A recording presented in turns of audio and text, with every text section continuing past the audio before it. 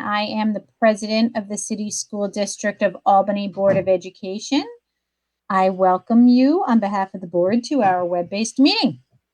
We are so pleased that many people have been joining us virtually over the last few meetings. It's a tremendous positive of meeting this way, and we hope that will be the case this time as well. If you need to let your friends know how to connect, the best way to find instructions is at albanyschools.org/BOE. Also, I want to make sure everyone knows that our meetings are always recorded and the audio files are uploaded usually the day after or a day or two after the meeting on our Board Docs platform, so people who can't listen in right now can hear the meeting at their convenience. Meeting by web is one of the things we are doing as a district to remain accessible while also protecting the health of our community and doing our part to reduce the transmission of COVID-19. Normally, by law, we meet in person, but as a result of Governor Cuomo's Executive Order 202.1, we now may legally meet by video conference, and we plan to do that until further notice. For any members of the public joining from home, we will show the relevant slides and documents in the virtual meeting screen, but you can also access them via Board Docs via albanyschools.org/BOE, and then you can look at them on your own device and control them yourself. We invite those of you who choose to join us as we stand for the Pledge of Allegiance. I pledge allegiance to the flag of the United States of America and to the republic for which it stands, one nation, indivisible, with liberty and justice for all.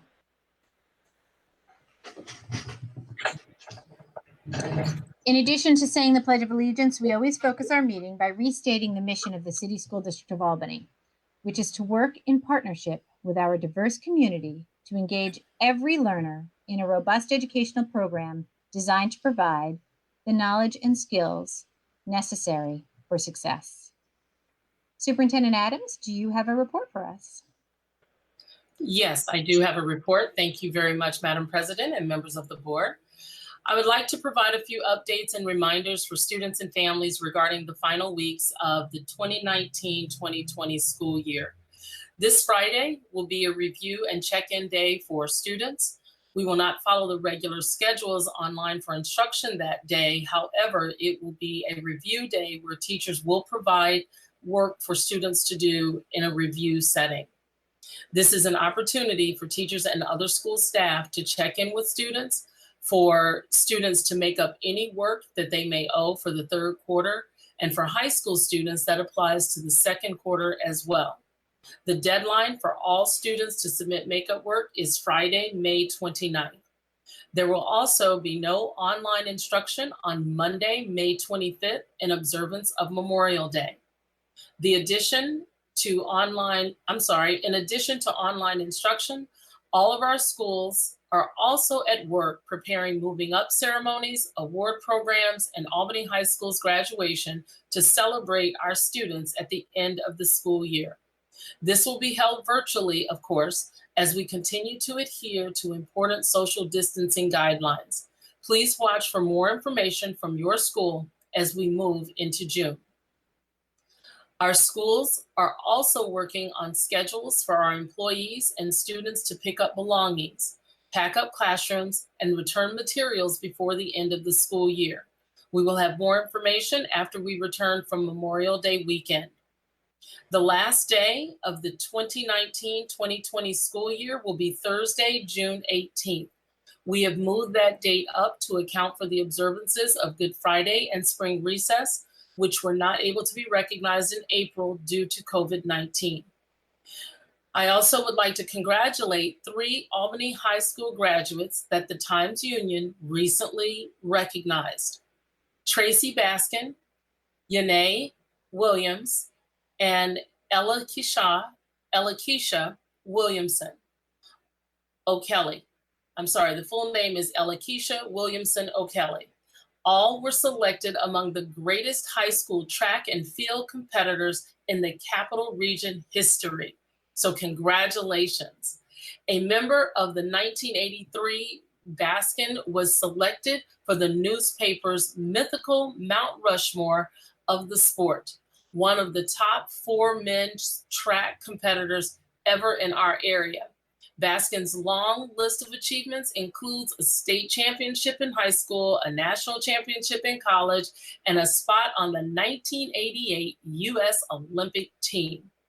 Williams and Williamson each earned honorable mention in the women's track. All three of these talented Albany High School student athletes are enshrined in the City School District of Albany's Hall of Fame. I would like to extend my congratulations to each of them on this well-deserved recognition. The district and our schools have actively taken to social media during the COVID-19 crisis as one way to stay in touch with our students and families. Our daily perspectives in online learning feature continues to highlight the academic experiences of our teachers and students in the remote environment. The latest installment includes a video Monday from Myers Middle School student, 6th grader, Etienne Duzal, and today's installment from O'Neill Middle School, 8th grader, Deshae Robinson. I love hearing these perspectives and how our school community is responding to this new way of teaching and learning.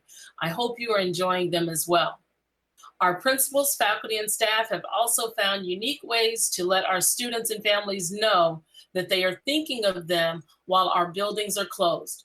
We have had daily and weekly check-ins from principals and teachers, school parades, reverse parades, and videos with heartfelt messages to support. Such as these from our nurses and music faculty are just two examples. One of the most fun pieces that I've been able to see so far has been Albany High School's new Masked Dancer video contest, which debuted on Monday. This is the first week in a weekly series intended to amuse and unite Albany High community through these difficult times. You can check out the full YouTube video at the Albany High School Facebook page. Thank you, and this concludes the superintendent's report. Thank you very much, Mrs. Adams. This is now the portion of our meeting we call public comment. The board always welcomes public input from the community about the decisions we are making. Usually when we meet in person, we set aside 30 minutes to hear public comment, and people come in person and speak to us for up to 3 minutes on the topic of their choice. Of course, that's not possible since we're meeting virtually. So for virtual meetings, we have been accepting comments by email to boe@albany.k12.ny.us and by phone to our dedicated voicemail line at 518-475-6016. We also accept them by regular mail to 1 Academy Park, Albany, New York, 12207. Our individual contact information is also available on the district website at albanyschools.org/BOE. I am so glad to report that we did receive extensive public comment recently. As many members of the public know, there was a glitch with our technology, and some of the emails people sent on Tuesday were not received in time for Tuesday's board meeting. That's been very frustrating and disappointing to the board members since we work very hard to make sure that we are approachable and accessible. Everyone who sent an email that was caught up in the glitch received an initial response Friday morning with an apology and a promise of a full response. Additionally, a bit more than half of those have been sent a complete response answering their questions or their comments as much as possible. I am working my way through the remainder as quickly as I can. Unless the author asked us not to, we will now read all comments received by 4 p.m. today into the record. You may have noticed, if you're a close watcher of board agendas, that while we normally have 30 minutes on our agenda for public comment, and usually that's more than plenty, tonight we have set aside 90 minutes. We don't know how long this will take exactly, but we think 90 minutes will be close to enough or not. It doesn't matter. We want to hear what you have to say, and we will be hearing all of the responses, no matter how long it takes. Please keep in mind as you listen that these were received prior to Tuesday's board meeting, so some of them may not reflect the changes in the budget that happened after that. As we did last week, each board member will be reading a few emails at a time. We will do our best to pronounce everyone's name correctly, and we hope that if we do a poor job on a name, that you will let us know by email or voicemail so we can correct our pronunciation in the future. Also, if the author used a specific faculty member's name or staff member's name, we will be passing over that as we read. It's part of our core values that all of our staff members deserve to have concerns about them addressed in private. I know that there will be a significant commitment of time to this in our meeting, but we really value comment and we think it's important that it be heard. And so we will begin. We're going to take several rounds. Last time we did it all in one big round. This time we will take several rounds. So Mr. El-Minyawi is going to start. He's going to read a few, and then he's going to pass the torch, and we'll go around in a circle like that. So Hassan, whenever you're ready. Very good. So the first comment I will be reading comes from Jenny O'Neill.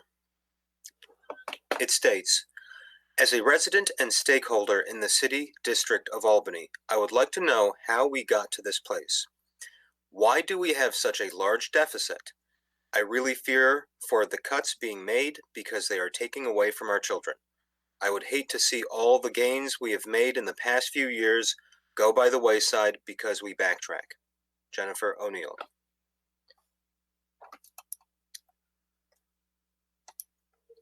The next email I'll be reading is from Chelsea A.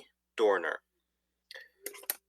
It states, Dear board members of the Albany City School District, I write to you as a resident of Albany, a mother of 3 young children, 2 of whom currently attend the Albany City School District and are in kindergarten, and a first grade at Toast Elementary School. We moved to Albany in June of last year, 2019, from St. Louis, Missouri. We have had a fantastic experience at Toast. In fact, a large reason why they transitioned so well in the move was because of their fantastic teachers. The whole community at the school is so welcoming and accepting. I believe in public education. I also write to you as an educator. In my 15th year of teaching, upon our move to Albany, I accepted a position as a music teacher at Edmund J. O'Neill Middle School of Excellence in the Albany City School District. Before living and teaching in St. Louis for 3 years, I taught music in Sachem Central School District on Long Island. I served as a music department chairperson and also taught elementary band, orchestra, and general music during my tenure there. I'm very uncomfortable with the proposed budget cuts, especially how they will be affecting the elementary instrumental program as it now stands. Giving students the opportunity to begin early instruction in 3rd grade is something that makes Albany unique and important. Our program allows for students of any walk of life to have an authentic musical experience in their schools. It gives them a chance to understand work ethic, to have something that they are proud of, to be part of a team, but even more important than all of that, it enhances their lives. Deciding to start instrumental students in 5th grade sends a clear message that music is no longer important. It is making it an afterthought. It will have ripple effects throughout the district for many years. The quality of instruction will not waver, but student outcomes will. The entire curriculum will have to be rewritten. Students could, over time, become less interested in being involved in instrumental music, and having less students in their ensembles will be discouraging. Please reconsider these deep cuts to our children's future. I know both of my children will play instruments when they become of age, and I, because I value the arts, would consider giving them private lessons before the 5th grade. If these types of cuts happen, not all of the children in our district will have this opportunity. It will create an unfortunate and unwanted divide within a district that values equity.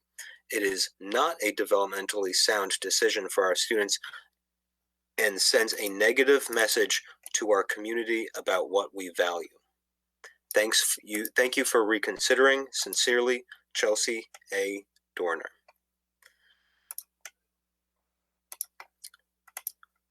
The next comment comes from Elizabeth Dubbin. Dear Albany BOE, Board of Education, I fully respect the BOE. Your important work and the hard decisions you have to make swiftly regarding school and state budgets. But I respectfully ask, why are the arts always on the chopping block first? Why are teachers and staff first, and not administrators or other operating? or at least a more equitable approach taken. As an arts administrator myself, I can guarantee there are more ways to innovate and find efficiencies from an administrative operating perspective to make sure faculty and students are not negatively impacted in this way. The proposed massive cuts to faculty/staff and the programs that are critical to student development and their performance in education seems out of line with what fuels a succeeding district. The arts alone should be valued fully, but they are proven to improve math, reading, cognitive ability, critical thinking, and verbal skills. Arts learning improves motivation, concentration, confidence, and teamwork. In many cases, involvement in the arts cuts down on school violence and aggression. The arts in schools matter from an early age, and in many cases they are what keeps students engaged in and committed to their schooling. The arts have turned around failing schools. The arts make a difference in people's lives in more ways than I can express here, especially now. I am devastated that the district is proposing to completely cut the 3rd and 4th grade music program. This would gut the music program at its foundation. It is the feeder for middle school and high school programs. This is a program that enters students' lives at a critical time and has had an incredible impact on students in our districts because of the benefits I listed above. Our own children have benefited greatly from this program, and we have another child entering kindergarten in the fall that is already talking about what instrument he wants to play.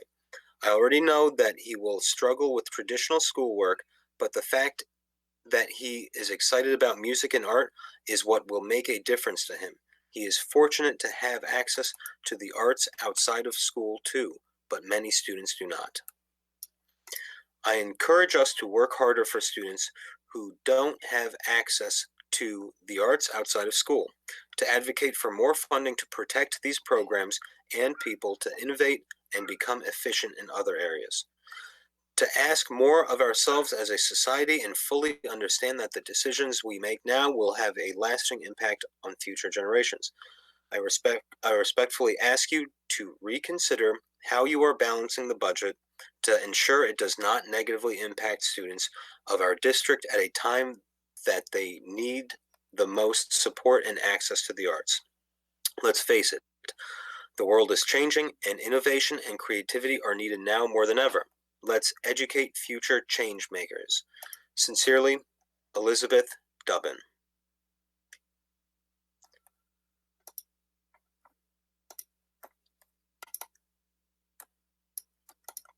And Rob O'Neill. Next comment, comes from Livio Fasulo. It states, "Dear Board of Education, my name is Livio Fasulo, and I am a 2015 graduate of Albany High School and 2019 graduate of the Eastman School of Music. I'm writing to urge the board to not make cuts to the district music program as included in the 2020-2021 budget. The impact of the Albany music program on my life cannot be understated. From grades 3 through 12, I took part in various concert bands, jazz bands, and choirs, developing a passion for performing and teaching music under the guidance of excellent music teachers. I encountered highly skilled, knowledgeable, and passionate teachers in every grade who inspired me to pursue a career in music education. Many students like myself have made important friendships and found an outlet for self-expression through music classes taught in Albany City School District. My fear is that cutting of classes at elementary level will make it more difficult for the secondary ensembles to maintain their high degree of excellence, and that younger students will miss out on an important opportunity to learn music. Thank you for reading my letter. I understand that this is a very difficult and uncertain time for the school districts or for school districts across the country, but I encourage the board not to include these cuts in the 2020-2021 budget. Sincerely, Livio Fasulo.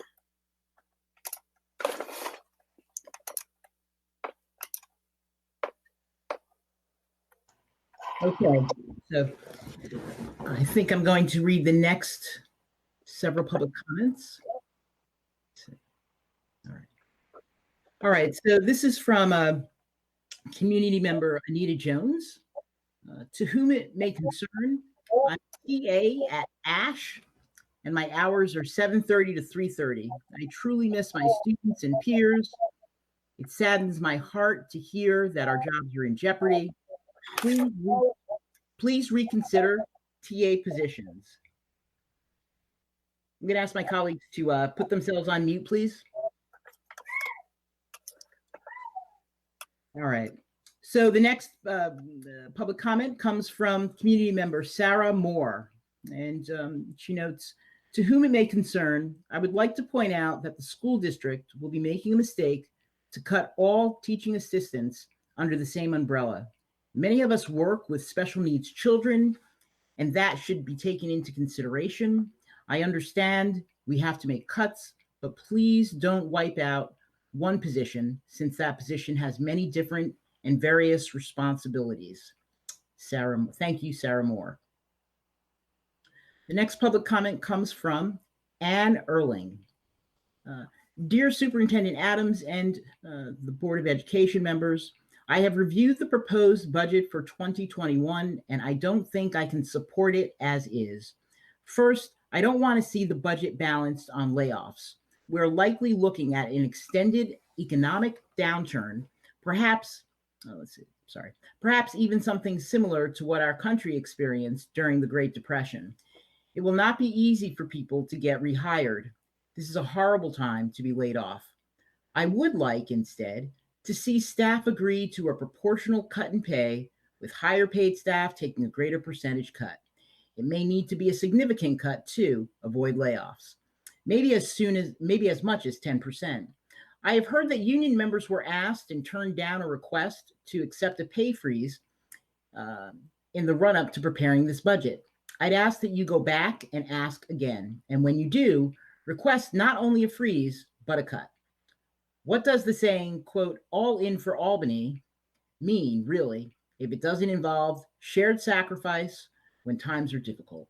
Especially at the upper end of the city school district salary range, staff earn significantly more than the average voter in Albany. And now many of those voters have lost their jobs entirely.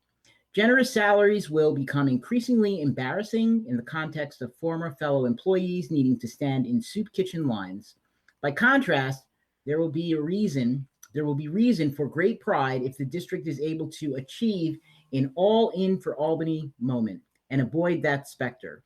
If the district is not able to negotiate temporary salary cuts to avoid layoffs, I'd like to see the budget reworked to focus on cuts to administrative and management confidential staff rather than to teachers.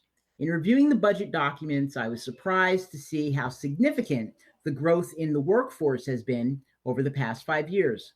Since the 2015-16 year, the numbers of all types of staff have gone up, but administration and management confidential have gone up the most, despite a decline in students, even with the proposed staffing layoffs for next year. Teaching staff will be 8.7% higher than 2015 and 2016. It's 837 to 910.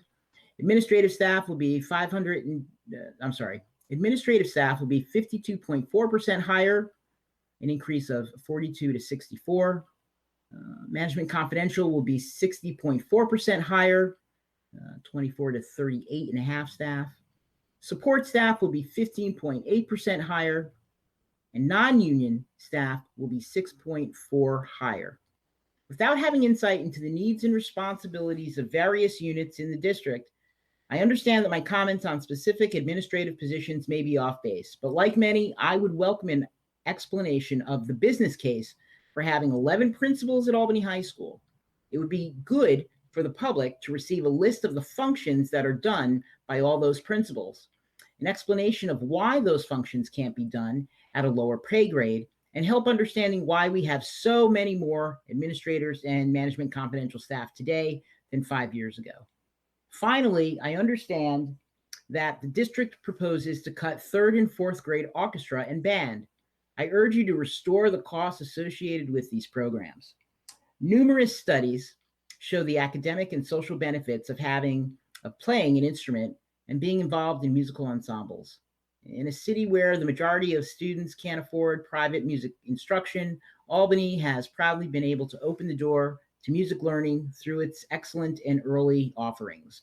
Some instruments can be learned more quickly than others, but ending early lessons for string instruments in particular will cripple our orchestra program. I know from experience that violins take a long time to master. Thank you for your consideration, Anne Erling. All right. My next comment is, the next comment I'm going to read is from Eugene Garber. Dear Board of Education, please reconsider your decision to eliminate instruments for 3rd graders.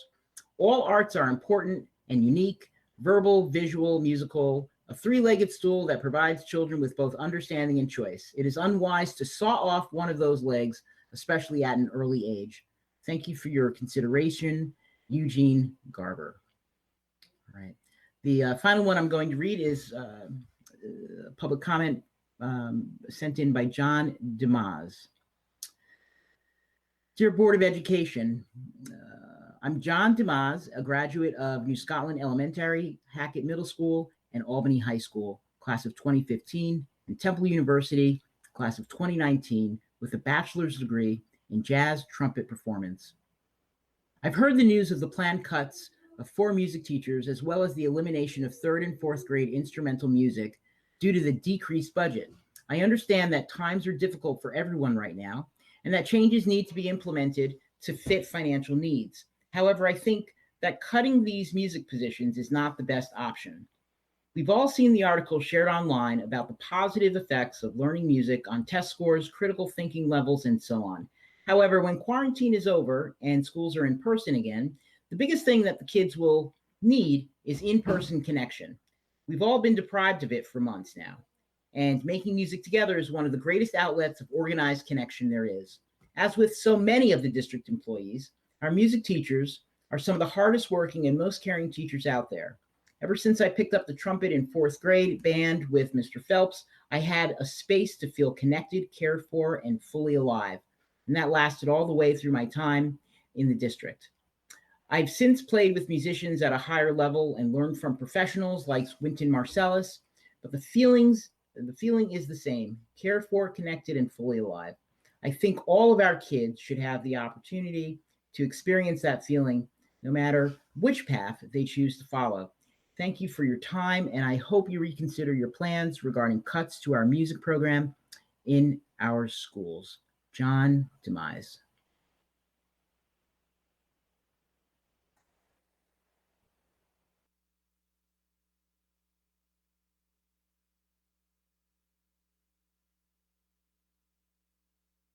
Am I on? I think, right? The first comment I would like to read.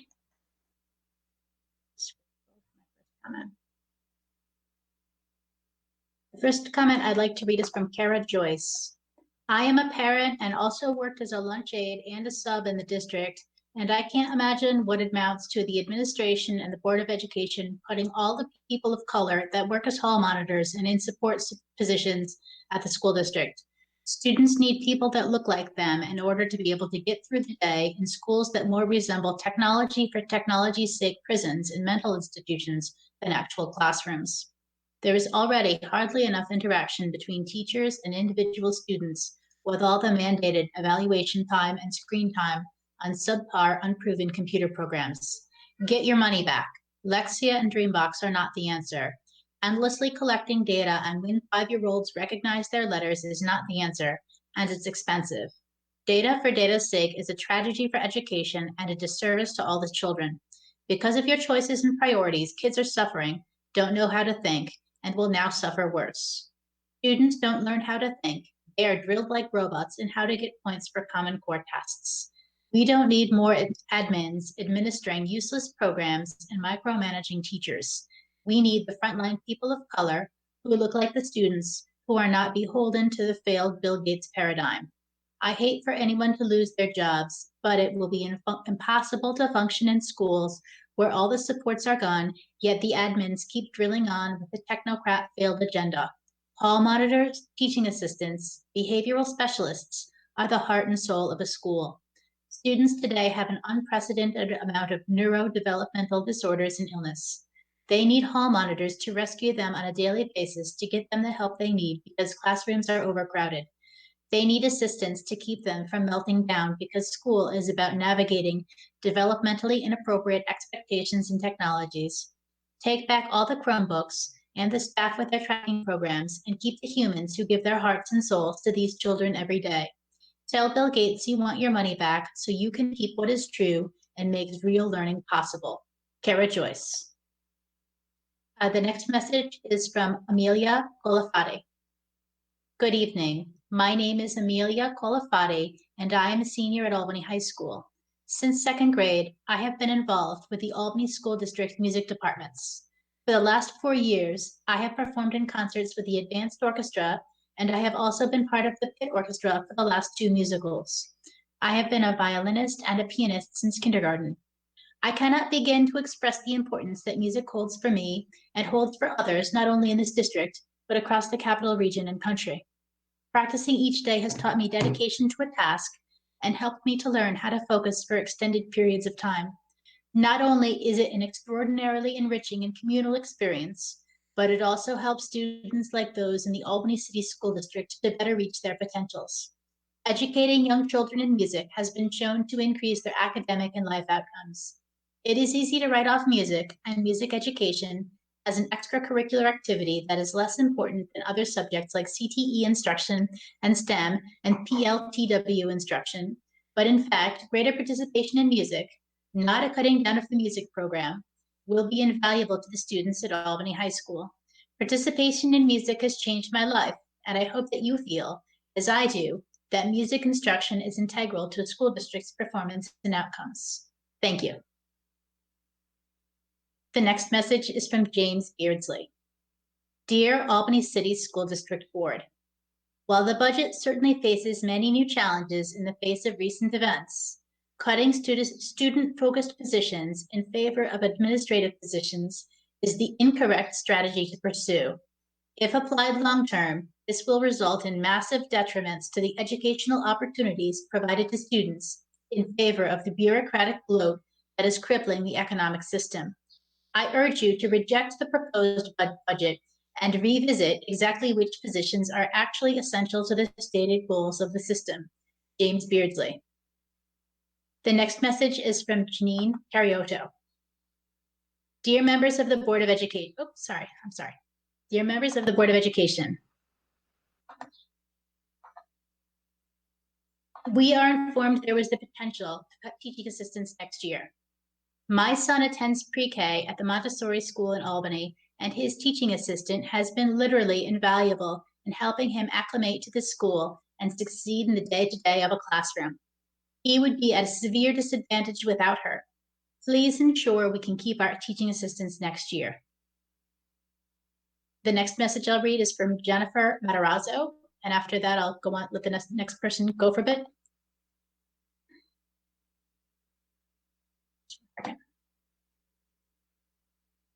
Dear members of the Board of Education, as an Albany resident, taxpayer, and parent of school-aged children, I am writing to express my deep concern about the proposed budget cuts for the 2020-2021 school year.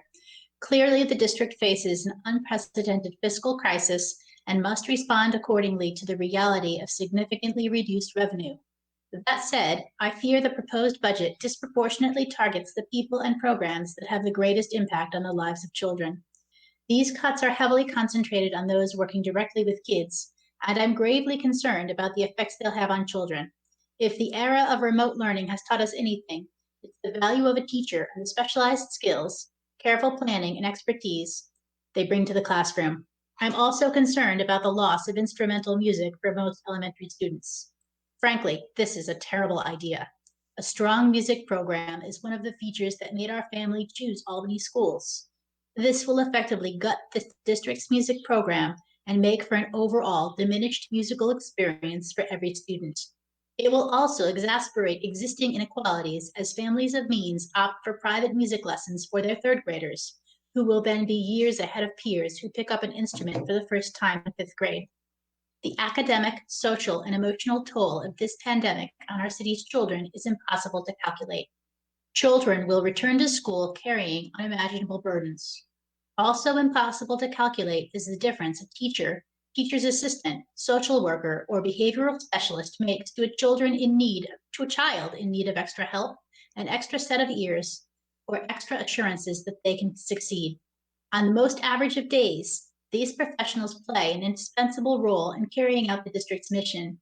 In these extraordinary times, they will be the last remaining hope for many kids who already struggle desperately to get by.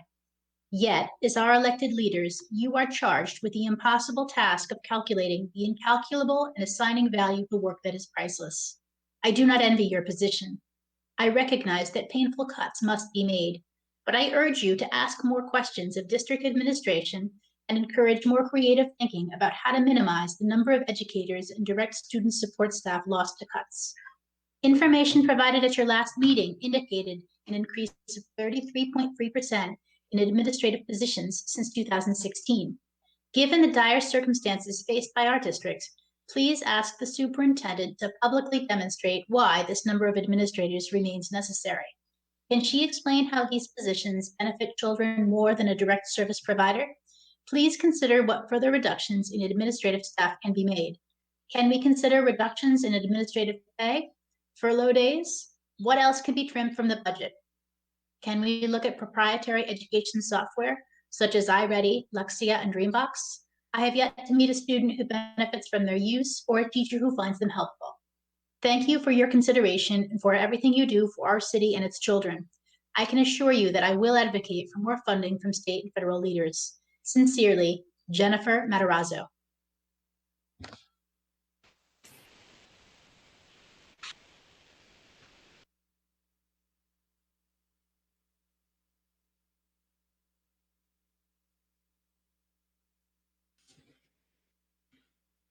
Dar, you're on mute. You're on mute. We cannot hear you.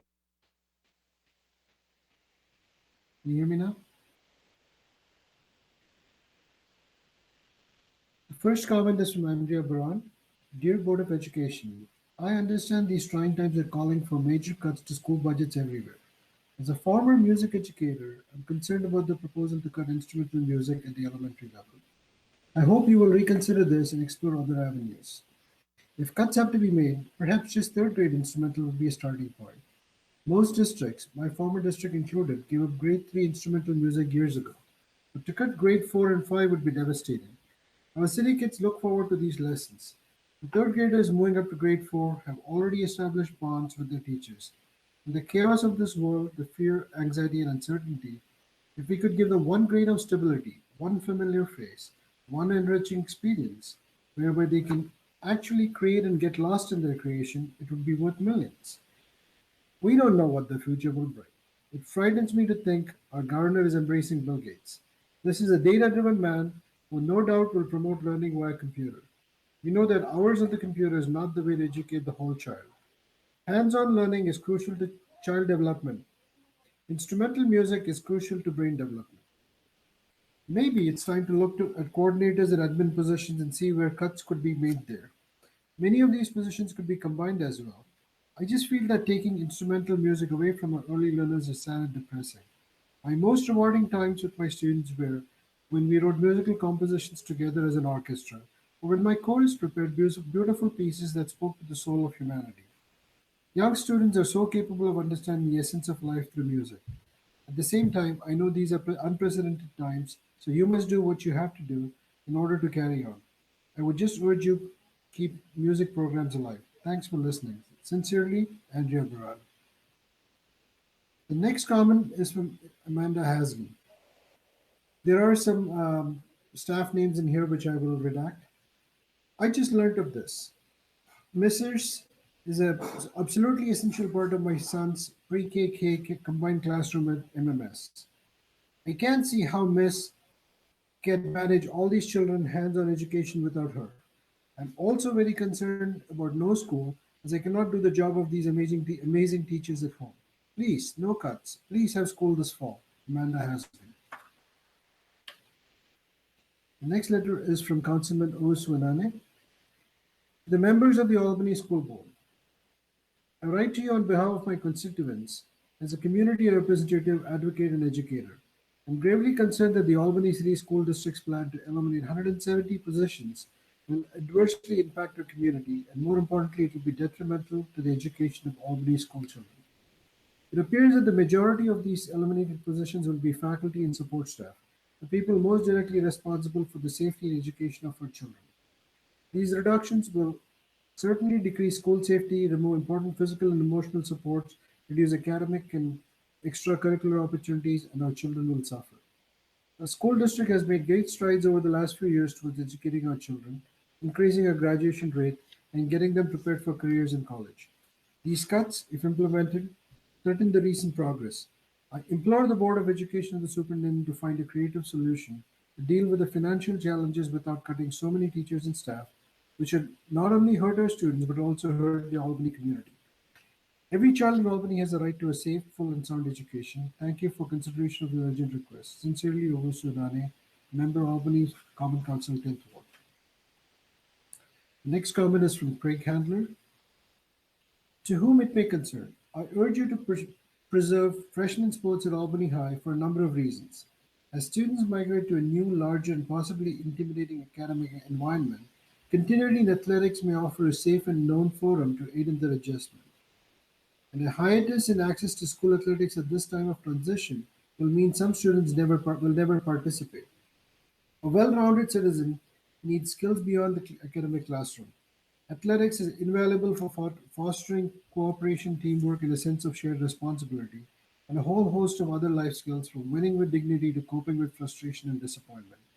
We owe it to our students here in Albany to have all the opportunities given to those in the surrounding districts and to ensure that they have every opportunity to excel. This must include athletics throughout their school careers. Thank you. Craig Handler.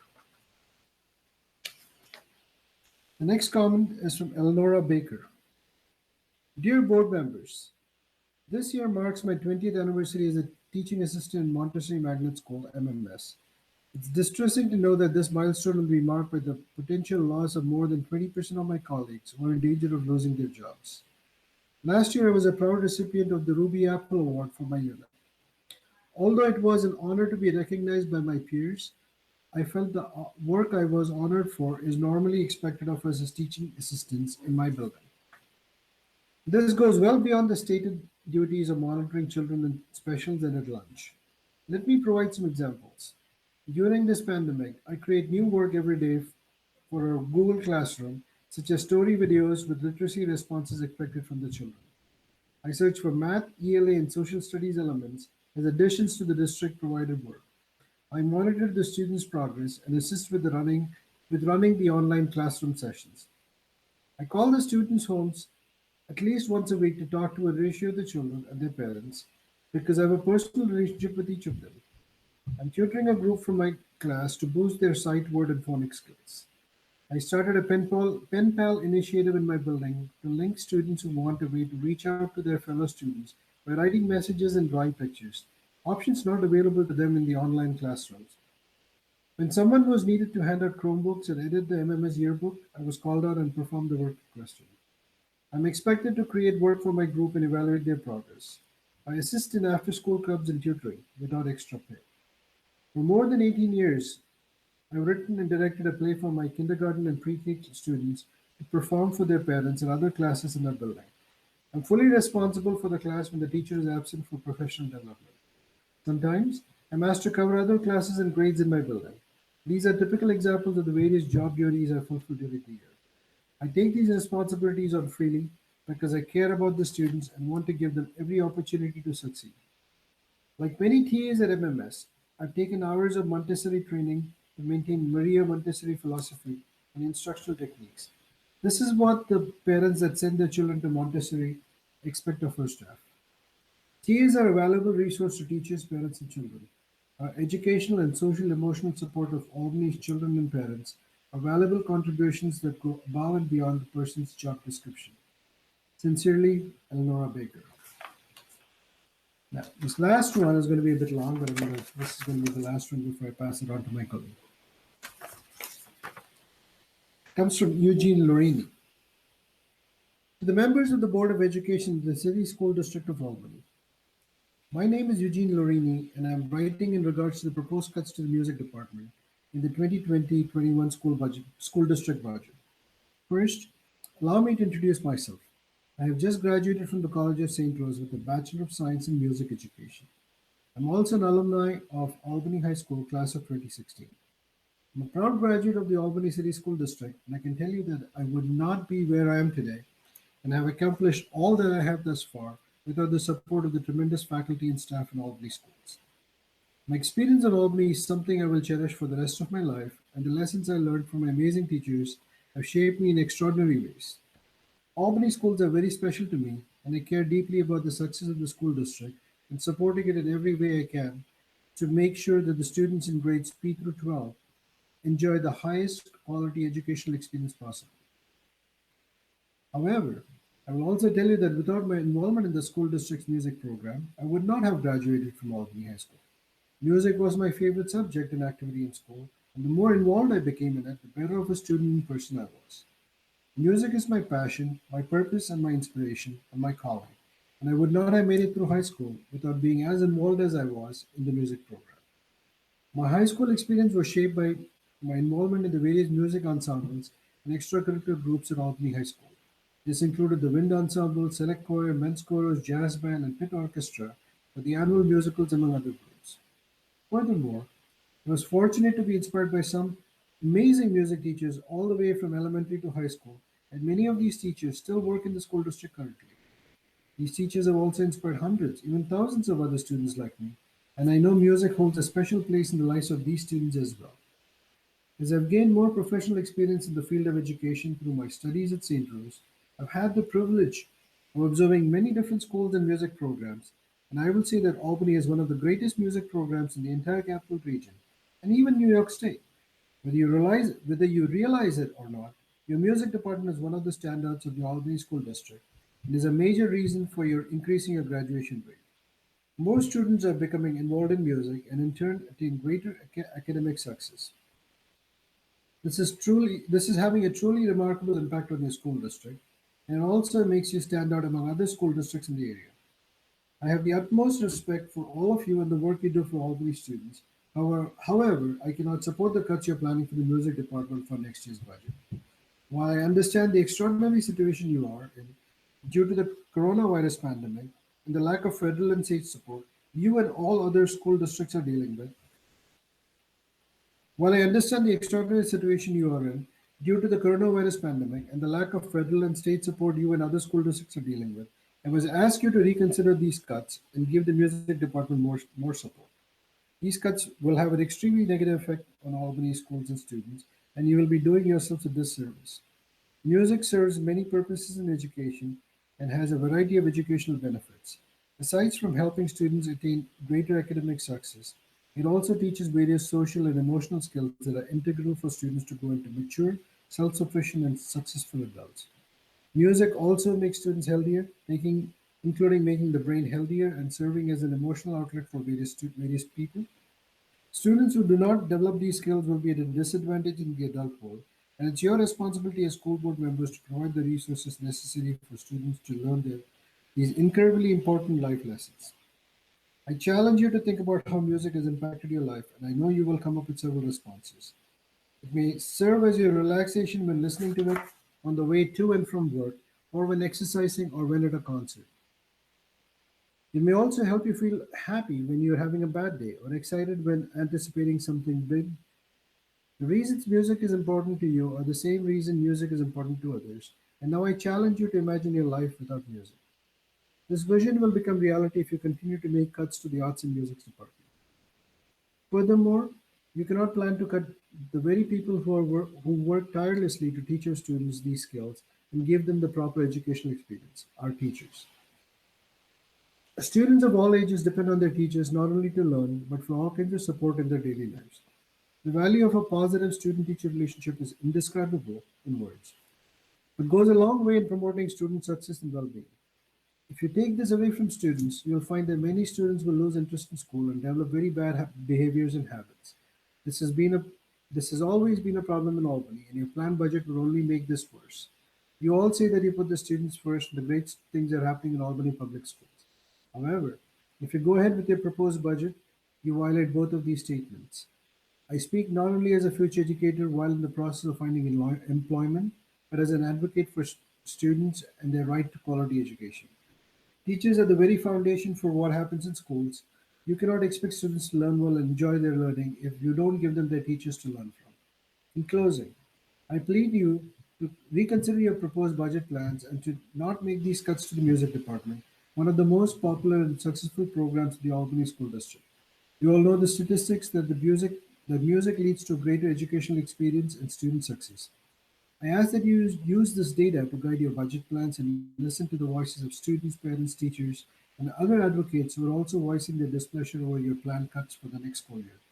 Once again, I acknowledge the unprecedented situation you are in, and I know that without increased support from higher powers, cuts will have to come from somewhere. Nonetheless, please do not make cuts to the strongest assets you have in Albany, the amazing music faculty.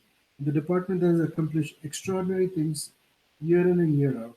Now inspire generation of students to attain success and be the best people they can be. Your plans would reverse the positive trends you have accomplished over the last several years in Albany. Albany is truly unique because it provides so many amazing opportunities for students to explore and benefit from. I'm proud to say that I myself experience these benefits directly from my involvement in so many amazing programs, and I know many other students, both past and present, can say the same. It would be a shame if current and future students could not have the same opportunities, not just in music, but in various other academic and extracurricular activities, and reap the same rewards. I thank you for reading my email, and I send my best wishes to you in this incredibly different time for health, safety, and wellness. Sincerely, Eugene Lorini, proud alumni of Albany High School Class of 2016. Vicky? Thank you. I believe I'm next. Thank you. So the first letter I'm going to read is from Alicia and Brett Sears. Dear members of the Albany Board of Education, we are residents of the city of Albany, taxpayers, and parents of 3 children who attended the Albany City Schools. We are writing to express our concerns with the possible negative effects that the proposed 2020-2021 budget will have on the children in the Albany School District. We understand that we are currently living through unprecedented times and difficult decisions need to be made regarding the appropriate use of our shared resources within the district. Of great concern to us is the proposed cut to more than 100 educators and support staff within our schools. These frontline workers are the face of the Albany City School District and provide day-to-day academic, social, and emotional support to our children. Eliminating these positions may have significant negative effects. The children who attend our schools are currently facing uncertain and stressful situations. Their lives have already been completely upended by the COVID-19 pandemic. Upon returning to school, they will likely require additional support and services in academic, social, and emotional realms. These supports will not be available to our children as the proposed cuts are made. Also of concern is the proposed elimination of maintenance and operations staff. We assume that these employees are those who are responsible for janitorial and custodial tasks in our district buildings. Elimination of these positions during a health crisis that requires maintenance of a clean and sterile environment may have serious consequences for the health and safety of all persons who enter our facilities. While the proposed budget indicates minimal cuts to administrative positions, it seeks to eliminate the entire 3rd and 4th grade musical instrument program. This is not acceptable.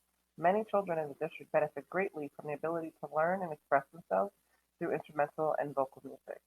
A study published in the Journal of Research in Music Education by Kate R. Fitzpatrick, April 1st, 2006, found that instrumental students at both levels of the socioeconomic status held higher scores than their non-instrumental classmates from the 4th grade, suggesting that instrumental music attracts higher scorers from the outset of instruction. Results also show a pattern of increased achievement by lower socioeconomic status instrumental students who surpassed their higher socioeconomic status non-instrumental classmates by the ninth grade in all subjects. More importantly, music and the arts bring out the best in humanity. Students who have been shuttered during the stay-at-home time will require significant outlets to help them return to a sense of normalcy. The robust music and arts program in the Albany City School District is known as one of the best in the region. Elimination of these important programs will have far-reaching negative effects on our children both in and out of the classroom. It appears that the proposed budget cuts affect our frontline workers a great deal more than the administrators of our district. This creates a top-heavy organization of administrators who have very little or no day-to-day and face-to-face interactions with our students. We ask that the board examine with scrutiny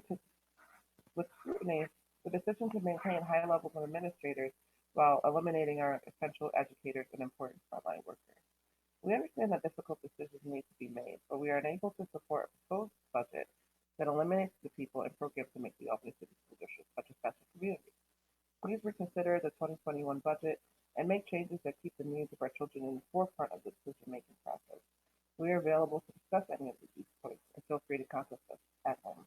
Respectfully, Brett and Alicia Spears.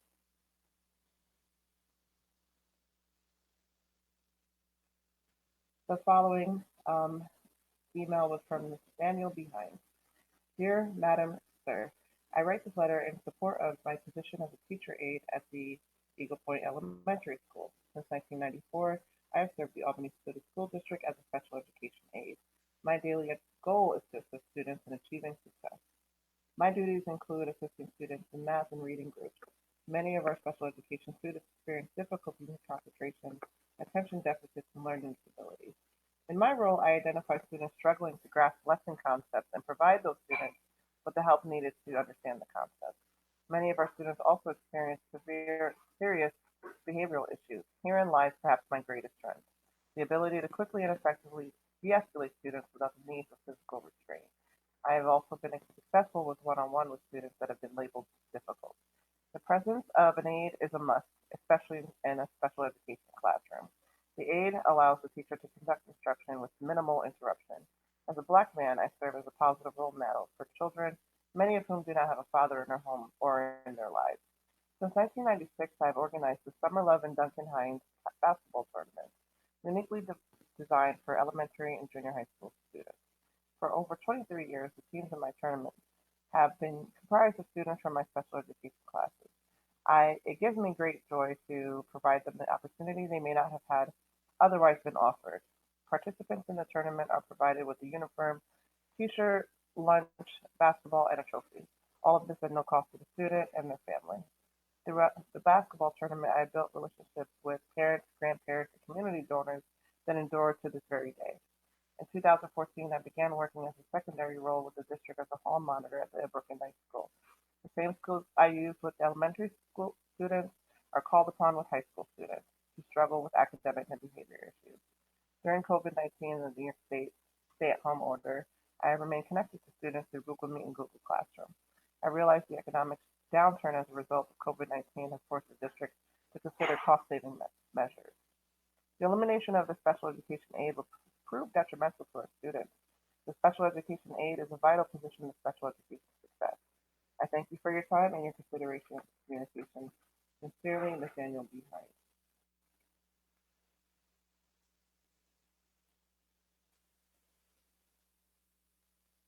The third email I received was from Jennifer Yostimer, please forgive me if I mispronounce. Please take into consideration that beginning instrumental instruction in the 5th grade is a service to our children. Starting them in the 4th grade is a reasonable compromise. Thank you, Jen Yostimer, a parent at DCS.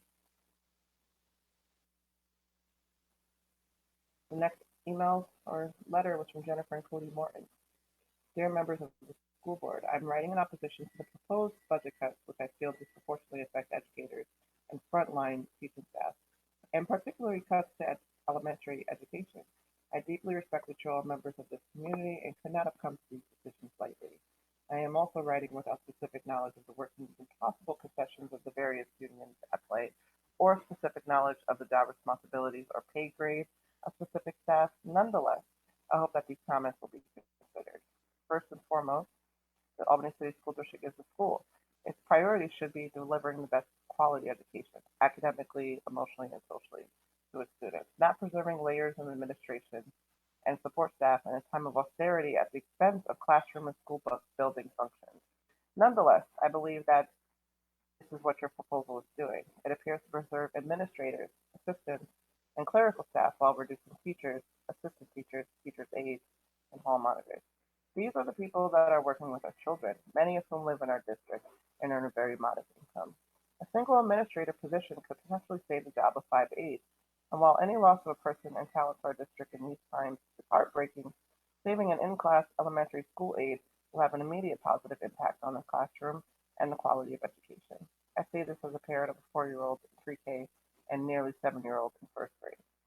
Any decisions which will increase class size for elementary students, most of whom are struggling with distance learning for obvious developmental reasons, or to the effect the adult-student ratio in classrooms is unacceptable and short-sighted. Not only will the classroom quality degrade, but I believe that this could prevent our hopeful return to in-person schooling in a post-COVID-19 era.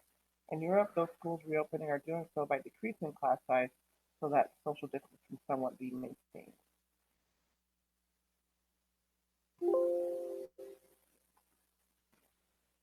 Sorry about that. In Europe, those schools are reopening are doing so by decreasing class size so that social distance can somewhat be maintained and using aides and assistants to create smaller teaching units. My fear in so drastically cutting through layoff or attrition of any teachers, teaching assistants, or dedicated regular classroom aides is that you're creating a perfect storm where it could be impossible for our district to reopen and deliver quality instruction because those people have been hastily eliminated, while administrators and clerical staff operations remain largely unchanged. Moreover, changing the adult-child ratio in elementary classrooms while simultaneously eliminating reading teachers and school support will likely lead to more educational inequalities that already exist within our community and in relation to surrounding areas. Children who now function with minimal support from an aide or assistant shared by the class may regress and require more expensive and mandated supports later. Test scores will fall. Those with means may leave the district and our lovely schools just become more vulnerable. Further, I ask you to reconsider what appears to be the elimination of elementary gym teachers, music programs, second grade swim and sports. While I can respect that COVID-19 may impact how these classes can function in the short term, but it would be a long-term travesty to lose these positions in the long term for students and for the school. At Montessori Magnet, our gym and music teachers have worked very hard and remain very connected to students, with engaging programming.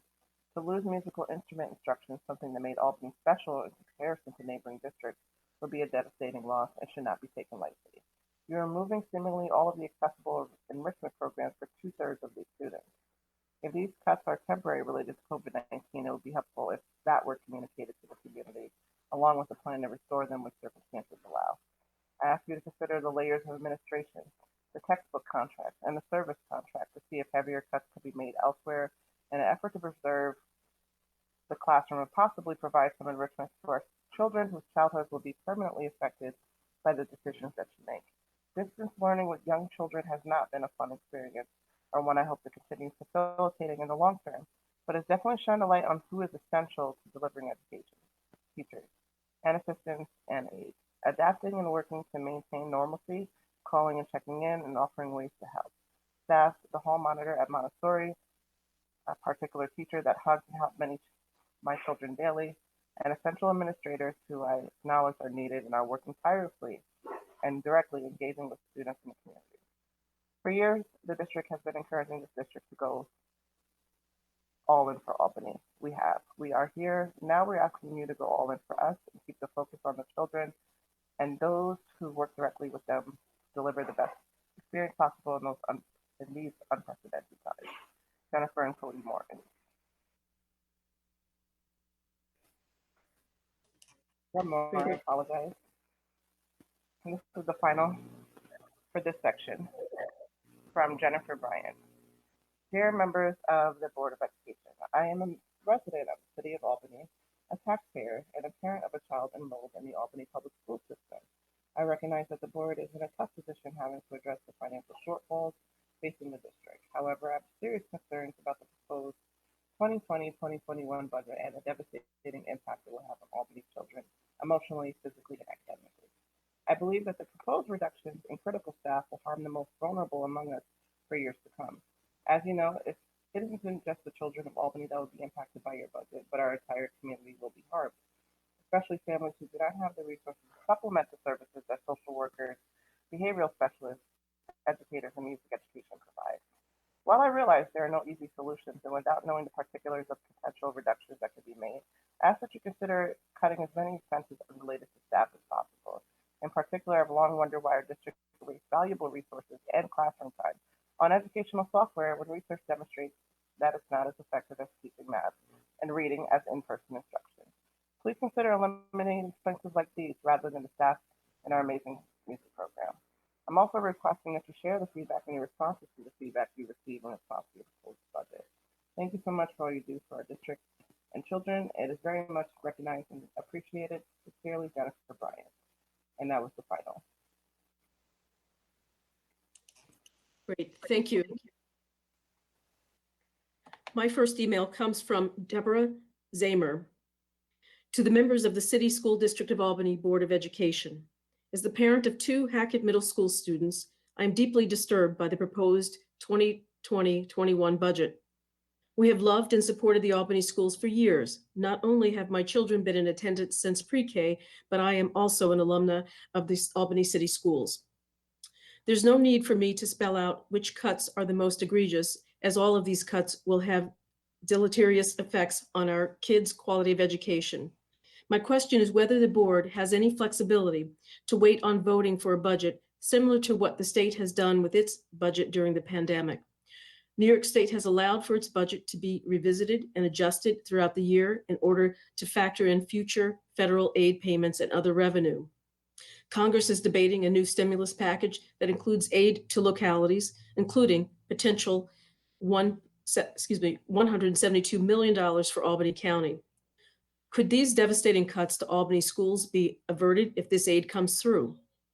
Is it possible to postpone this budget decision until we know what the federal stimulus package looks like? Thank you for your consideration.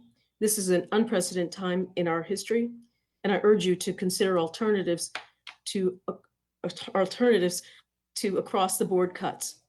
Our kids deserve our best and most creative solutions. Deborah Zamer. My next one comes from Drew Levy, and he writes, to the City School District of Albany Board of Education, I'm writing in response to the proposed budget cuts for the 2021 school year. These are undeniably difficult times, and you are all facing impossible choices, all the while knowing that budget forecasts are just that, forecasts. The realities that the district will face next year may prove to be even worse than we now imagine. I write as a parent of 2 children in district schools. Our eldest will begin 6th grade at Myers this fall, and our youngest will be a 3rd grader at Montessori Magnet School. We are huge cheerleaders for the city schools and feel incredibly grateful for the education our children continue to receive. There are many things to be concerned about with the proposed budget. It is, for instance, disheartening to see how few of the proposed cuts appear to be coming out of administrative positions. That administrative positions remain largely untouched at a time when so many positions at the classroom and hallways levels, including elementary teachers and support positions throughout the district, are being eliminated, sends troubling signals as to the board's priorities. I fear not only for what these cuts will mean for students in the schools, but also for the ill will such decisions will sow between the school district and city parents, both current and prospective. I am also deeply discouraged by the proposed elimination of instrumental music in the 3rd and 4th grades. The music program has been one of the most beneficial parts of an Albany City public school for our eldest child. And our youngest, who is scheduled to begin 3rd grade in the fall, has been anticipating their turn for years. When I tell friends and fellow parents who live elsewhere about the city's instrumental music program, they are routinely surprised by the commitment Albany Schools makes to elementary instrumental music. I've heard parents with kids in the Albany Public Schools explain time and again over the years that one of the most important reasons why they've stuck with the public schools is the strength of the music program. When parents begin to look around at other school options for their elementary school students, they find that nowhere else offers third and fourth graders the opportunities provided by the district's instrumental music program. I have heard the argument made that these programs are inequitable and not all third and fourth graders participate. This may be true, and the degree to which it is true is unfortunate. Under the best of circumstances, this would be a reason not to eliminate the programs, but to expand them, to find better ways to promote and support the programs so that a greater share of city families could reap the rewards of music education for their young children. But if equity is indeed a concern behind the consideration of these cuts, I would ask you to consider how this decision is likely to exacerbate inequity issues. This seems highly likely to be a decision that would result in unintended consequences, one of which would be fifth graders taking up instruments for the first time in classrooms with students from more advantaged families who have been taking instrument lessons for years. This is undoubtedly happening even now. It will happen even more often if the proposed changes are implemented. This is likely to result in fewer students starting instruments, as well more students getting discouraged and quitting. The trickle up of these trends will be diminishment of the vibrant music programs in the middle and high schools, both of which remain some of the city's best selling points to prospective families. I thank you for your time and consideration in this matter and implore you to think again before signing off on the proposed cuts to the city school district's budget for the coming school year. Drew Levy. And my next one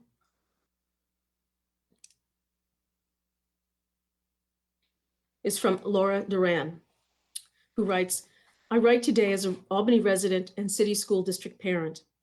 I have seen firsthand the major positive impact and essential work that our hall monitors and teaching assistants have in our schools.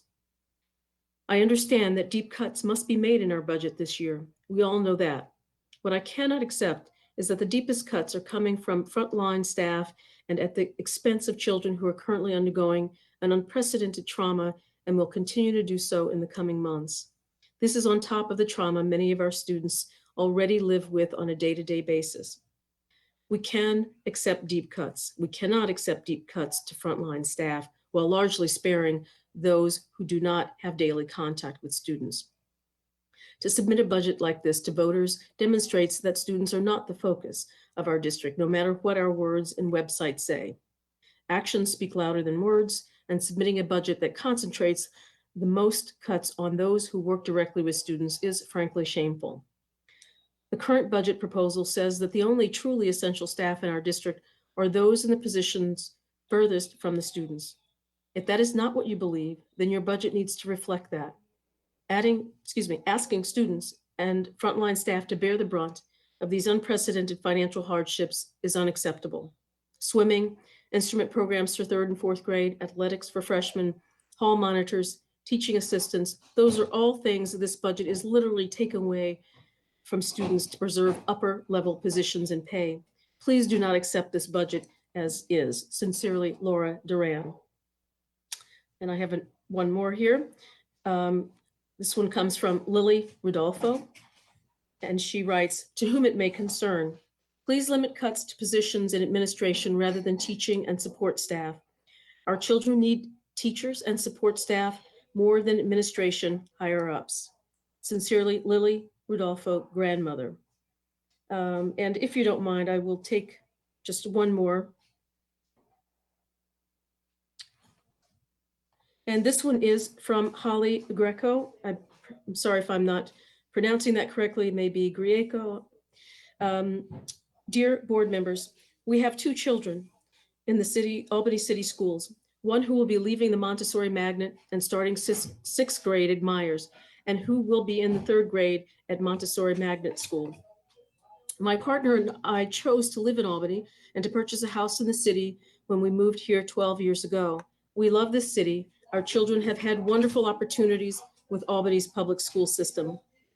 This is the second comment I have submitted for your consideration regarding the proposed 2021 budget for Albany City Schools.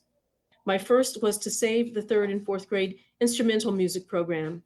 In this comment, I am urging the district specifically not to cut teaching assistants in the school district.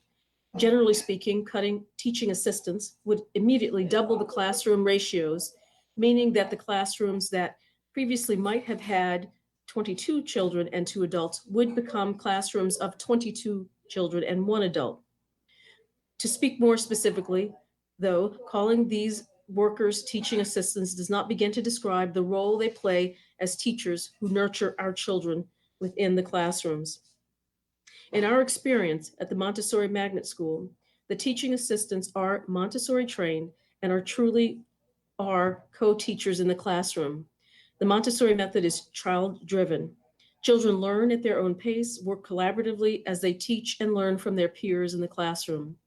Facilitating this kind of complex classroom environment requires the expertise of Montessori-trained co-teachers.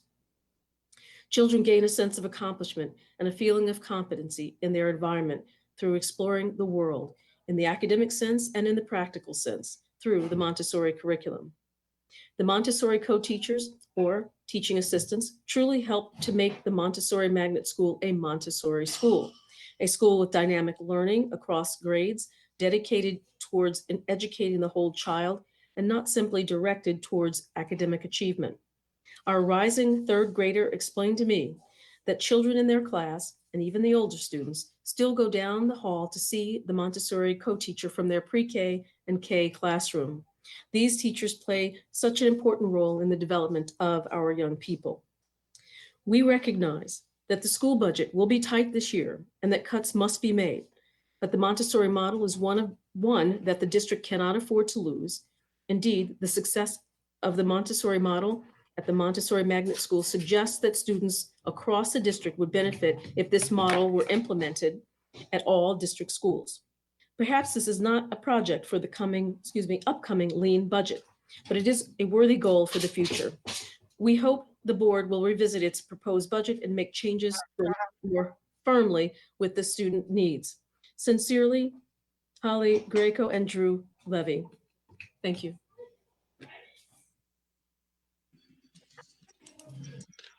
So my first email that I'm going to read comes from Andrew Nelson. In these unprecedented times, we must prepare our children for creative thinking and innovation by supporting our teachers and direct support professionals who already struggle with underfunding. If our children are to become adults who can function sustainably, they must develop the skills to think outside the box, to ask questions, and to understand where history has repeated itself across populations around the globe. Access for our atypical learners must be secured, for they have just as much potential.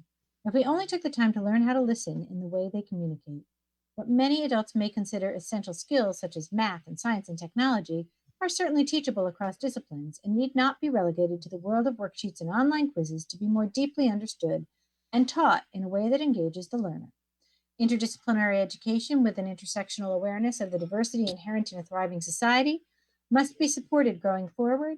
And while we have certainly been experimenting with online possibilities, which no doubt can contribute to a more accessible learning environment, the importance of socialization cannot be stressed too much in regard to developing healthy self-image and higher emotional intelligence among developing adults. In many ways, education is the bedrock of our society, and transferring funding across the budget from other areas such as police or higher administration is key to developing a more secure society. When people understand their own history, the history of their neighbors, curiosity rising above fear, compassion in action over solitary survivor mentality, then we will have a safer and stronger community. And where will they learn that if not as children in school, with well-resourced teachers who aren't at risk of burnout, with engaging extracurricular community program? Would this not also serve as a means to encourage economic growth and development if the schools were able to be involved in programs such as neighborhood gardening with caring adults? Our departments do not have to operate in silos, just as our society does not. We must find better ways as a whole community to support the teachers who are supporting our children. And certainly those of us who have had to teach our own children from home in these pause days know that the professionals who take on this work deserve far better than we have been giving them. Thank you for considering this taxpayer's priorities. The second email I'm going to read is from Christina Stenson Carey. I hope you and your family are getting through this strange time all right and everyone is healthy. I'm writing to you today about the proposed cuts to the district music department. I'm sure you are aware that New Scotland Elementary School was short a music teacher for the entire 2018-19 school year. And now, with little music education happening, these children are going to be that much further behind. This lack of instruction is going to have major impacts on the students and on the district. I attended a Catholic school as a child which had no music instruction. In 4th grade, I transferred to the local public elementary school and began my music education. In that district, 4th graders picked their instruments. I did not know so much as what a quarter note stood for. I was way behind. My teacher tried his very best, and I loved music. I played the French horn for 9 years until I graduated, but never was I the best. I think it's due to my lack of early music education. You witnessed my guitar playing, rudimentary though it was, when you brought your children to story time at the library. My love of music is my own. The small ability I have is due to the music teachers I had in my school district growing up. A music teacher can change lives, and the children of Albany should be able to have all the music instruction they possibly can. My music teachers did change my life, but I firmly believe that if I had had music education earlier, I would have been a better musician. Please do anything in your power to keep music teachers. If music teachers must be cut, I think extracurricular sports should be cut as well. If there needs to be draconian cuts, the jocks should feel the pain as much as the music nerds. I know what you are doing is hard work. Please make the cuts as equitable as possible. Thank you. Best regards. The next email comes from Christine Horton. Ms. Horton sent 2 emails from her children as well as one from herself. So I'm going to start by reading the emails from the children. The first one says, "Hello, my name is Nicholas and I'm in 2nd grade. I really don't think it's necessary that we have to cut 3rd and 4th grade music and also school assistance. So please don't. Thank you." The one from her other child says, "Hello, my name is Nevaeh Manaya. I go to Myers Middle School. I am very upset to hear about all the cuts that you will be making this year. First of all, the cutting of the music program to 3rd and 4th graders, that's ridiculous. I myself did those programs and they were the very most important part in my life. I learned so much in those programs. I wouldn't have the opportunity of joining the Albany High Wind Ensemble without having some amazing teachers working with me through the years. By getting rid of the music program, the more privileged kids will have access to private lessons, while the less privileged kids get left in the dust. Second, the cutting of TAs and hall monitors I don't agree with. In some cases throughout my school career, I have been able to confide in some of the hall monitors at Myers more than I could confide in my guidance counselor. TAs are an important part of the classroom. In my experience, TAs build relationships with their students.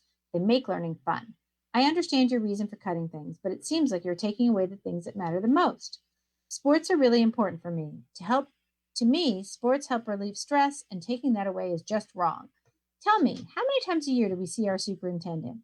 Once, maybe twice a year? Why do we need 4 principals in one building? By cutting all of these people and programs, you're getting rid of so many important things to kids' lives at school. These issues are really important to me, and it would be great if you could consider that maybe this is a mistake." And now from Ms. Horton. "Dear board members, I'm parent to 3 children, 2 of which are currently enrolled in the Albany City School District, and 1 who will most likely be in the future. I have been involved in the city schools since 2011. I'm very disheartened at the proposed school budget for next year. I understand that painful cuts need to be made, but I feel that where the proposed cuts are being made is very telling. I'm a staunch defender of our children and our schools. I defend our school district to the people who look down on it, the people who ask, why don't we move? The proposed cuts will have even more people running for the suburbs. The music program in Albany is one of the best. It is one of the reasons that people stick around. Cutting instrumental lessons to 3rd and 4th graders is a terrible idea. I don't buy the reasoning behind it at all, and I don't buy that the 5th grade program will be more robust. There is a plethora of information readily available out there to support the benefits of music education for young children. I won't bother getting into that, though. Your calls for equity while slashing 3rd and 4th grade instrumental music is ridiculous to me. All that it does is create even more inequity. Children whose parents cannot afford private music lessons will suffer. The children who are more affluent will be taking private lessons for years before they are potentially thrown together in the same classes with children who have no experience. This will lead only to even more children feeling discouraged and left out. That is not equal, not in the slightest. Now I will move on to the cuts to TAs and support staff. All very important people who will be needed even more when our kids finally return to school. I witnessed firsthand how frazzled my son's second grade teacher was this year when she spent months and months teaching first and second graders without her usual assistant, due to her TA quitting shortly after the school year started. She's an excellent veteran teacher, and she handled it extremely well, but she shouldn't have had to, and she should definitely not have to going forward. Where are the cuts to the administration? We have a bloated administration compared to other districts. Why not make cuts there? Cuts that our kids most likely will hardly feel, if at all. Make cuts there instead of sports, second grade swim, which my son missed out on the bulk of this year due to the shutdown and was very disappointing. Instrumental music, TAs, etc., etc. Our kids need these things. They do not need multiple superintendents, multiple assistant principals and principals. Make cuts to something bigger that would save several smaller things.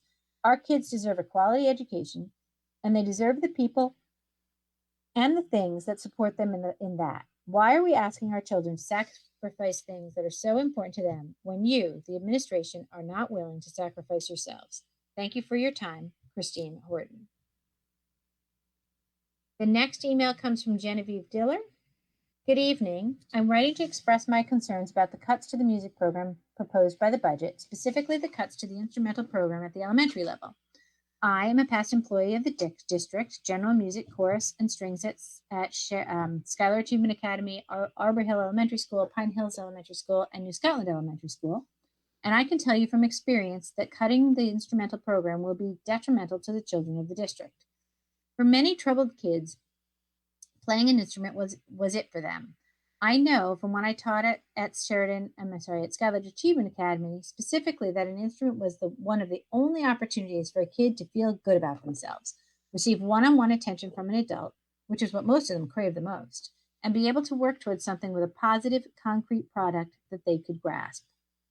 Taking that away will take away so many opportunities for these children. I am realistic. I know that hard decisions have to be made during this travesty. Every department will potentially have cuts if the budget passes. However, I urge you to look into other avenues to save funds. The welfare of the district's wonderful music program and the kids who thrive in it depend on it. Be well, Genevieve Diller. Next, my last one for this round is Dora Fisher. Dear Albany City School District Board, I'm a taxpayer, homeowner, and proud parent to an Albany School of Humanities kindergartner. I love ACSD, and I've been proud to send my kids there, and I'm writing today with tears in my eyes over the proposed budget cuts. My 5-year-old son has shown proficiency in piano. We were excited to find Ash with its emphasis on arts and culture, and our son has flourished there. He's been so excited to start formal music instruction in 3rd grade. Please don't take that away from him. This extreme budget cut will hurt him. It will hurt hundreds, possibly thousands of kids. The cutting of 180 direct care staff will have a ripple effect on our city for generations to come. I understand that we're looking at a lean fiscal year, but there are other places to cut. Administration, for example. I'm not saying these jobs aren't valuable too, but in an emergency situation, please don't make the children suffer so directly. Since moving to Albany 5 years ago, I have staunchly defended the city schools to my coworkers and acquaintances who have fled to the suburbs. This kind of action is exactly what drives higher income people to the suburbs, thus creating a cyclical situation for our schools. Smaller tax base, more budget cuts, more rich people flee over and over again. I beg you to reconsider these harsh budget changes. Please don't make our children suffer more than they already have. And that is my last one for now. Mr. El-Manyawi. Thanks, Anne. So I will be reading a comment by Daniel Hoke. Daniel states, "Hello, my name is Daniel Hoke, and I am a local orchestra teacher and musician. I grew up going to the Mahonison Central School District, where I started playing the double bass in 3rd grade. If that opportunity had not been available to me, my life would have turned out entirely different.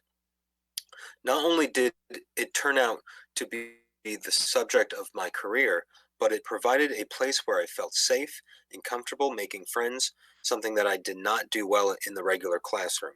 Even as a high-achieving student, graduating 3rd in my class, it was difficult for me to find an area where I felt like I belonged besides orchestra, where the experiences I gained in 3rd, 4th, and 5th grade orchestra really helped me take off in middle school and high school.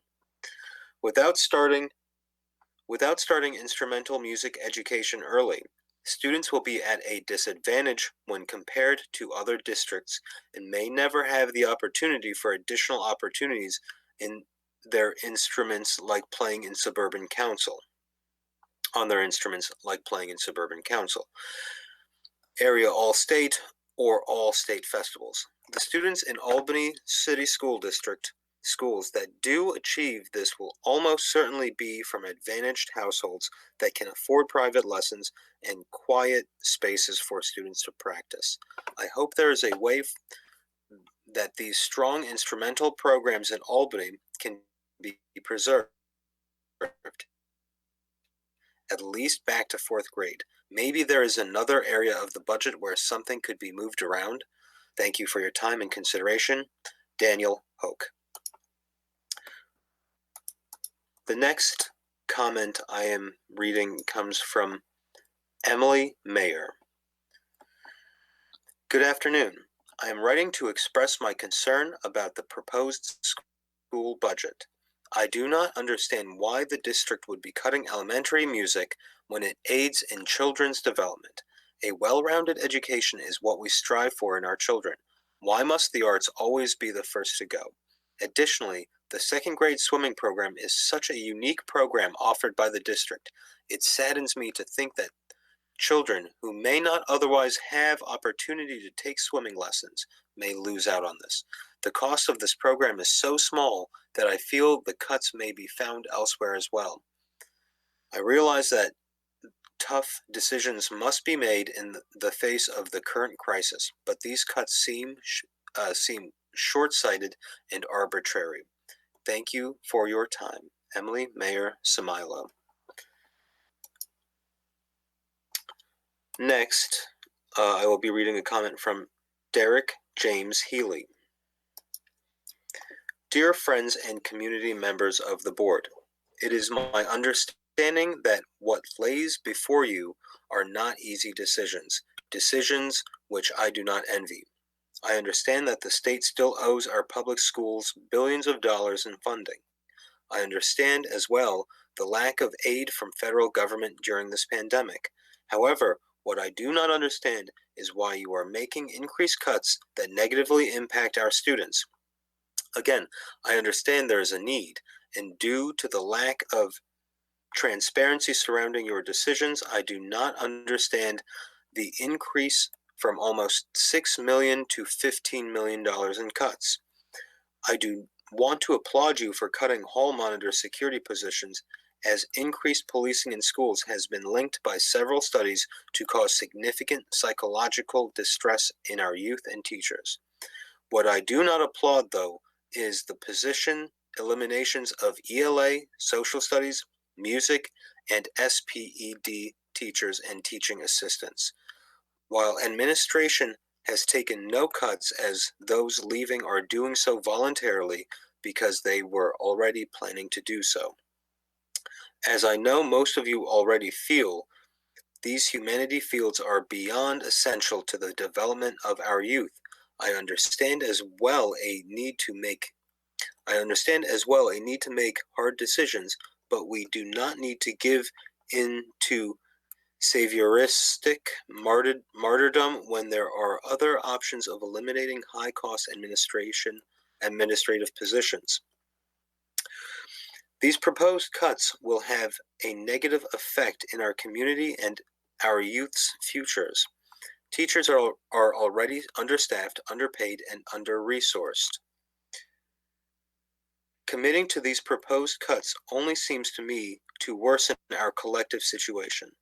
I implore you to reconsider as a taxpayer, as a community member, and as someone who loves and values our public schools. Please don't cut teachers and paraprofessionals who are most directly responsible for the success of our students.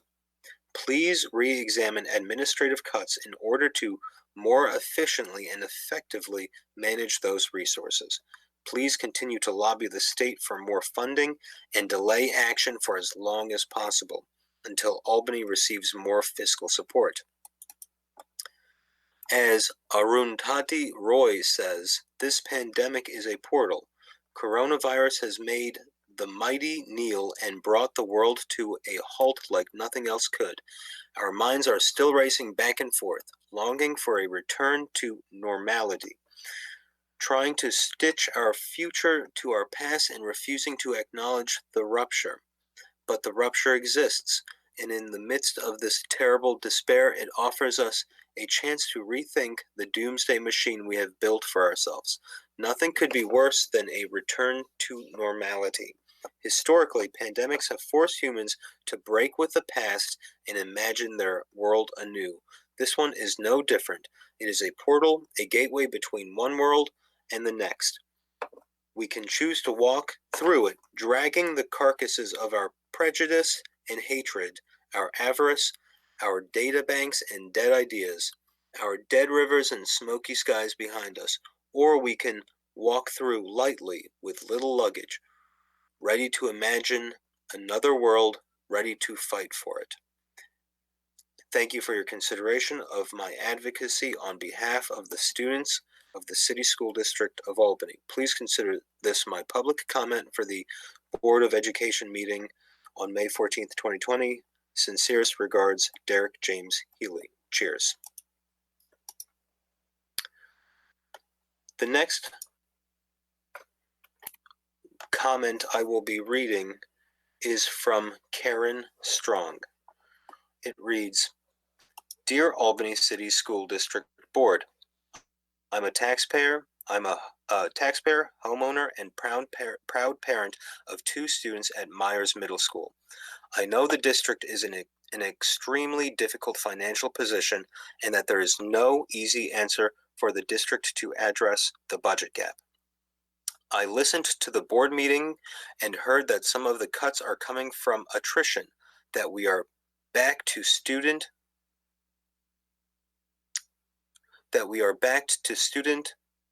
ratios from a few years ago, and that you are trying to realign some programs to meet student needs in a different way. Thank you for trying to find ways to cut that has the least impact on the children. That said, I'm disappointed that the majority of the cuts are for frontline staff that work directly with students. Teacher assistants and aides are so important for education differentiation in our district with such different needs. Some of these staff are needed for the health and safety of the students. When we get back to school buildings, hall monitors will help students stay appropriately distant. Maintenance, custodial, and cleaning staff will be essential to cleaning the buildings more regularly. I'm also concerned that many of our students may be traumatized by the social isolation and by family and friends getting ill and passing away. Some of the staff proposed for cuts meet social emotional needs, including social workers, teacher assistants, and teacher aides. I'm really sad about this, and I know you are too. At a time when inequities in our city are more important than ever, I'm wondering if there's anything we can do to keep more of the frontline staff that interact with. I'm wondering if there's anything you could do to reduce administrative costs in favor of frontline staff and consider using more of the fund balance to protect some of the teachers and TAs. Thank you, Karen Strong. And the next comment I'm reading comes from Kristen Blaber.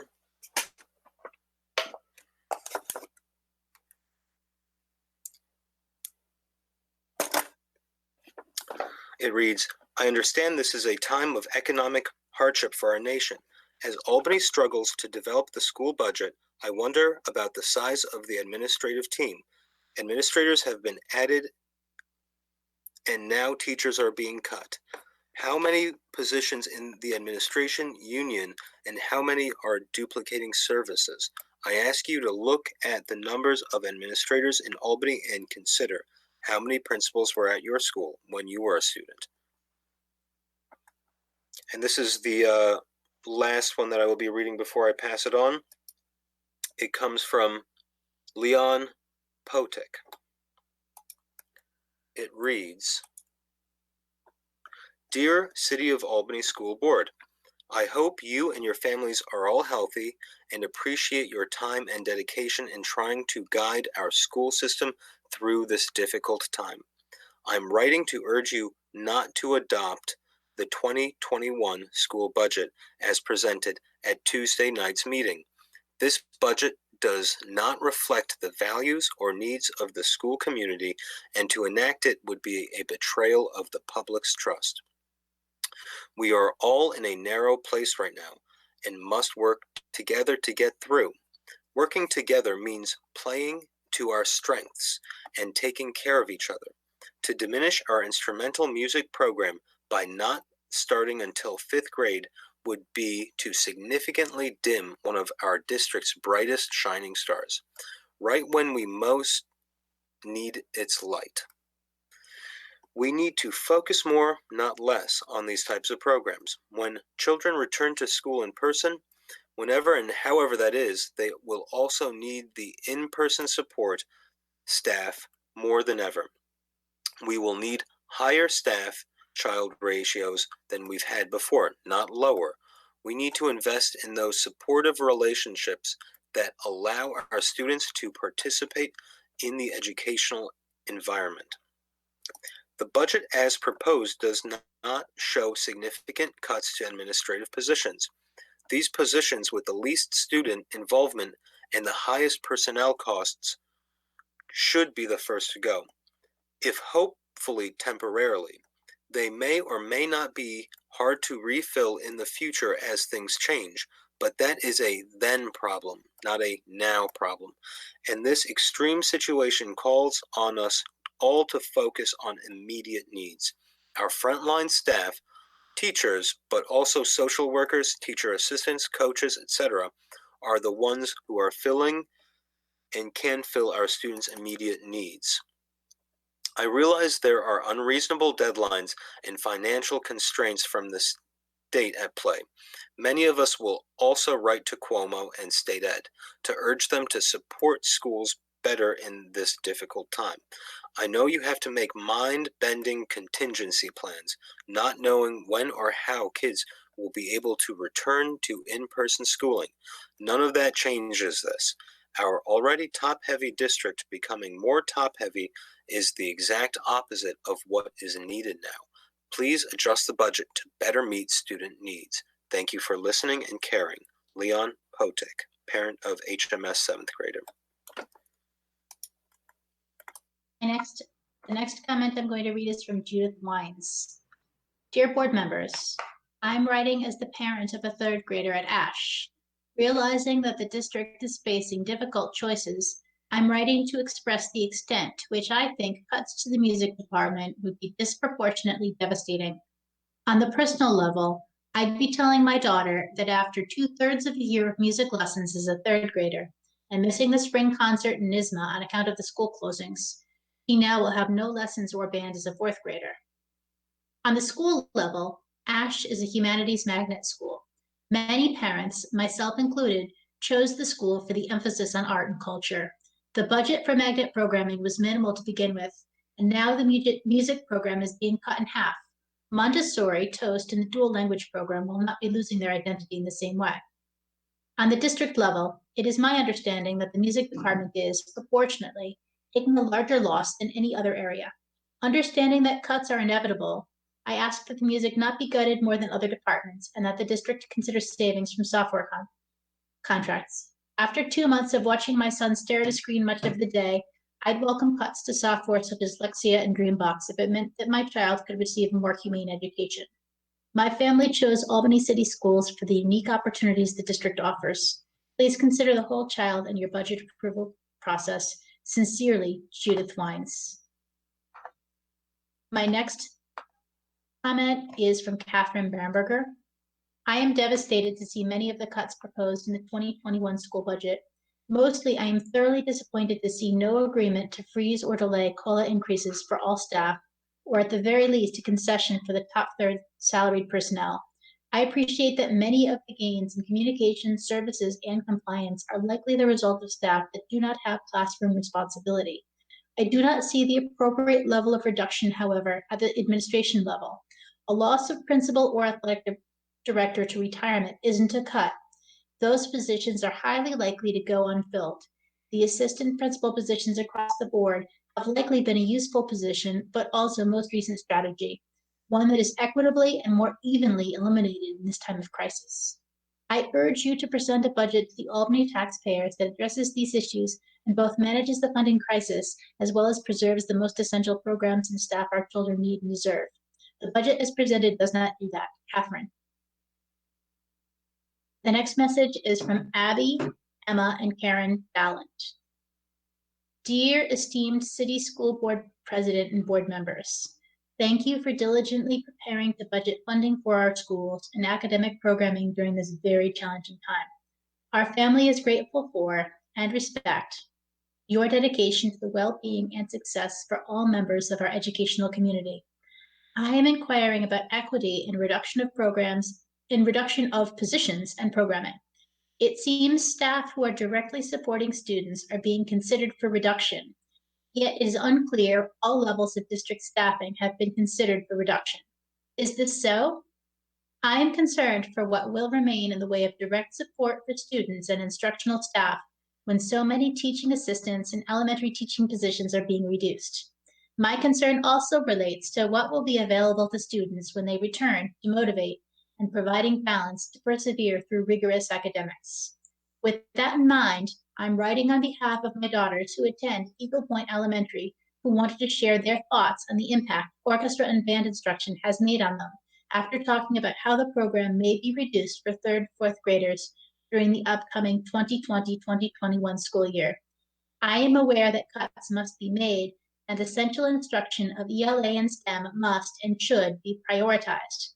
I am grateful in particular for the focus and support the board has given to enhancing and funding STEM instruction, particularly at the elementary level. Therefore, I comprehend why this program is being considered for reduction.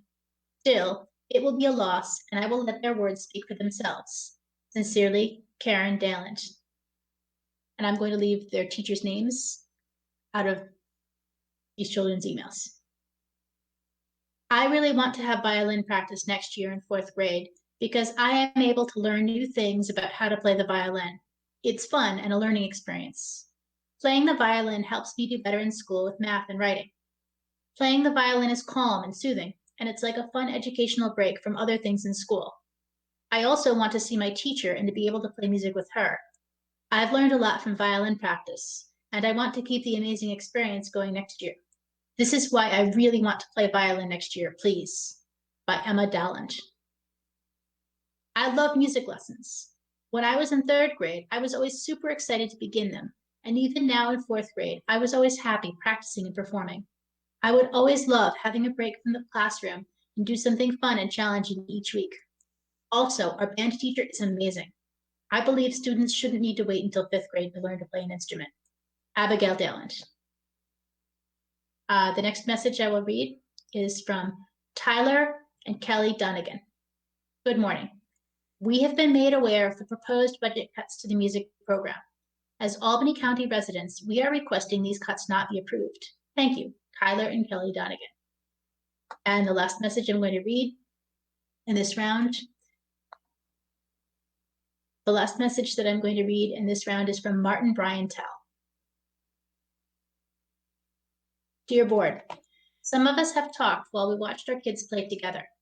I know you are caring people who also hate having to make cuts to our kids' schools. And I know your choices are very, very constrained right now. Thank you for serving our school district in this difficult time. All I hope to add to the budget process you're going through is this one thought. If we as adults are facing unprecedented stress and constraints right now, how much more so is that true for low-income children in our district?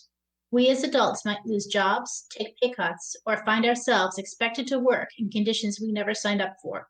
But at least we may have some ability to look for a different job, rearrange our budget, and maintain some sense of control over our lives. The children of low-income essential workers do not have any of those freedoms. If their school becomes a scary, stressful, and boring place to be, many of them will have nowhere else to go. And those feelings of being trapped, powerless, and unvalued may in themselves be traumatic, in addition to everything else that is happening. I think we as a school district have an ethical obligation to put the needs of the most vulnerable first. The kids have the most to lose here. The developmental effects of what happens now will carry throughout their whole lives. The kids matter more than grown-ups losing jobs or taking pay cuts or taking heavier workloads, even though those things do also matter a lot. The impact on the kids needs to be the measure of what is most worth spending money on. I think we agree on that in theory. I expect that the ways the current proposal does not reflect those priorities have more to do with rushing and structural barriers than your intentions. But I am asking you to do everything in your power to minimize the harm to the kids in this situation, even if tonight is a really long night, even if you have to take risks. We are witnessing an attack on our kids. Donald Trump and the Republicans in national government have chosen to make this happen when they chose not to help states in crisis due to lost revenue from the pandemic. You are in an unenviable position as the only ones standing between our kids and that structural violence. Please do everything you can to protect them as much as you can. Music and arts can get a kid through. Sports can get a kid through. Teacher relationships get kids through. An aid that helps manage a kid who can't sit still makes that kid's life better and supports better relationships between the teacher and every student in the room. What does a principal or an assistant principal do that makes that much difference in shielding a kid from the effects of trauma? I don't have the answers here. I trust that you can figure out what makes the most sense. Just please, please keep prioritizing the kids. Thank you again for all your hard work. Martin Brian Tell, parent of a Hackett 8th grader.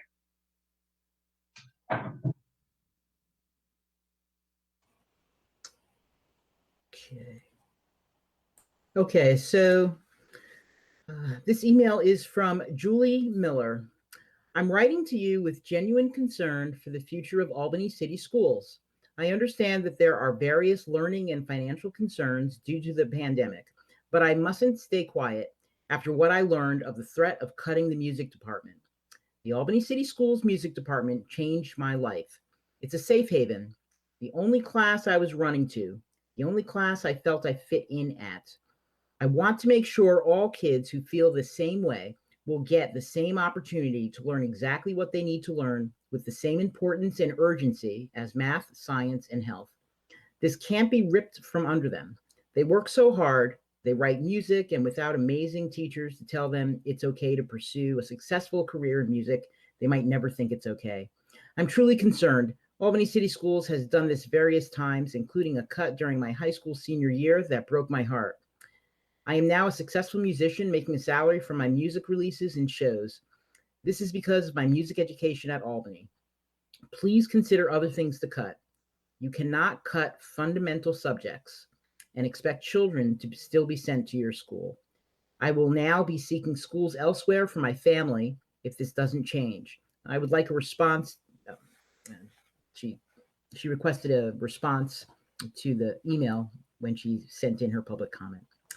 Thank you, Julie Miller. Okay. All right, this next email is from Kendra Smith Howard. Dear members of the Board of Education, I write as a resident of the City of Albany, taxpayer, and parent of children enrolled in the Albany Public Schools. I thank you for your service on the school board and appreciate that the COVID-19 pandemic and its health and economic effects pose unprecedented challenges to the district and schools across the country. I recognize that the board has no choice but to confront directly the monetary shortfalls resulting from reduced revenue and design a plan that acknowledges these shortfalls. That said, I have reviewed the proposed 2021 budget and am concerned about the effects it will have on Albany's children and youth. I'm concerned that at a time when many students' learning will need an extra boost in the fall, after months of emergency isolation instruction, the proposal cuts more than 100 educators. I'm concerned that at a time when students desperately need an extra set of ears to listen in a time of crisis, The proposal cuts social workers and behavioral specialists. I'm concerned that at a time when the necessity of a sanitary school environment is paramount, the proposal cuts maintenance staff. The cuts represented in this budget will undermine the school system's aim to provide equitable opportunities for all students to teach their potential. For they undo experiences like elementary music, field trips, and second grade swimming that wealthy families may be able to provide out of pocket, but are out of reach to low-income families. All of the cuts are upsetting, but I'm especially concerned about the reductions in instructional staff. As the past few months have demonstrated to parents, teaching requires skill, careful planning, experience, and special training. The loss of any trained educational professional, especially in a time of intense instructional need and in a district with unique instructional challenges, is a grave one.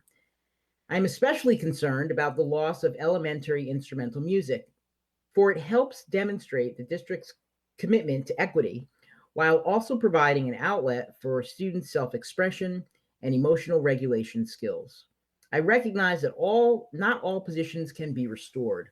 To help offset and reduce the number of educators lost, I would underscore and recommend the following: pay freezes for administrators. I recognize this is already a part of the proposal, but would urge its adoption and perhaps even recommend minimal furlough days for administrators. Cutting any and all expenses tied to proprietary educational software licensing for use of such programs that provide one-size-fits-all approaches to teaching, including, but not limited to, Lexia and Dreambox. Such programs can never replicate or be fine-tuned enough to address individual student needs, and they dumb down the act of teaching. They may be an administrator's dream, but are not the most effective way to teach math and reading. As the proposal demonstrates already, across-board reductions so that no one school or program absorbs the losses disproportionately. I recognize these times are tough, and I do not envy the tough choices you face. Rest assured that parents like me will be devoting as much or more time to pressing state and federal leaders for additional revenues as to letters like this one. We have pledged and continue to be all in for Albany. But that means that cuts to the city school district affect us all profoundly. Sincerely, Kendra Smith Howard. Okay. All right, this next email is from Lisa Galley. Dear members of the Albany City School District Board, while I understand the need for budget cuts due to COVID-19, you have been working diligently over the last few years to strengthen the educational system in our district. Minimizing or eliminating the teacher's assistants would be an absolute tragedy in most classrooms. These assistants are a wonderful support to the children and teachers, enabling the children to get the individualized attention they need and enabling the teachers to give more support to the students. In our district, there are so many children with varying abilities and from so many different and some difficult backgrounds. They truly need that extra in-classroom support. Another concern I have is the reduction of hall monitors. My children attend Myers Middle School and came home every day talking about fights in the hallway, classroom, bathrooms, etc. Myers has struggled with severe bullying issues over the last few years while our children have been there. I can't imagine the other schools are not dealing with these same problems. Reducing the number of hall monitors means that the teachers are going to have to spend time in the hallways, not preparing for their incoming classes or monitoring what's going on in their own classrooms. It's a recipe for disaster and a major safety concern. As we enrolled our children into school in this district, we knew elementary school wouldn't be a problem and often thought we would move by the time they reached middle school because the reputation of the district was so bad. Once we were in it and saw how our children have grown and flourished, we knew there was no other way we would leave. It has been mostly a positive experience. I've even tried to convince others to stay. As a parent that has the ability to stand up for my children, I feel the need to stand up for every child in this district to help keep them safe and give every single child the best education possible. I implore you, do not cut these two positions. There are so few sport offerings prior to high school. It would be a shame if it was another year with limited offerings. I also worry about taking away band and orchestra lessons in 3rd and 4th grade. Studies show When children study music, it also increases their math scores. Sincerely, Lisa Galley. All right. Right. The next email is from a community member, Mari Shopse. I apologize, Shopsis. All right. Dear Board of Education members, I write this email as a district parent and taxpayer, not in my official capacity with the Albany Fund for Education. Let me first say that I have never envied you, your positions less than I do right now. All of our school districts are facing painful cuts due to inadequate leadership at the state and federal level. I'm writing to express my concern for the number of cuts in frontline staff versus administration and other areas. Last year, my son was a student at Hackett with significant trauma-based behavioral and emotional problems. The people who recognized the problems when he was going to explode and were able to walk with him and calm him down were, for the most part, the amazing hall monitors, nurses, and TAs who were not assigned to him, but went out of their way to help him. When our students come back to school, the amount of trauma and stress they'll bring them is going to be far greater than it already was. Taking away these key people is penny-wise and very pound-foolish. They are also often the majority of the people of color that our students of color see in their school buildings, a known factor in helping students and parents form relationships with schools. Reducing these staff will, I fear, drive even more parents to charter schools. However, necessary administrative positions may be the optics of firing frontline staff, while only reducing much higher paid administration through attrition are truly discouraging to our teachers and parents. Given that this will be a difficult budget to pass with a tax increase, with ballots being mailed to all homes, even people who would not normally turn out to vote in a school election, we need the full support of those most intimately connected to our schools. I also wonder whether there are any other areas where cuts can be made. My experience with Dreambox and Lexia through the online learning program has done nothing to change my opinion that these platforms are a very expensive waste of educational time and are money better spent on human teachers. Are there conferences or outside professional development contractors that can be cut back? Albany's instrumental music program is one of its gems and the things that make it stand out as a district. If there is any way to continue offering it, students beginning to third grade, it should be held on to. I do not envy you these choices, but hope that you will consider the needs of students and families first and foremost when making cuts, and add administrative positions to the chopping block. Thank you for your service to our students and our schools.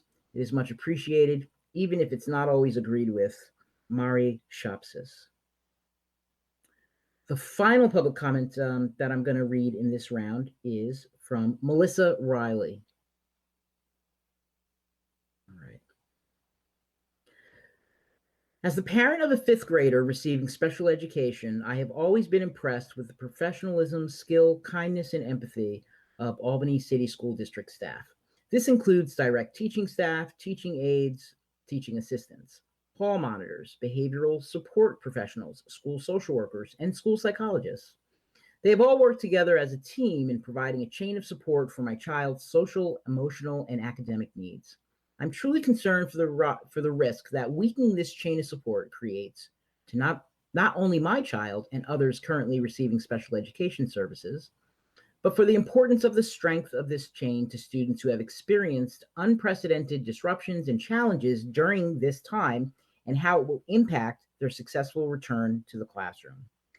I do respect the great challenges with which the board has been faced. However, the schools are built on PBIS attributes, and the district has supported staff receiving trauma-informed training. Please consider the essential staff components to this.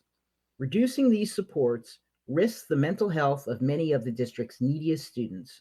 Impacts may include increased usage of mobile crisis, police and ambulance services, along with an increased need for some special education students to be served in out-of-district placements. In what way does that reflect fiscal responsibility?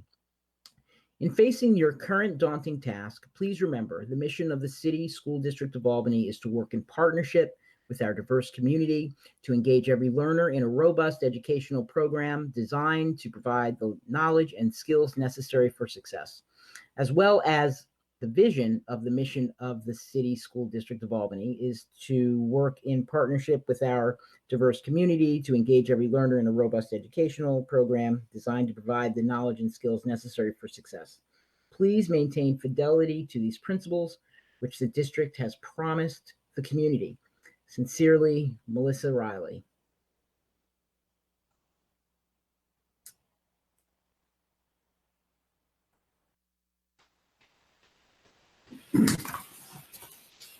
The first comment I'm going to read on this one comes from Anne-Marie Lippett. Dear Superintendent Adams and members of the board, this week I shared some concerns and suggestions with the current board members whom I know, so they're aware. Just some of my thoughts are here. This pandemic exposes the shortcomings and inequities of organizations. It has to be a budget to deal with the possibility of an ongoing virus and where we come out better in the end. Would you rather have a teacher online should the stay at home continue, or an administrator? In this time of online learning and possibility of more of it to come, is the $750 million cut to technology something we need? I'm not familiar with what's being cut here. The budget has to be a forward-thinking one that deals with the facts like declining enrollment, buildings and programs not to capacity, costly construction, and the revolving door shifting of high-paid administrators. Not to mention the high cost of substitute administrator at $3,000 per week. Remember when the district had to make dire cuts years ago and the board did away with all VPs and used homeschool coordinators instead? We are back up to VPs along with high school homeschool coordinators. I think the homeschool coordinators at the high are shared between two academies or used to be. A budget approved using a former high school principal's recommendation was to equalize the student support staff at each academy. Each academy was to have its own behavior specialist, psychologist, social worker, and homeschool coordinator. I'm not sure that ever came to fruition. The next thing we know, we had a principal and a vice principal. There are 11 principals at last count at the high, maybe 12 now. My oldest daughter never even knew for 4 years who her academy principal was. Surely, each academy can be run by one principal. In the past, with the same number of students, I was told there was a principal and a vice principal. Then at one point, there were 2 house principals, north and south. Total may have been 4. Add on a Brooklyn, maybe 5. The public has been saying, for all the years I've lived here, we're too top-heavy. This is nothing new. Yet the proposed cuts do not include administration at the high. Many cuts are to the most vulnerable community members at this time, hall monitors and cleaning staff, yet the building is expanding. You could save 4 teachers' jobs at the high and maybe 8 jobs with the combination of teachers and assistant teachers if you can get to one academy principal. What strikes me strange is that in this time of declining economy, what is being proposed is an actual increase in the budget with a lower projected enrollment amounting to a cost of $30,700 per pupil. So less teachers, less assistant teachers, and less programs, but it's going to cost us about $2,400 more per student over last year. Sounds like costs are too high. Sincerely, Anne Marie. Next comment is from Isaac Young. Dear ACSD Board of Education, I'm writing as a former ACSD student. I attended DCS Hackett and graduated from Albany High in 2015. The proposed cuts to the ACSD music department are shameful.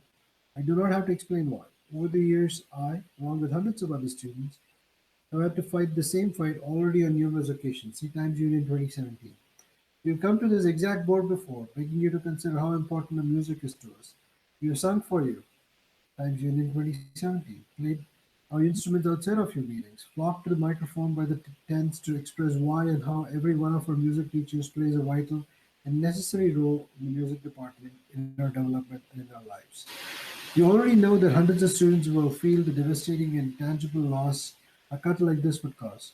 You can't even imagine the heartbreak I would have felt if someone told me at the start of my 4th grade year and second-year student instrumentalist at DCS that classes were canceled. You'll have to wait until 5th grade. I realize the ACSD board is in a very challenging position, but if you have to make budget cuts somewhere, I respectfully ask you to please reconsider making them in the music department. It is a vibrant community that fosters creativity in its students and is critical to their intellectual, social, and obviously musical development. The ACSD music department provides its students meaningful skills and friendships that they will have for the rest of their lives. The students are counting on you to make the right choice. Thank you, Isaac. The next comment is from Lori Clune. Dear Ann Savage, we're dealing with a heartbreaking situation regarding the budget shortfall. Hard choices are being made. I'm writing to express my dismay at cuts to both the instrumental program and the school support staff. These areas are both so high touch and vital to social and emotional health. My children benefited tremendously from having the opportunity to take instruments at New Scotland Elementary School. So Phelps was amazing with my son, who was on the autism spectrum and took comfort for 3 years. My daughter is currently in fourth grade and adores Miss A. They're just two kids. The programs enrich the lives of so many. They give kids joy, technique, access to music, inclusion. TAs and support staff are invaluable. They're the eyes and ears that keep so many kids on track and safe. So many rely on these often overlooked hands that make large classes in schools manageable and students more successful and less stressed out. Apologies that this letter is coming in after the meeting, likely with typos. My husband and I are both working full time and juggling the homeschool break. It felt like there was very little heads up for weighing in. How can we as a community keep our schools strong? I really fear for the kids. Lori Cullen Sweet.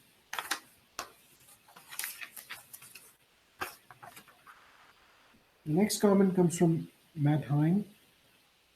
Hello, and thank you for your service to the school district. I appreciate your time and efforts even more so in light of the current events. I'm a father of a third grade student at DCS and an eighth grader at Hackett. I tuned on to the budget discussion on Tuesday night. I know you're in a difficult situation and understand that sometimes the only way to close a budget gap is through layoffs. I understand the difficult decisions you must make, having spent 21 years in public education myself. I'm deeply saddened by the path you've chosen to take to close this budget gap.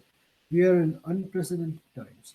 My children show signs of stress and anxiety over distance learning. They come right out and tell us they can't learn this way. They're anxious to return to school and over again wish for life to return to normal. School will return at some point, but it certainly sounds as if those reimagining education believe school will look very different when students return to the classroom. Our children are going to need a great deal of support when we return, and the decision to cut such a large number of frontline teachers and staff does not make sense to me in the light of support children will need in the fall. Teachers, aides, TAs, and others who spend hours each day with our children will be the key component. The decision to cut so many of these positions does not meet the claim you are all in for Albany. According to the National Center for Education Statistics, Albany has 41.66 school administrators and another 15.33 district administrators for 9,539 students, 1819 numbers. That gives you a 1 to 167 ratio of administrators to students in Albany, meaning the district could cut up to 25 administrators just to get to the state average. Instead, the decision is to make cuts to people who work hours every day with our children. Many of these administrative positions have no day-to-day contact with our children. They also happen to be the highest paid positions in the district, meaning every one cut there puts more than 1% back in the district to make our children's return to school safe and supported. I realize every cut hurts, and I don't envy you being in a position to have to make staff cuts.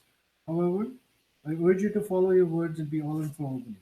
To do this, you must reconsider the proposed cuts and make cuts that impact the children the least. System administrators have the duty to make cuts that least impact the population they serve. The Albany City School District exists to serve and educate children. You must reconsider and make cuts in areas that do not impact children negatively first. Another note, I was disappointed that at a first chance Tuesday, Mr. Elmaniavi and then others referenced that the teachers' union had not taken a pay freeze. If you're being honest with the public, none of your unions have agreed to a pay freeze. The cabinet has, and I applaud them, but the reality is the cabinet is a very small group of people. Perhaps you should consider that in the past when the teachers have agreed to a pay freeze, the district has responded by hiring more administrators. Please do the right thing for the children of the city. Respectfully yours, Matt Hine. The last one I'll read in this round is from Stacy Gaster. Hi, Al. First, let me thank you for all the work you're doing for the school district. These times are incredibly challenging. During this time, the school district has asked all staff to participate in trauma-informed care (PD). I realize that after we come through this, we will all be traumatized, students, families, and staff. Life on Harvard Avenue is relatively easy. I freak out about feeding my family, but I know that my worries are nothing compared to my first grade students on the autism spectrum. One of the takeaways from the PD is how important personal relationships are to children experiencing trauma. That brings me to the cuts to the TA staffing. VSTAs are those personal relationships. Students will need us when they return, not only for educational purposes, but social emotional support. For information, I read this to the teacher I work with. I started to cry out. I have a decent amount of seniority and I'm probably safe. Students are going to all of need us when they return in September. Fingers crossed. Thanks, Stacy Gaskell. I think it's Ms. Smith next. No, it's me, but thank you. Everyone can hear me? Very good. Okay. I'm just getting to the first comment. And that is from Jessica Wilcox. Dear Albany School District board members, initially, let me compliment the board members in the district, its teachers and staff on implementing many successful programs throughout the years that my children have been privileged to attend Albany City Schools. Our school communities are the fabric of our neighborhoods, and our teachers and staff are an integral part of each student's school experiences, as well as the foundation for success in all aspects of students' lives, social, educational, interpersonal. The list can continue. I'm aware that globally, the COVID-19 pandemic has caused economic challenges. With respect to our school district, I understand that a budget has been proposed, which would, among other things, eliminate positions, music and athletic opportunities, and will resize classrooms. Initially, could you explain the urgency in adopting a budget only 2 days after the proposal has been disseminated and is yet to be digested by the community, who may well have alternatives to the proposal? Next, since it is undisputable that teachers and staff represent the front lines who are in direct contact with and responsible for the education of our students, could cuts to another part of the budget be an alternative? Has the district been in touch with unions to brainstorm on possible alternatives to layoffs? What will happen to this proposed budget if federal funds are issued that would render these cuts unnecessary? And to the extent that proposed layoffs are of junior teachers and staff, will these layoffs disproportionately impact less affluent neighborhood schools? I propose that the COVID-19 pandemic will result in the need for more school services and more frontline child interaction as families attempt to rebuild economically. In sum, the district goals of student achievement will be advanced by implementation of the proposed budget with a significant layoff. I urge you to reject or an alternative table this budget so that other options can be explored. Thank you, Jessica R. Wilcox. The second message is from Johanna Masterdejan, forgive me. Dear Board, I am writing concerning the budget, specifically the possible cuts to teaching assistants. I have a first grade son at Montessori Magna who has needed additional support. The teaching assistant is invaluable in helping him stay on task and setting him up for success. In fact, at the beginning of the school year, his teacher did not have an assistant in the classroom, and it was such a difference. Our family has benefited greatly from the investment of TAs. I have a rising kindergartner in the fall as well and hope their classroom will be a place where there are people available to assist when needed. Please save our funding for TAs. Thank you for all you do in consideration of my concerns. Sincerely, Johanna Masterdejan. The third comment is from Joanna Weaver. Dear members of the board, I'm writing with respect to the Albany School District budget proposals that have recently been released. I am a parent up to 2 school-age children who have attended 2 public elementary schools in Albany. The cuts to vital roles such as elementary school teachers, classroom teaching assistants, and support staff, the elimination of 3rd and 4th grade band, and major cuts to basic supplies and field trips will compromise the district's ability to deliver high-quality education and will undermine confidence in the school system.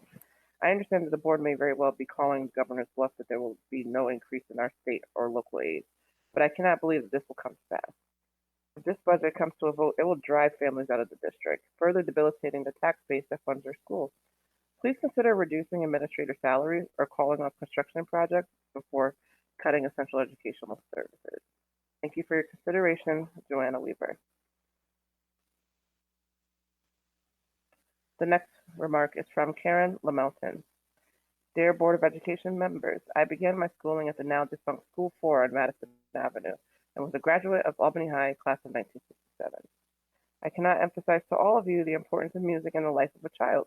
While never mastering the flute, it gave me the ability to persevere, be disciplined, and enjoy the talent of others. My late older brother was a trumpet player, a member of Albany High School's Jesters and the AHS Orchestra. Not only was it a part of his schooling, he went on to play in a local band called the Whitehalls throughout his 73 years and played trumpet at our beloved church. If the Albany BOE discontinues or drastically cuts funding, our many artistic children in the musical genre, instruments, chorus, dance, they will be deprived of development and stimulation. Music also inspires better self-esteem and creativity. It gives families an opportunity to attend your child's events and perhaps eliminate some dysfunction. Bear with me, I'm just getting to the correct area. There's no benefit for the elimination or cuts in musical education. I urge the School Board of Education to rescind the proposal which considers removal of this vital educational component. Thank you. Karen Isla Mountain.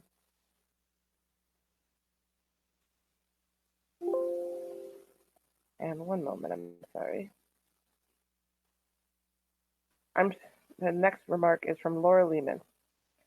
I'm sure you've had many to read through. I'll keep my comments short. Top down, not bottom up. You'll get 3 for the price of 1. Promised long ago, no more administration will be added. And at that time, there were 3 positions added to admin. People can handle a lot of work. They work together to get things done. If they can't hire someone who can. You can't have a school district with no teachers, no support staff, no music, no art, no sports, no hall monitors to protect the students from each other, etc. And that was the conclusion of that remark. And one more. And I apologize, 2 more. The next comment is from Leslie A. Nunziato. To whom it may concern, it has come to my attention the possible cutting of freshman athletics for the next coming academic year at Albany High. My daughter will be entering as a freshman with the hopes of challenging academic experience, but also with the hopes of trying out and participating in freshman sports, specifically basketball. To hear that these programs may be cut is concerning for us. The after-school activity and playing of a team sport helps round these kids. The attributes of teamwork, flexibility, mentorship, and friendships are just as important as academics, not to mention the physical importance of keeping kids active. These kids will be starting freshman year in a very different way based on our current environment, and looking forward to participating in freshman sports will only help and grow them and assist with a positive transition. Thank you, Leslie A. Nunziato.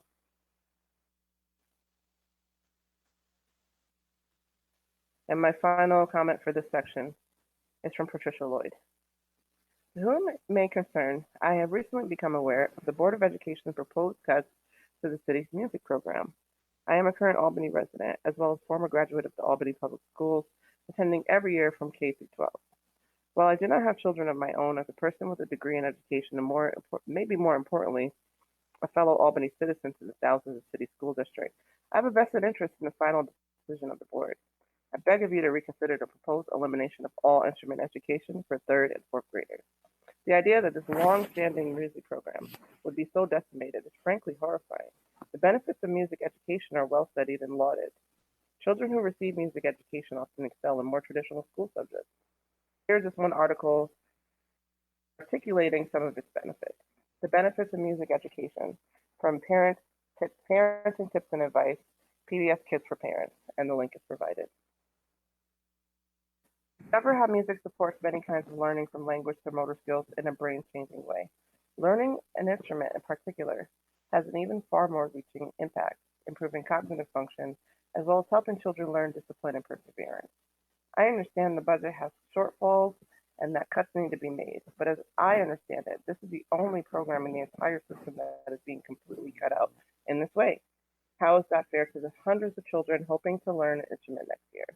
Aside from all the proven benefits to music education, my heart breaks for the probably hundreds of 3rd graders who started learning an instrument this year, only to be told they may not be allowed to continue with it next year in the 4th grade.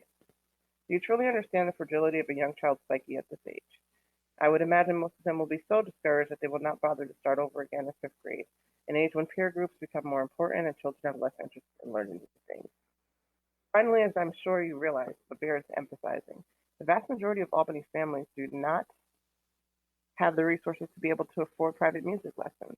Learning an instrument in school is literally their only option. Taking that away from them is just one more instance of a larger societal disparity between urban and suburban residents. With everything taken away from kids this year, and them not being able to enter their school buildings for the final 3 or more months of the year, now is not the time to expect these same young children to pay for the board's responsibilities in balancing the budget. Please do better, make the cuts more equitable, and save instrument education in Albany City Schools. Thank you for your time. Sincerely, Patricia Lloyd, Albany resident. And that was my final comment.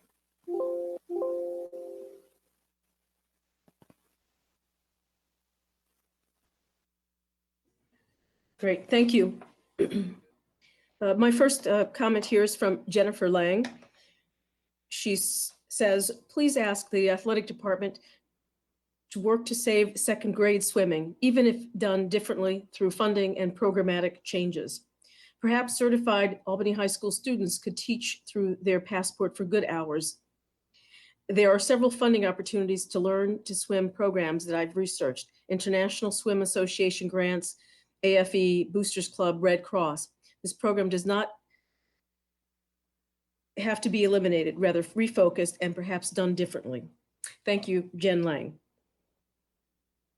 My second comment is from Laura Clemens, who writes, Dear board members, I'm a parent of a rising second grader at DCS. I have one point to make about the proposed cuts. Given that school will likely resume with social distancing measures in place, more adults will be required to enforce these guidelines in buildings. More adults who interact with children day to day, especially aides of various types. For this reason, I think it is incredibly short-sighted to cut these positions. I would rather see additional cuts at the administrative level and for those positions and programs that will likely not be able to resume safely in the fall anyway, i.e. sports-related positions. I am concerned that these cuts look like typical austerity measures instead of fully considering what school will look like when buildings reopen. Thank you for your efforts in support of our district's students, Laura Clemens. Next, from Kelly Lovelace, who writes, Dear Albany City School District Board, I was saddened to hear the news that the district's students were going to be further left behind by the proposed budget that is being voted on today. I can't understand how it makes sense to cut funding to support staff and extracurricular activities without seriously addressing the need to cut down on the administrative budget as a cost-saving measure. I do understand that students and teachers are more vulnerable and less likely to present a serious fight when told they aren't worth the district's focus. But in this case, I think it is advisable to punch up instead of down. Please strongly consider doing so. Kelly Lovelace. Next one from Michael Duvall.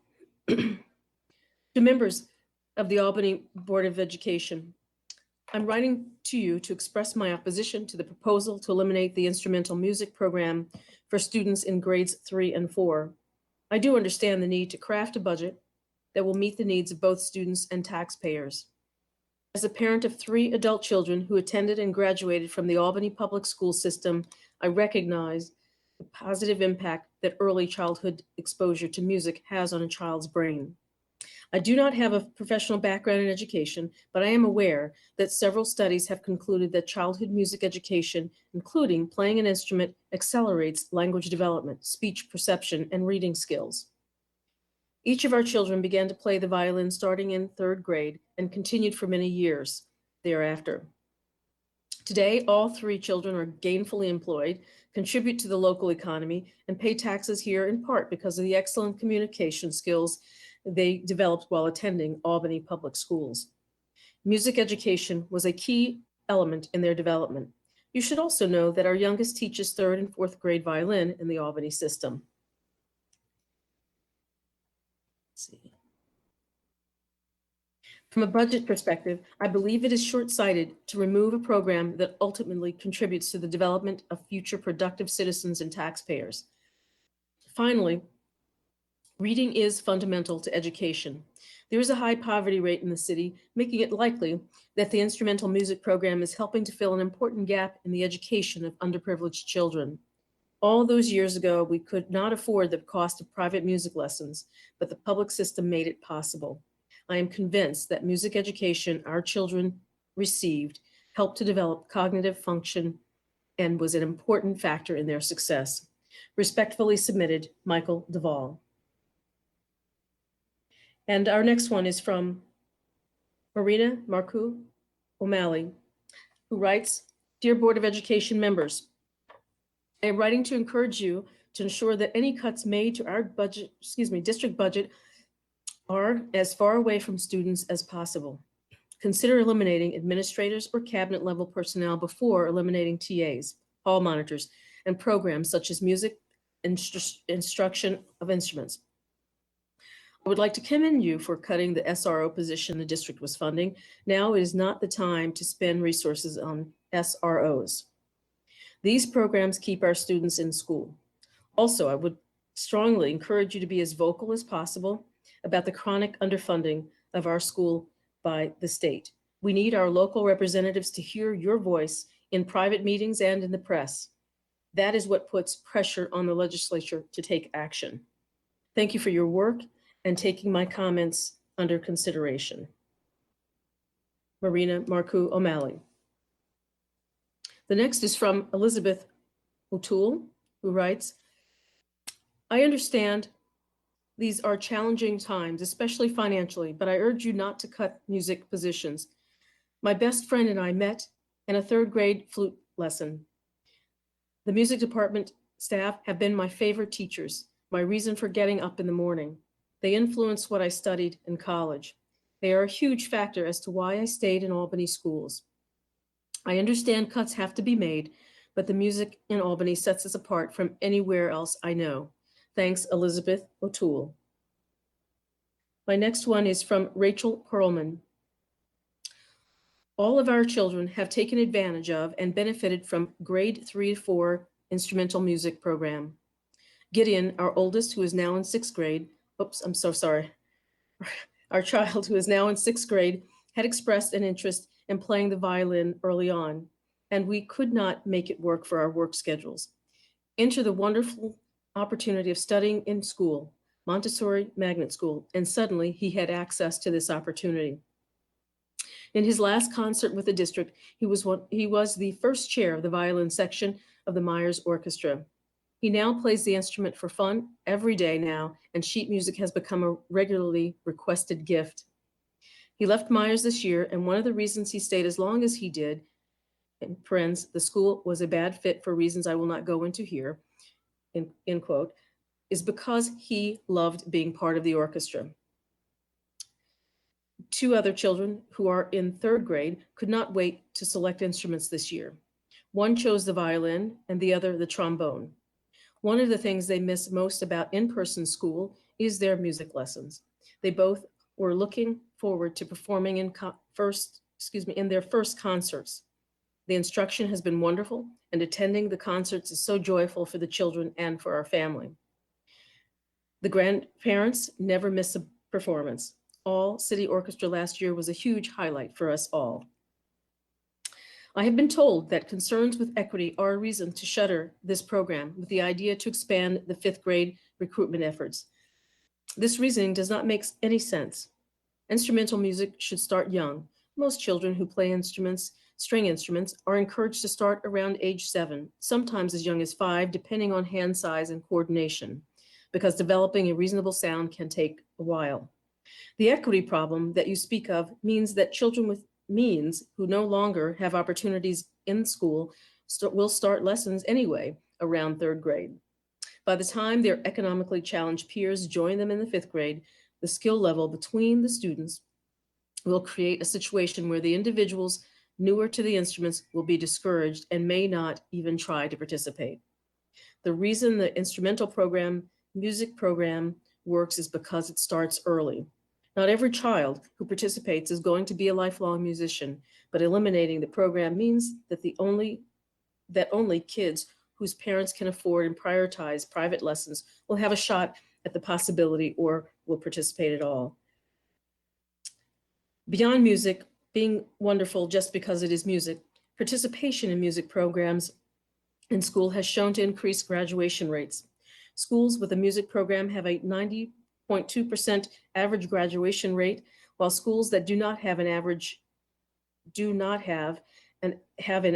of 72.9% graduation rate. This decision guarantees that fewer children will participate in the music program, and I fear, because the older a child is, the less likely he, she, they will pick up an instrument. the lower participation will be a death knell for the program as a whole. A district without a music program will erode the tax base. As I know that test scores and graduation rates are a priority in the Albany City School District, it seems foolhardy, as well as penny wise and pound foolish, to place such an important program at risk. Regards, Rachel Perlman. And my next one is from Sylvia Metter Lilly. To whom it may concern, I'm writing to express and record my disagreement with the priorities of the district as evidenced by the areas to be cut in the proposed 2020-2021 budget, eliminating instructional and support staff positions while retaining administrative staff shows a disregard for what is best and most impactful on students. The haste with which this process is transpiring is regrettably rapid, not permitting genuine feedback and input from the stakeholders, i.e. taxpaying community members and parents of current, past, and future Albany City School District students. Over many years, city residents have repeatedly reported improvements to our schools and libraries, helping to create quality facilities for our city's children and residents. These edifices are not capable of living up to their potential, just like our students, without professional and paraprofessionals in place to deliver instruction and provide support. I won't be able to support a budget that does not consider the priorities I believe as a parent and an educator are of the most importance. Please reconsider the budget. Sincerely, Sylvia Mater Lilly. Next one is from Sabrina Call. Whoops, my apologies. Dear board members, it is with heavy heart that I plead with you to reconsider the proposed budget and look for alternatives to staff cuts. I fully understand the difficult financial crisis that we are in, and if you are evaluating this solely through an economic lens, then you will see the negative long-term effect this will have on the local economy and not to mention on our children. This past year, our family chose to purchase a home in downtown Albany to ensure our pre-K daughter would have access to the best education in the Capital District. I work in a different school district, and colleagues questioned my decision to send my daughter to Albany City Schools. But my response has always been to defend the school district. My daughter is given the opportunities that she would never have in another school. The reason there is economic development in the downtown area is because of families like ours that choose to buy homes because of the schools and promote the neighborhoods to colleagues and friends. Without strong schools, you do not have a strong economy. We need to rethink the staffing cuts to ensure that this short-term economic crisis does not destroy the city of Albany by fracturing our schools. On a personal level, there are so many personal stories that we could share about the wonderful staff at Delaware Community School. My daughter is excelling in the dual language program because of the community that supports her. The hall monitors make her day upon entering the building. Her TA that cares so much that she dropped a mask off to our house during this crisis. These are the people that you would be eliminating from what has made this district so unique and progressive. We live in an urban district with urban problems, but it is the support staff that has helped overcome those challenges and strong elementary schools that have put our students on the path to becoming lifelong learners. My daughter is looking forward to learning to play the drums and being on the swim team. She is only 4 and is already vested in her education and has set goals. My daughter is no different from her classmates that love their school. Ask any student what they want more than anything right now, and the response is to be back at school. Our district is going to face many challenges as we try to return to normalcy and address the educational gaps that have been created by this pandemic. Let's not make it even more challenging with our staff cuts and larger class sizes. Please reconsider the proposed budget cuts. And I'll just do 2 more if you don't mind. The next is from Tom Willett, who writes, I believe we have to think deeply about the consequences for the children of Albany versus the consequences of carrying debt forward. I am a retired special education teacher, principal, and director of special education. I have faced the current dilemma more than once over a 50-year career. How do we create a balanced budget and meet the needs of our children? Our educational system should prepare students for their future, not only for today's studies. My position has always been debt is ubiquitous and forgettable over time. The federal government is in debt, the states are in debt, and most of us as individuals carry at least some debt. What is the value of a zero balanced budget compared to other things? Unlike debt, the children for whom we are responsible are here and now. The staff chosen to serve them are here and now. We can see them. We can assess their needs, especially as their needs bear upon the chances of employment and a satisfying life. In my opinion, the decision to value a balanced budget more than the needs of children in our care is short-sighted, profoundly affecting their future. When I compare a balanced budget against the future of our children, the decision is obvious. If you read our vision, mission, goals, you will realize that the resources needed to launch our students into their future are essential and the most fundamental responsibility that you bear as a board member and administrator. The cuts you propose in order to achieve the vagaries of a balanced budget, instead of meeting the long-term needs of our students, will undoubtedly disturb, confuse, and deeply diminish the chances of our students to achieve their right to the good life we enjoy.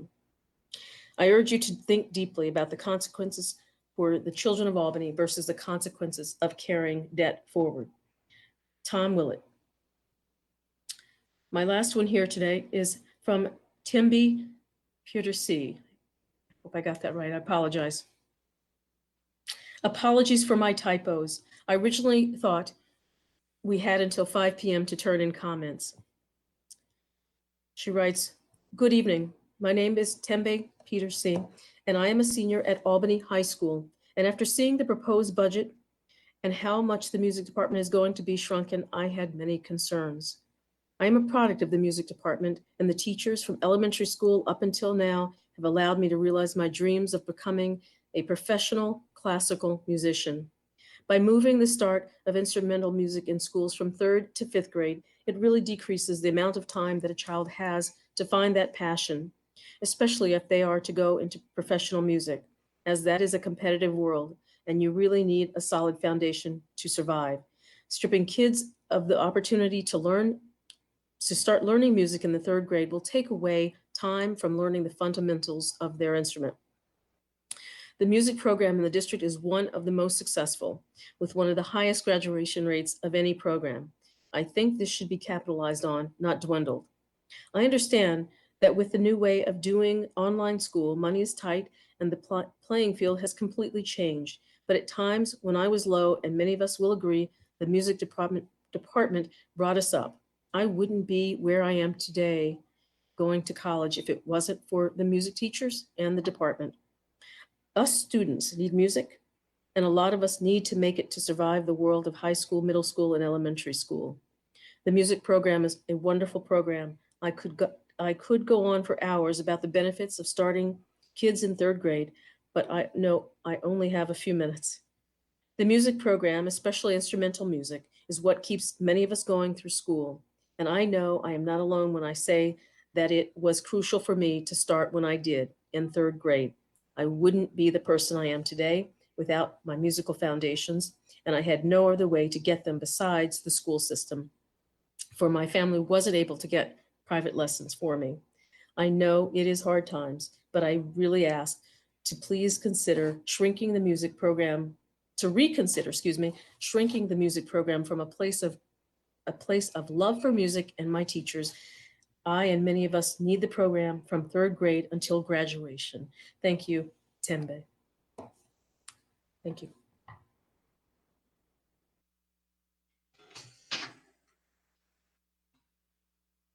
My first email is from a familiar name to many people, from Ed Newell. To the members of the Board of Education for the City School District of Albany, this morning I learned of the cuts to the music department that have been proposed in next year's budget. It saddens me to see that the elementary instrumental music stands alone as the sole curricular program specifically named in the cuts. I understand that there are a total of 168.5 positions being cut through attrition or a reduction in force, and this cannot be an easy decision for any of you to make.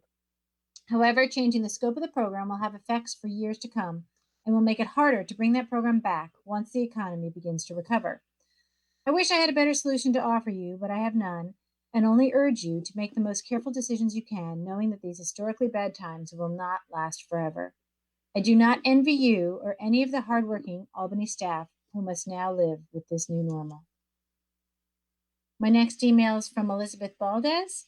Dear Albany School Board, while I realize that these are tough times for school budgeting, I find the proposed cuts to second grade swimming and third, fourth grade music unacceptable, especially given that one is literally a life-saving curriculum and the other is part of one of the best programs our district has to offer.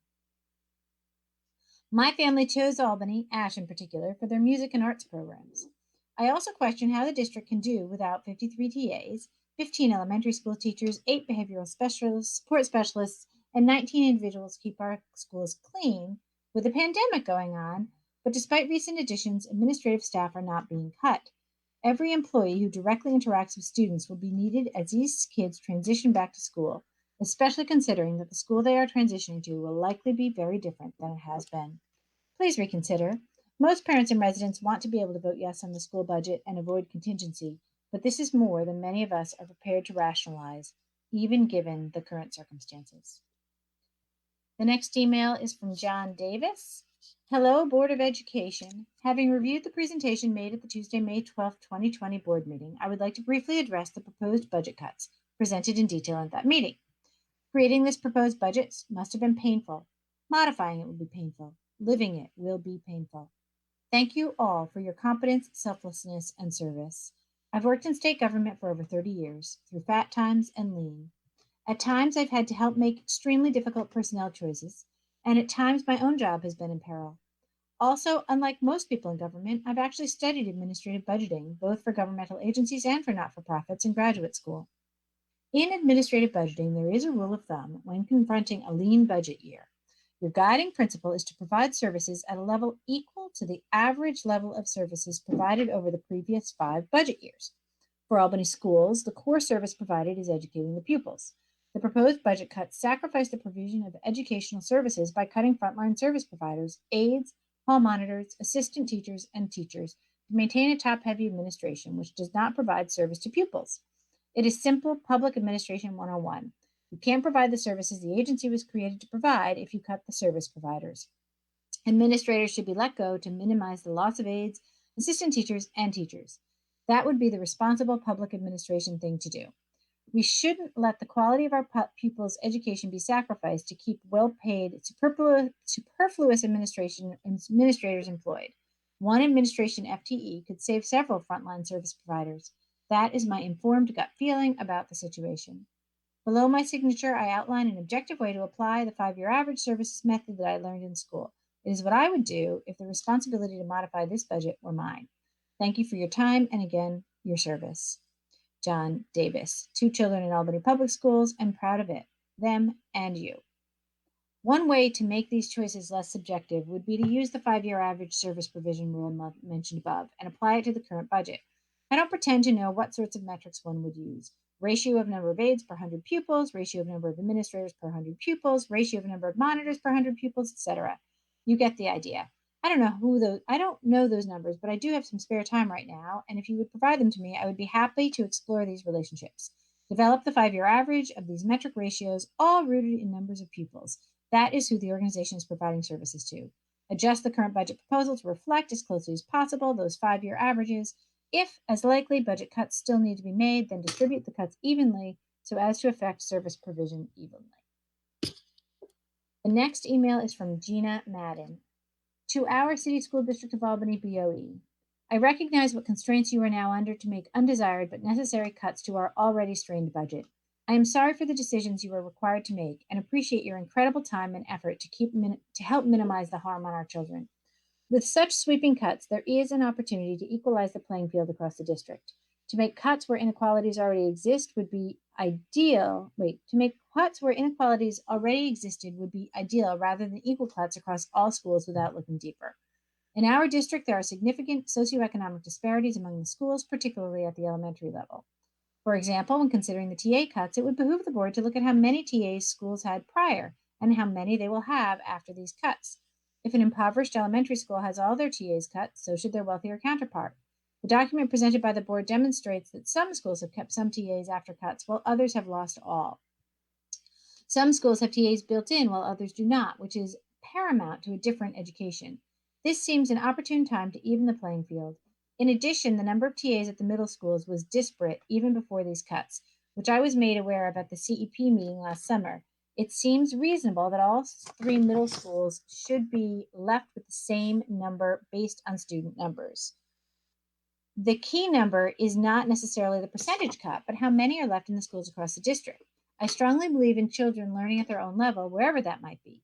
Ideally, with unlimited funds, children would have support for when they are below grade level, but also enriched if they are above grade level. However, those funds have never been present, and resource-intensive programs with dwindling participation that enrich those who already have resources need to be considered for cuts. Examination of very small classes for special programs should be looked at closely for possible changes and combining with other classes where possible. The music program is a crowning glory that benefits many children across socioeconomic lines, particularly in the early years. Numerous studies show the relationship between music and improved academic success. The hundreds of third graders in our district who learned how to play an instrument this year will be bereft this next year if cuts go through. Ideally, this program should not be cut at all. The benefits are truly infinite. If there is no alternative, please consider fourth graders continuing in their instrument education, which would prevent loss of a year for those current third graders. With the 20 additional administrators added recently over the last 3 to 4 years, it would not be prudent or ethical to not consider layoffs of administrators. The disparity in proposed administrator layoffs, and currently 0, and TAs and hall monitors is simply disparate.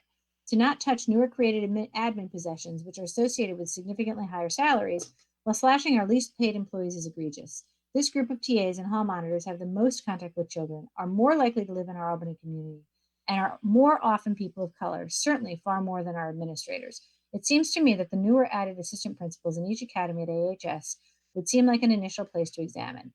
I do thank you deeply for your unbelievable investment of your time and efforts for our district's children, and I understand that none of you would make these cuts unless forced. Sincerely, Gina Madden.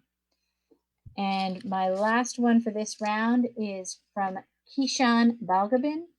To whom it may concern, thank you for serving the interest of the community, our families, and their kids. I have just a few points I would like addressed during tonight's meeting. They are as follows. What is this year 2019-2020 budget surplus, and how do you plan to use it going forward? Can you also address the role of assistant principals and why the reduction of the APSA unit is only 3%? Given their current role and the trajectory of the upcoming school year, it is my belief that the district could do a better job of balancing the deep cuts to the APSU union by reducing the AP positions. Thank you for your time. Keep on fighting the good fight. And that is the end of my round. Mr. El-Manyawi?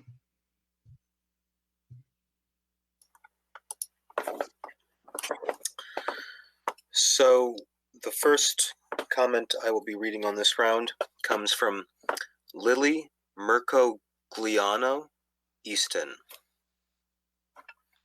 Dear members of the Albany City School Board of Education, when I think about who made the single greatest difference in my daughter's first year in elementary school, it comes down to her kindergarten teacher and the hall monitor that provided so much to her classroom last year. For months, I thought she had an assistant teacher because she talked about the hall monitor so much. This is clearly a time with no easy solutions. Our path forward must focus on our students and those that are closest to their growth and development. We need our frontline staff as we move forward, whether we are inside our school walls or not, and we will be back inside school at some point.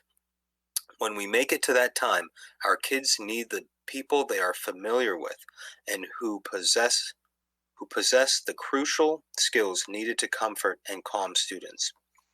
We need the specialists, hall monitors, and teachers that make it possible for us to have manageable class sizes.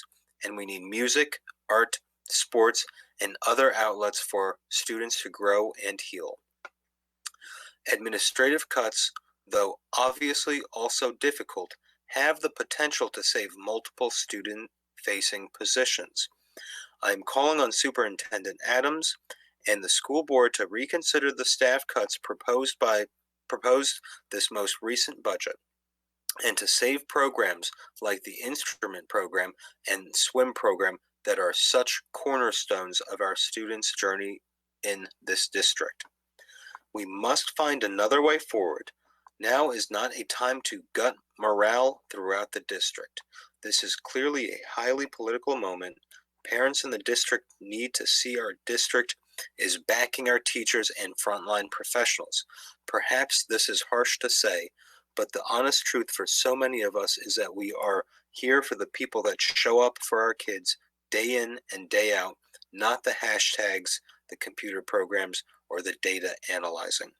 I thank you for your time and consideration. Your service to our district is more appreciated than ever. Sincerely, Lily Mercogliano Easton, parent of Albany School of Humanities student. I will be reading Michael A. Woodhead's comment next. He states, "Dear Albany City School District Board, I'm a taxpayer, homeowner, and proud parent to a student at both Myers Middle School, Montessori, and a third that will likely grow up in the Albany school system. I understand the severity of the financial situation for all districts in New York and even across the country. There are no easy decisions to be made, and I think everyone understands that there will have to be some cuts and sacrifices in the coming years. However, I am concerned, upset, and yet not entirely surprised to see the proposed cuts be directed so disproportionately at the people and programs that directly serve and impact the students, the ones whose education are supposed to be the entire point of the existence of the district. The proposed budget shows several line items on removing teaching positions, student aides, custodial staff, and realigning and combining job functions of the instructors. Proposals of possible retirement packages and separation agreements being discussed with the teachers' union. How much of the cuts are directed to the bloated administration across the district? You propose all these cuts with no plan in place to replenish or even a commitment to look at that. On the budget adjustments for 512, you propose 16 different line items of staffing reductions, almost all of which target the people who interact directly with and directly facilitate the education of our children. You have a single vague line item about administration reduction and consolidation that is a teeny tiny fraction of the other cuts. According to the National Center for Education Statistics, nces.ed.gov, Albany has 41.66 school administrators and another 15.33 district administrators for 9,539 students, 8 to 19 numbers. That equates to a 1 to 229 or 1 to 167 ratio of admin to students in Albany, compared to the state average of 1 to 295.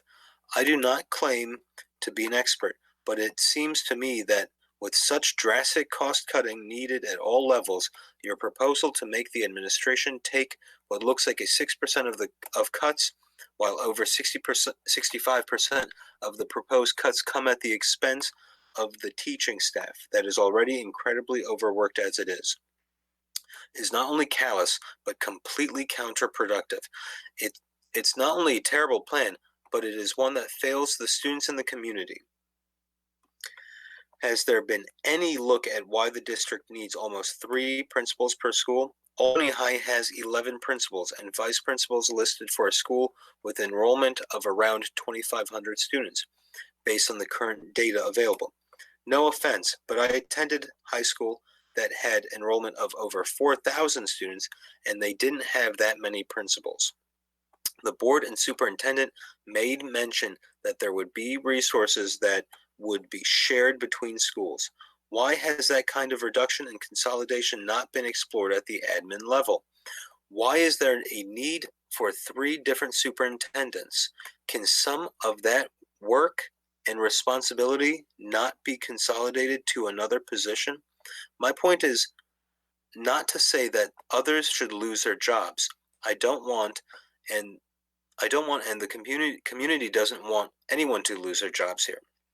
My concern and the source of my irritation on this comes from the very real feeling that there has been almost zero actual effort to shift the bulk of the cuts away from where it will be felt the most, and that is with the students. You cannot tell me that we need to maintain 3 different superintendents while cutting $1 million from the budget for supplies that the kids need to learn. All you're doing is shifting that responsibility to the teachers, who already carry too much of that burden. Who will sacrifice their well-being to keep the children from failing, and the parents who might not be in a position financially to continue to make up that shortfall? Actions like this and the continued push to replace more and more instruction with remote and computer-based learning make me continue to lose more and more faith in the school district of Albany, and I know I am not alone in that. I truly believe there is a more equitable way to share these painful cuts among the various levels of district employees, from the top to the bottom. Before finalizing this budget, please consider some ways to address this apparent disparity in which positions are being cut, or at the very least, explain clearly to the public why the cuts seem to spare administrators at the expense of support staff. Thank you for your time. Michael A. Woodhead. The next person I will be reading is Sarah Senu, and I'm sorry if I'm pronouncing that incorrectly. Sarah writes, I am writing out of concern after seeing that instrumental music in grades 3 and 4 are on the chopping block in the budget proposal you shared out at the May 12th Board of Education meeting. My son is a 3rd grader at Eagle Point Elementary School and began playing percussion this year. I am already upset that he has been shortchanged out of a full year of instrumental lessons due to the district's closure, but I am even more saddened by the thought that this tremendous opportunity will be taken away in its entirety when he finally returns to school next year. The cuts in the budget seem to be inequitable among the special areas, with music having almost twice as many, if not more, cuts than everywhere else. I understand this is an extremely hard time to put together a budget and that there are going to be cuts everywhere. I'm just asking you to consider taking a closer look at where you are making cuts and ask yourself if it is equitable. Thank you for your time. Sarah Senu. The next comment comes from Shannon Levine. It states, I am writing to express our family's concern over the proposed budget cuts to next year's budget. Many of the cuts seem to be to lower elementary and special ed. We can't improve our middle schools or high schools if we don't support these students before they get there. For many students, hall monitors and TAs serve as their person to go to on rough days. They are some of the hardest working employees for very little money. Our family understands cuts need to happen somewhere, but I don't see why Albany make cuts to administration. Shannon. And the last comment I will be reading is from Matthew Side. Matthew states, Dear Albany School Board member, as a taxpayer and district resident, I'm writing to ask that you reconsider your decision to eliminate 3rd and 4th grade band and orchestra through cuts in the budget. Music education is important to each student about more than notes and melodies. Learning about music and art enriches lives. Most students probably don't have the money to pay for private lessons, so if they don't get them at school, they won't learn to play an instrument. Delaying the program to 5th grade when the students are teenagers who are afraid to try new things or more concerned with looking cool could be devastating. Please allow these young people the opportunity to begin a lifelong journey with music. I understand that times are difficult financially, but thank you for considering the impact your budget choices. Thank you for considering the impact your budget choices in the area of music. Matthew Side.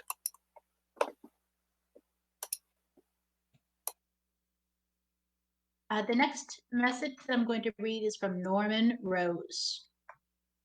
Good morning. My son is a kindergarten student at the Albany School of Humanities, a school that so far exemplifies what I think a school should be, and a school that made me want to stay in the city for the schools, not move to one of the neighboring suburbs. Seeing the budget cuts, which affect music, which he has been excited to do in 3rd grade, and other staff, which allows for harmonious classrooms with kids at different emotional and educational levels, gives me real pause. What will his school look like? Will the school be more dangerous? Will the school environment stifle his love of learning? These are tough times, and I hope that A, you will consider ways of making the administrative operation more lean instead of cutting direct staff, despite coordinating a school system with many programs in schools, and B, programs which are eliminated will be added in the coming years. Families in the city are big proponents of the Albany school system and fiercely proud of all that the system has been able to do for years. Please consider some of the harsh cuts and keep the schools a strong and welcoming environment for young minds. The next message is from Olivia Cawthorn. Hello, I just wanted to express my concern about the cuts being made to the Albany City school budget for the next year. Students benefit from the role models that they interact with every day, and to see 33% of those positions being cut when minimal cuts are being made to upper administration concerns me. These cuts directly impact students negatively, and I urge you to consider examining other areas to see if savings could be found there. It is alarming that in times of need, the Board of Education is so willing to cut direct support professionals that work to improve student lives every day. I fail to see how this budget aligns with the district's mission. We will work in partnership with our diverse community to engage every learner in a robust educational program designed to provide the knowledge and skills necessary for success. Please re-examine the budget adjustments with this in mind. Thank you, Olivia Cawthorn, Albany City resident. The next message is from Janet Patera. Dear members of the Albany School Board, I am extremely concerned by the proposed staffing cuts in the school budget presented last night. At a time when our children and our community members need more support and stability, removing key figures from buildings, reducing ratios, and taking supportive adults away from our children is precisely the wrong direction to move. As a board member of the Albany Public Library, I have been working with board colleagues to figure out how to maintain and support staff through this time while providing community support. I would hope the school district would have a similar mindset. My son is at a pre-K classroom at Montessori Magnet School. His TA is a key figure in his life. She calls us weekly. She is providing online story times. She sent us a note to our home expressing how she misses my little guy. When my husband and I chose to buy our home in Albany, my suburban parents balked. But the schools, surely you will move away when it comes time for school. Absolutely not, I told them. Albany City Schools are an asset. They are loving, communal, and creative. We are overwhelmed by the great choices and the emphasis on celebrating diversity. I would be devastated if the school we chose, the school we love, was fundamentally changed by these budget cuts. What makes Montessori magical is the community feel of it. Cutting a huge number of staff members from its building would change it forever. I implore you to reconsider the proposed budget. Support your school employees. Putting hundreds of staff members on the unemployment rolls during a pandemic will change our community and our school employees' lives. Sincerely, Jenna Patera, parent of Montessori Magnet School student. The next message is from Audrine Parnell. To Albany City School District Board and Union members. I am truly happy to be part of the Giffen Memorial in the Albany City School District. As a teacher, assistant, and volunteer substitute teacher, it is my duty, and I take joy in assisting my 4th and 5th grade students and many other students to the best of my ability. I love working with children and went above and beyond each day. I helped them develop academically and applied social emotional skills during and before their ELA and math classes. I assisted the children individually or in small groups to reinforce learning concepts presented by the teachers. As teachers' assistants, we are a great and beneficial asset to the children, teachers, parents, and community. Sincerely, Audrine Parnell, Giffen Memorial Elementary School, Instructional Teacher Assistant. And then the last email I will read is from Rosa Sanchez Santiago. To the Board of Education members for Albany. We have 3 children who attend Delaware Community School, Giffen Memorial, and Harriet and Stephen Myers Middle School. We are transfers from out of state, with this school year being our first in the district. A lot of adjustments and challenges throughout. However, they have been successful in this transition, doing their best yet that we have seen. And we have concluded their success to be attributed to support staff that have been put in place for them to utilize at their most challenging time of transitioning to a completely different environment and school district out of our native home state. We have 2 special education students. Both have IEPs for different reasons, which we are not reading here. Both of our children receive service from paraprofessionals, teacher assistants, social workers, and school psychologists, which have been the major contributors to their sense of belonging and academic success. After reviewing these budget cut proposals, we are concerned that these very same staff that have been such a huge part of this unforgettable year to my children's education will be left without, and so will our children like others. Now, we understand this is difficult all the way around. None of us were prepared to deal with the ramifications of this pandemic as we see our economy plummet and everything else that is directly tied to our livelihood. But we do believe that the children are our future, and yet they are the ones who pay the price. If we do not invest in our future, we will not live to see one. Taking away teachers, staff, and programming from their success is devastating and should be the last to be considered. We implore you to find an equal distribution of cuts where we will see less directly taken away from our children. As everything in life has a domino effect, this cut will too. Our students come from a district where they were the only children of color in their classes to a district where 80% of their friends are children that look like them, and fortunately the staff do too. That is something that is positively different and inspiring. However, if these cuts occur in this proposed fashion, the inspiration that not only my children have by working with teachers and staff that look like them, but other students too, will affect their sense of identity, self, and success. Again, we understand that these are difficult times and difficult decisions need to be made.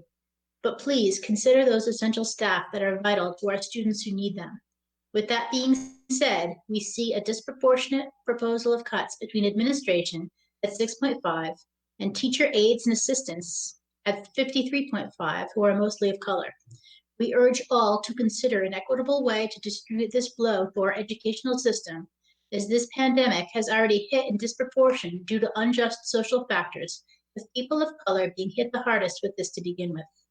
Lastly, along with teacher aides and assistants, social workers and psychologists are essential too. They work not only with the students, but with their families. If our saying is all in for Albany, then families as a whole have to be considered in this decision. How will this affect all families? Because we are all in. Thank you for your time and consideration, and thank you for all that you do. Special shout out to these terrific teachers, teacher assistants, and social workers that have been so supportive throughout this difficult year, and even more so now. And I'm not going to read these names out loud, but the school board and the administration do have these names. Several teachers, social workers, and psychologists are listed. Sincerely, Rosa and Teresa, Rosa Sanchez Santiago. And that is my last one. Thank you.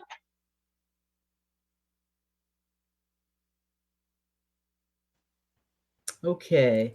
All right. So this public comment is from Marie Barnes. Hello, I just wanted to reach out to say I am extremely worried about the cuts that are being proposed to the Albany School District. I feel like it just sets things up for a terrible, terrible situation when schools come back.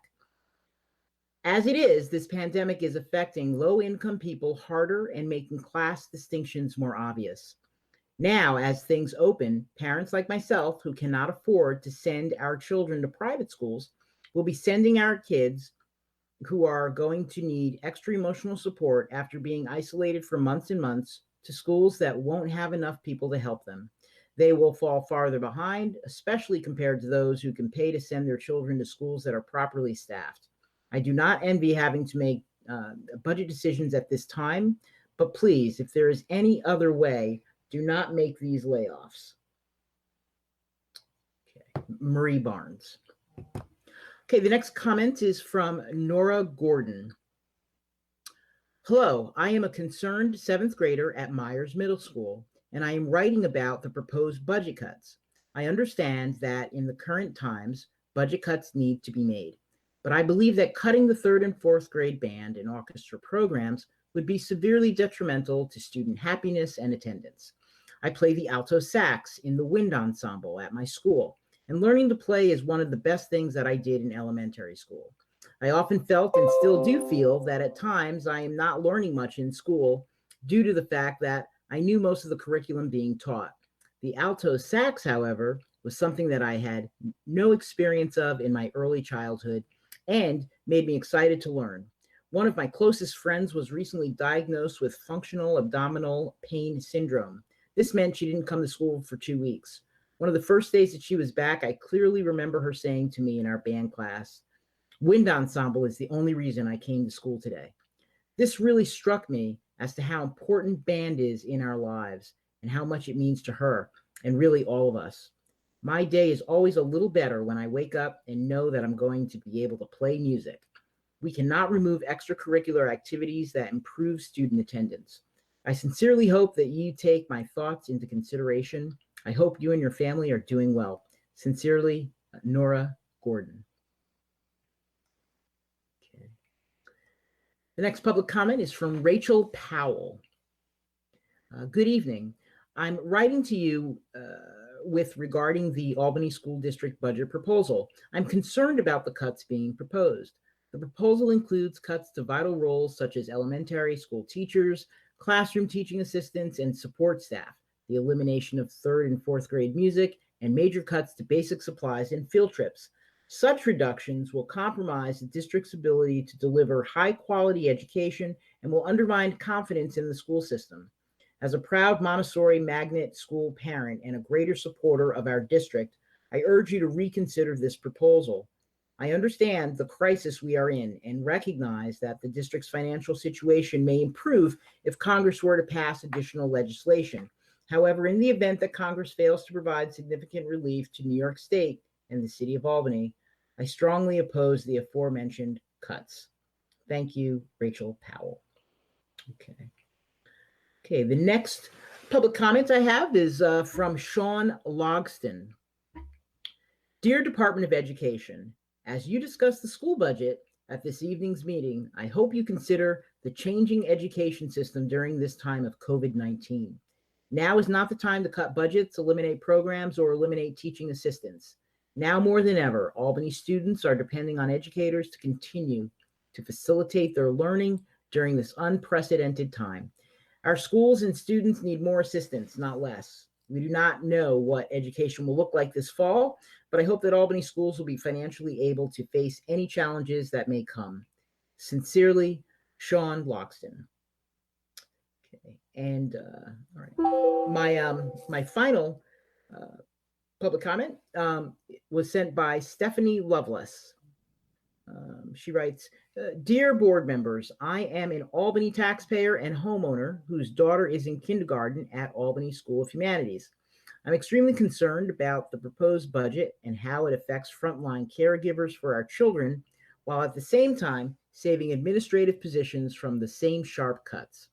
The proposed budget cuts sacrifice the provision of education services by cutting frontline service providers, aides, assistant teachers, and teachers, to maintain a top-heavy administration, which doesn't provide direct services to pupils. We shouldn't let the quality of our pupils' educations be sacrificed to keep well-paid, to keep well-paid administrators employed.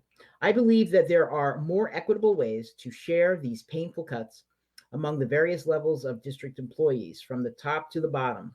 Before finalizing this budget, please consider some ways to address this apparent disparity in which positions are being cut.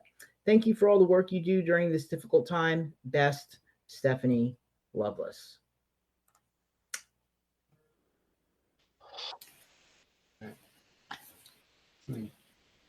Next comment I have is from Nicole Kench. I think it should be Noel Kench.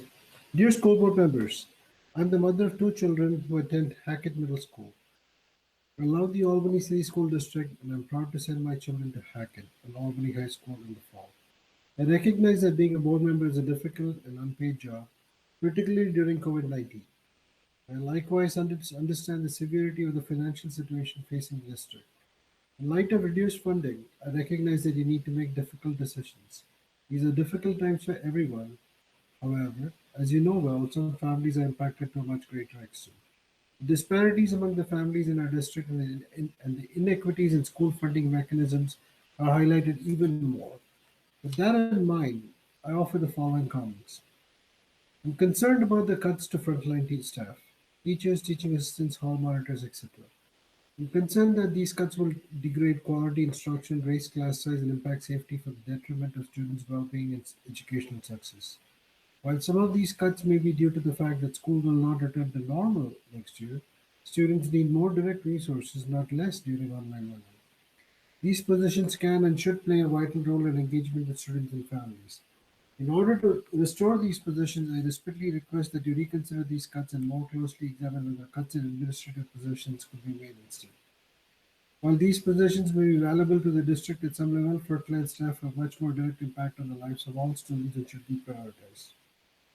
2. I'm concerned about the loss of music and arts programs, particularly the loss of 3rd and 4th grade music programs. The arts and music programs have been the hallmark for district, offering opportunities to children who may not otherwise have them. It's one of the things that distinguishes Albany from other districts. I staunchly defended our school district to my colleagues and acquaintances who have fled to the suburbs.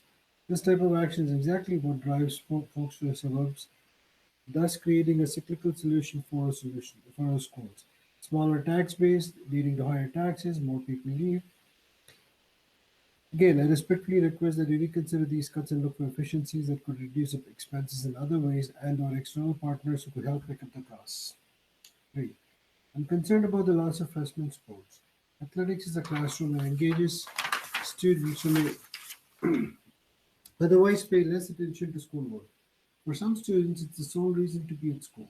And if done correctly, it teaches valuable life lessons, teamwork, hardworking, overcoming adversity.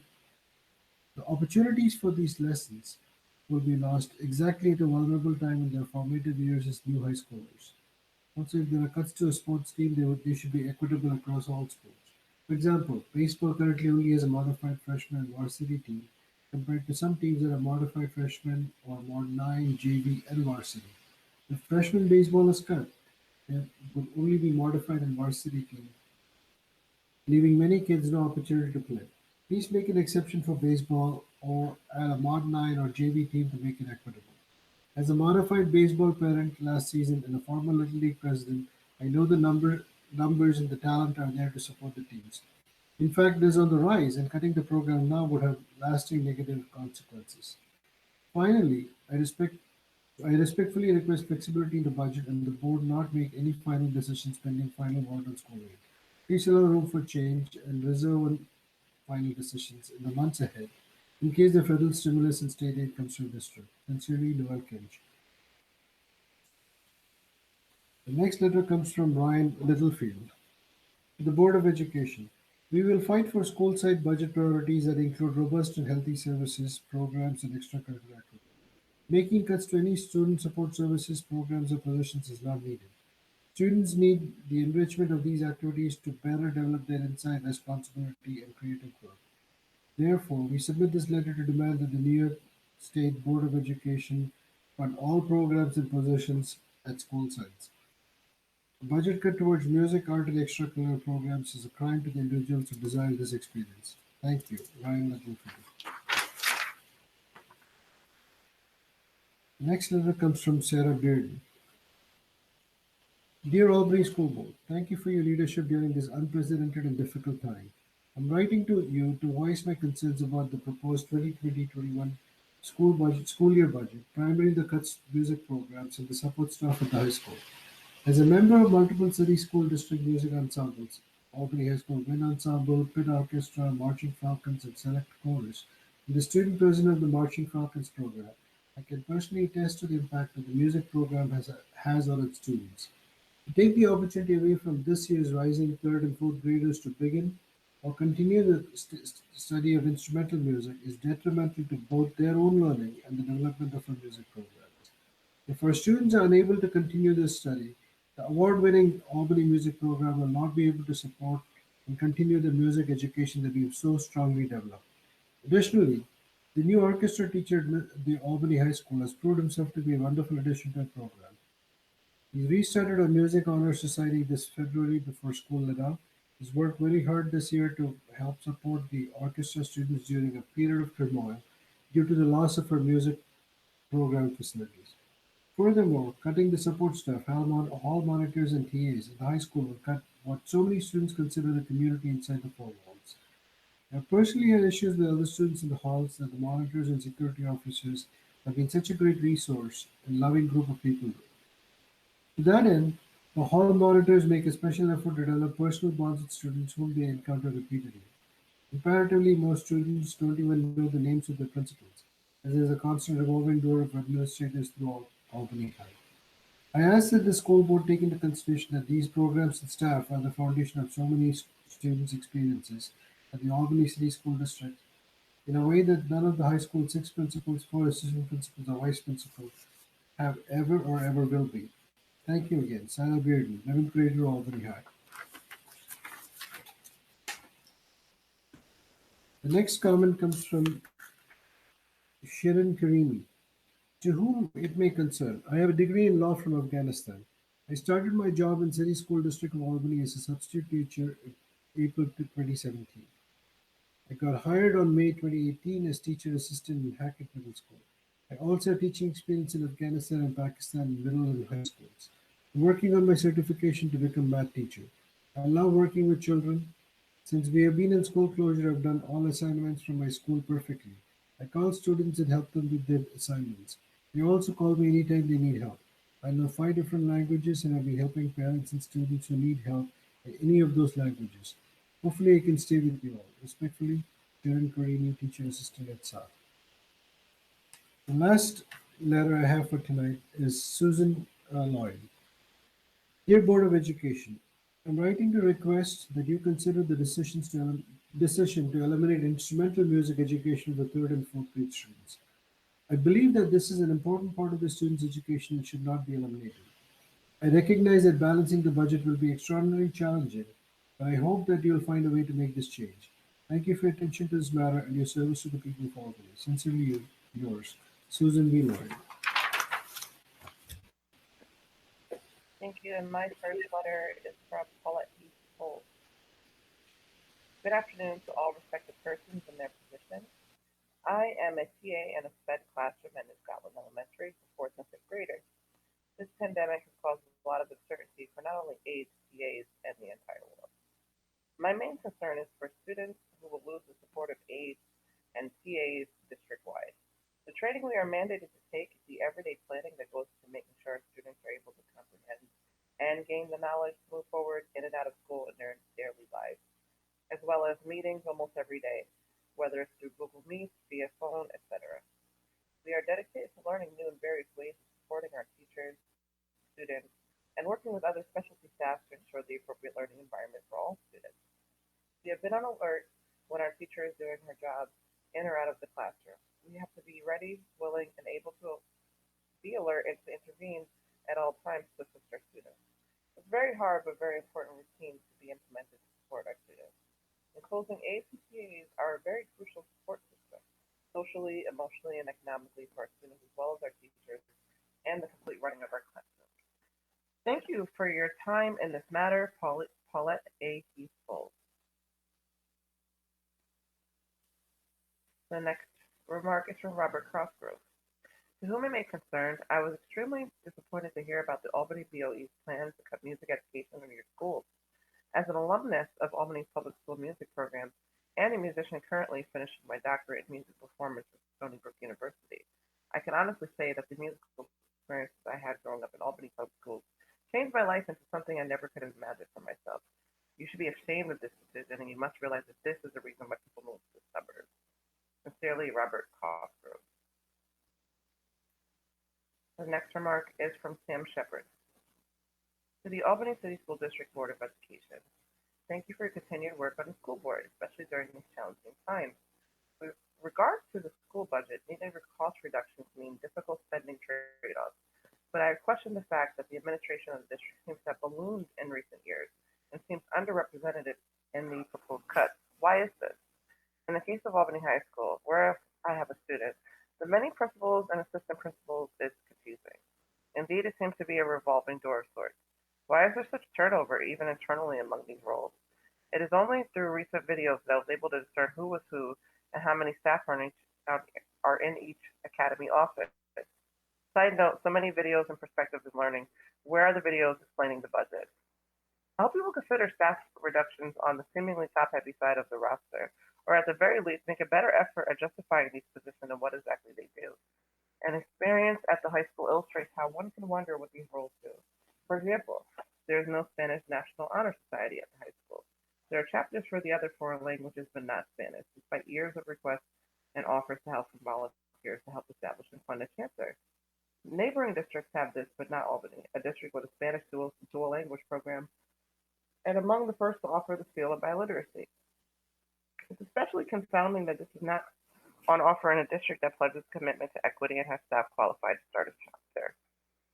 At a fall 2019 PTSA meeting at Albany High School, Principal Cummer was asked again about this and said a vice principal had done work and presented it to her, yet nothing was done. No advancements have been made. What became of this work he did? What other work happens that leads to nothing? I have to wonder how, with so many administrators in the building, why can't one of them take the lead and help found a chapter for an honor society? It's things like this that give me pause when I see the administration, one that seems already top-heavy, seemingly spared in a time of such severe cuts. I hope you will consider revising proposed cuts to the budget so that do not disproportionately affect teaching in the classroom for lower wage earners. Thank you again for your service. Kind regards, Sam Shepard. Bear with me.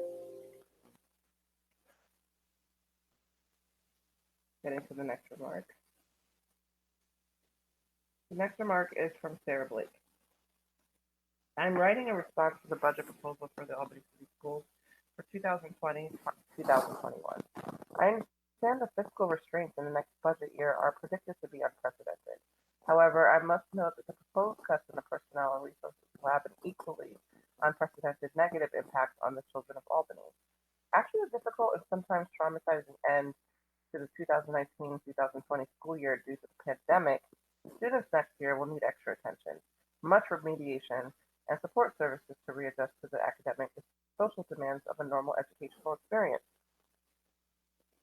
No one knows how a return to a classroom-based education will work, but chances are it will involve fewer students per classroom requiring more teachers.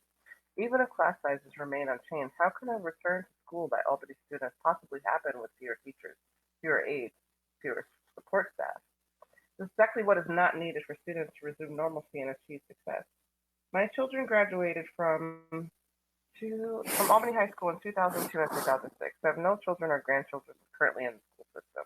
I'm a retired homeowner, but despite my fixed income, I'd gladly pay my school taxes because I value the work of the schools in creating an educated population. I have watched the Albany City Schools improve over the years, and I fear all these improvements will be lost if the proposed layoffs become reality. Education programs cannot succeed without teachers to bring them to life for students. For this reason, teachers could be more important than administrators.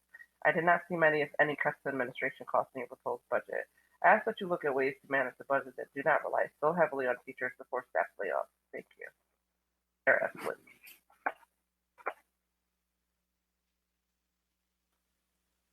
And that was my final comment. Ms. Smith was an overachiever and read all of hers at the last round, so I will take over from Ms. Wilson.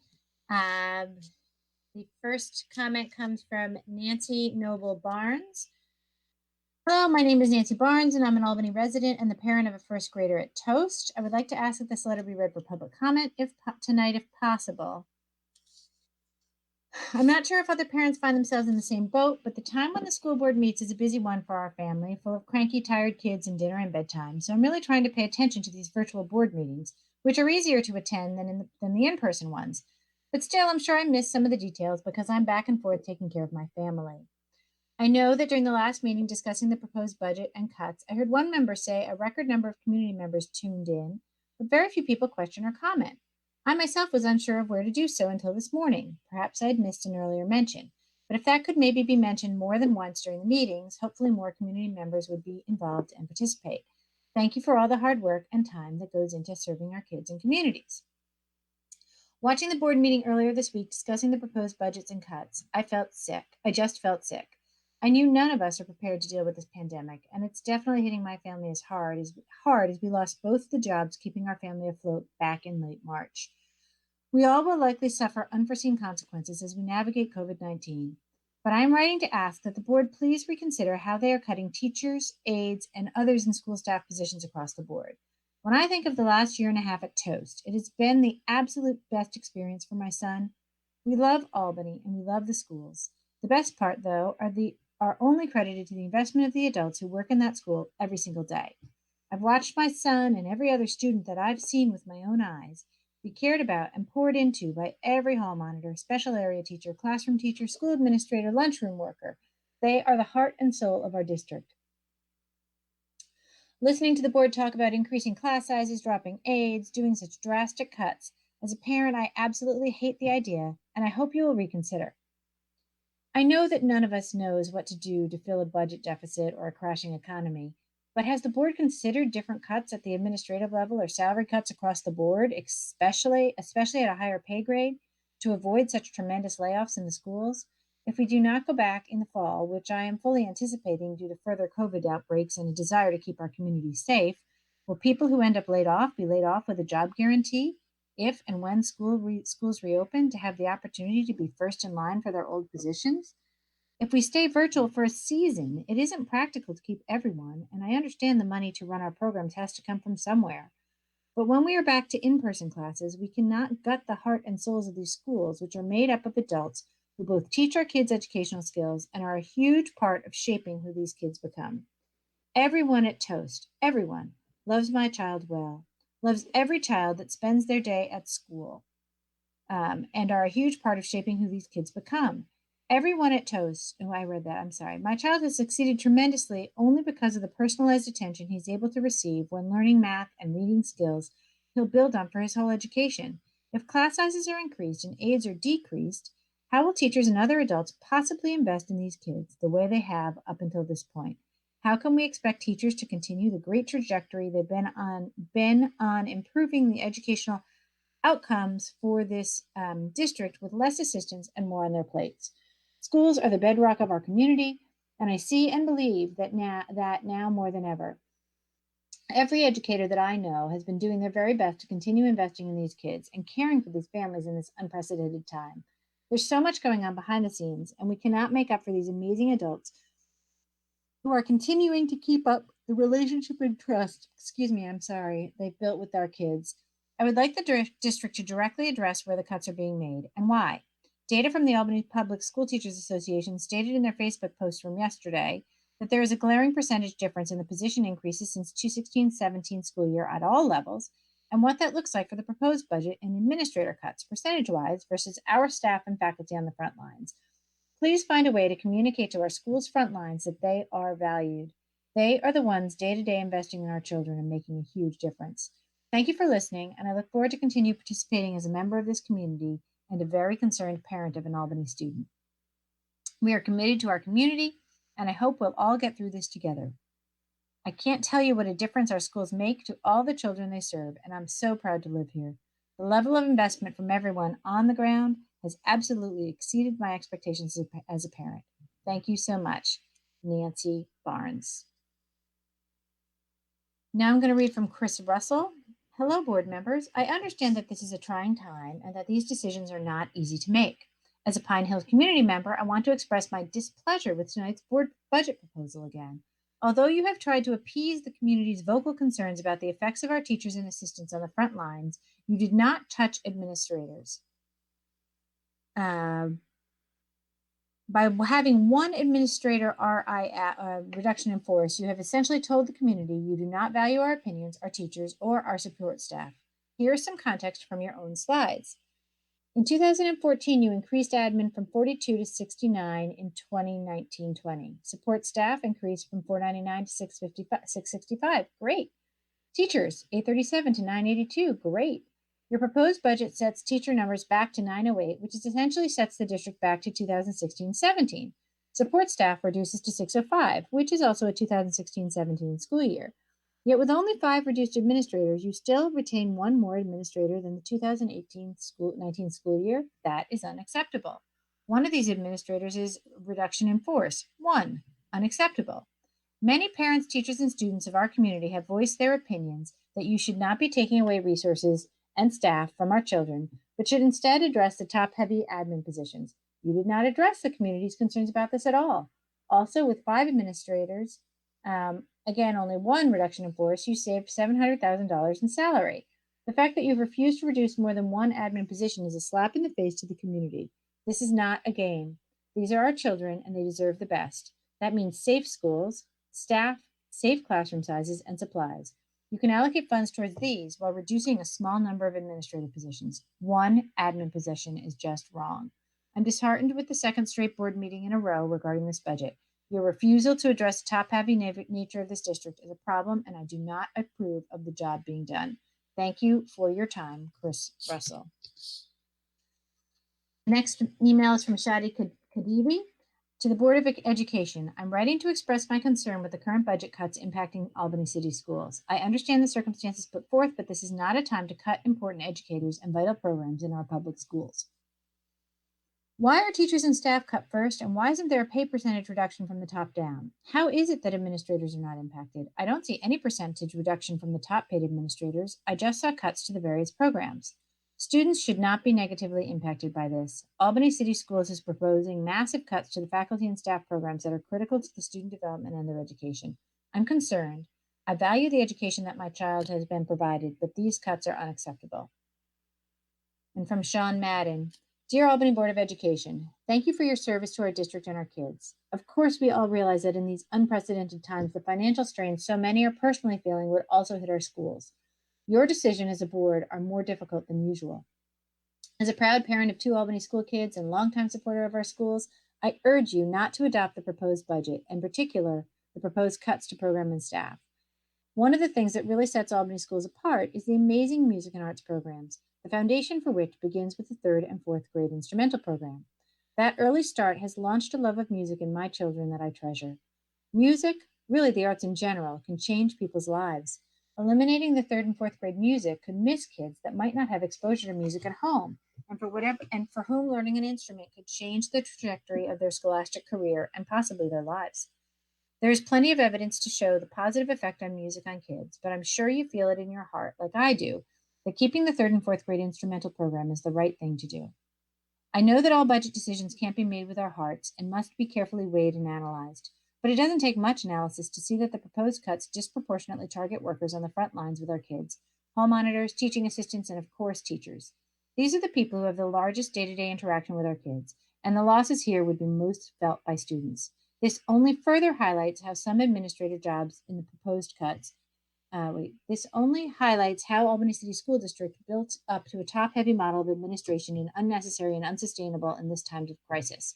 While I see that there are some administrative jobs in the proposed cuts, I don't think they go far enough. Does the high school really need a principal and assistant principal for the whole school and a principal and assistant principal for each academy? I'd like to see 2 assistant principals at each middle school in an ideal world, but is it necessary given the current budget? In addition, with administrator salaries being among the highest, a cut to administrator positions could potentially save multiple positions on the front lines. These are brutal decisions to make, and I don't want anyone to lose their jobs. But if cuts have to be made, I'd like to see the least people affected. The board needs to push for ways to find efficiency and streamlining of the district administration to help keep important programs and critical staff like teachers, assistants, monitors in place for our kids. Sincerely, Sean Madden. My next email is from Zachary Podick. I think that the school board shouldn't make these cuts, budget cuts. The reason I think they shouldn't are in school, we need teacher assistants and hall monitors. If not, the school will not feel the same and many people will have lost their jobs. I also think that no freshman sports is a bad idea because so many people enjoy doing sports. And lastly, there needs to be band for 3rd and 4th graders. If I didn't have instrument instruction then, I wouldn't be where I am now in band, and I wouldn't love music like I do now. Sincerely, Hackett Middle School student, Zachary Podick. And then 3 emails came in today. Andrew Joyce said, "Good evening. I hope everyone is well and staying safe. I'd like to commend the school district for the work they've done and will do in this unprecedented crisis. The efforts underway to complete virtual learning, feed students, and to continue to strengthen the connection between these kids and their schools makes me proud to be an Albany City School District parent. Before this pandemic hit, it felt like we were turning a corner. Construction was completed on the new wing of the high school, and it was clear great things were happening across the district. We cannot stop this momentum. We must take great care in the next steps we take to address the impact this pandemic will have on the district and the district's budget. Your job is to serve the students. Our teachers, teachers' assistants, and the various support staff that serve on the front lines of this mission are absolutely critical to the goal. The direct impact they have in the classroom and in these children's lives cannot be understated. Their work is quite literally shaping the future of our city, our communities, and our world. In so many instances, they can be the reason a child succeeds in a classroom environment. Any decisions on our budget moving forward should be measured against these facts. Thank you for all you do. Andrew Joyce, New Scotland Elementary School parent, chair of the Albany County Legislature. Lindsay Danielson. Dear board members, I'm writing, like many others, to voice my concerns about the massive employment cuts being made. Massive employment cuts being made across the district. I've heard lots of outrage from community members about rifts being made in several different areas, but I've yet to hear any concern about the 37% reduction in behavior specialist position. I'm a behavior specialist in the district, one of the few that survived the first round of cuts, and I'd like to raise some awareness about what this 37% reduction means for our students. Let me start by saying that my department is one of the newer additions to the district support staff. Our impact may not be as visible to district stakeholders, which makes us an easy target. However, that does not mean we are expendable. We work closely with social workers, psychologists, administrators, and teachers to provide a variety of services and social emotional supports to our students. By reducing the number of behavior specialist positions, you are adding significantly more work to the plates of those professionals. Before this budget crisis, we were almost up to 1 full-time behavior specialist per building. As my department has grown, so have the expectations in our job description. We have facilitated the implementation of mandate after mandate. Positive behavior intervention and supports, trauma-informed schools, therapeutic crisis intervention for schools, multi-tiered systems of support, second step, behavior coaching cycles, the list goes on. Which of these is the district willing to give up? We can't maintain all of them with a 37% reduction. In addition, I've been working on a committee of my colleagues to explore new social emotional curriculums for the district. The district was considering an investment in a new curriculum and a new behavioral screener. Who's going to support this rollout? Not the psychologists. They're going to be backlogged with evaluations and testing when we return to school. Not the social workers. They're going to be backlogged with case management and counseling. One last point I'd like to make is stating the obvious. Our students are currently going through a collective trauma during this pandemic. I know that the district understands this because they mandated a 6-hour trauma-informed schools training for all staff members. Our student population is going to be in rough shape when we return to school, especially under the assumption that things are going to be done differently. Exposure to trauma often manifests itself as maladaptive behavior. The district will need behavior specialists to support this potential surge in student crises and social emotional need. Having a half-time behavior specialist for each building was not enough before the pandemic, and it certainly will not be enough afterwards. I would know. I was split between buildings for the first 2 years of my career, and I was absolutely not able to do my job effectively. I'm asking the board to please consider these points when deciding on reductions in force. Thank you for listening and take care. And then I think, let's see, the last one for tonight, which is we are fully caught up on our ones that were missed, and we've read the couple that came in today, and that brings us current with this last one. Dear board members, this is from Anna Marie Lippett. She had an earlier letter that was from before Tuesday and then one today as well. Dear board members, recently on a New York State budget presentation, a disturbing reality screenshot came up showing that the New York State average of $13,000 per student poorer schools and $36,000 per student wealthier schools. The budget you adopted is at $30,700 per student. Despite more money being spent and the higher cost of educating a student in Albany, only a little more than 1/5 of the students, 3rd through 8th, tested at or above proficiency in math or ELA last year. The 4-year June graduation rate had gone down last year from the previous year for students including Black, Hispanic, ENL students, and Asian and Pacific Islander, economically disadvantaged, and multiracial students.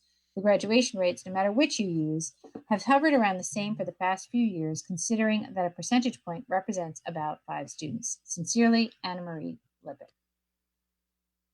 And that brings us to the end of the public comment period for tonight. Now, if I can find the agenda, we will move on. We do have some business that we have to conduct, which is the routine consent item. Before we move on to that, I do just want to take a moment to acknowledge again that we made a significant commitment of time during our meeting to do the public comment. We do believe that that's important to hear from everyone. If by any chance we missed an email, we deeply apologize and would appreciate your letting us know. Our contact information is at albanyschools.boe. Any comments received after 4 o'clock today will be read into the record at our next board meeting. We do appreciate it if people can choose to be succinct with their comments, because that allows us to use our meeting time more efficiently. I'm going to now return us to our regularly scheduled routine consent. This is the part of our meeting when we approve routine items like contracts, personnel matters, and things of that nature. And I'm reminding people in the audience that we do this as a group in order to use our meeting time more efficiently, but that each board member does review each item carefully. If any board member wants to, they can set something aside in order to require a separate discussion and a separate vote on that item. So I'd now like to entertain a motion to adopt the routine consent agenda. Can I get a motion, Ms. Wilson, and a second, Ms. Smith? Are there any set-asides? Ms. Mann.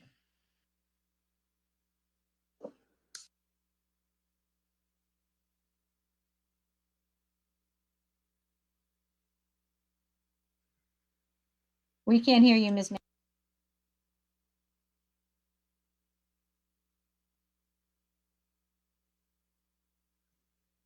Can you hold up fingers for the number?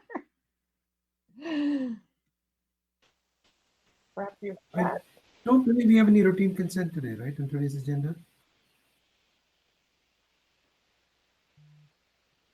Am I on the wrong agenda? That's very possible. Oh, good. Yep. Oh, thank you, Sridhar. perhaps it's Thursday. I'm sorry. There's no routine consent. I was looking, none. Thank you, guys. I had flipped back to Thursday in looking for the budget presentation and that from last time, and I got stuck there. Thank you so much. Wonderful. So then we will have a brief update from the superintendent on the current situation operationally with the COVID closure. Good evening, Madam President. Oh, I'm so sorry. This is the COVID update, because I was going to make a motion that could we possibly shift the budget presentation up, given that we just read public comments pertaining to it? We don't have a formal report for the budget presentation. It would just be questions. So I think Tabitha's point, she's made a motion, and so we can have some discussion about that. There's a motion on the floor from Ms. Wilson to amend the agenda to reverse the COVID closure and the budget items. Is there a second for the motion? Ms. Mann, all in favor of making that adjustment? I know, here, 1, 2, 3, 4, 5. Okay, we'll call that unanimous. And Mrs. Adams, I'm sorry to catch you in mid-swing, but at the recommendation of Ms. Wilson, we're going to go ahead with the budget at this point.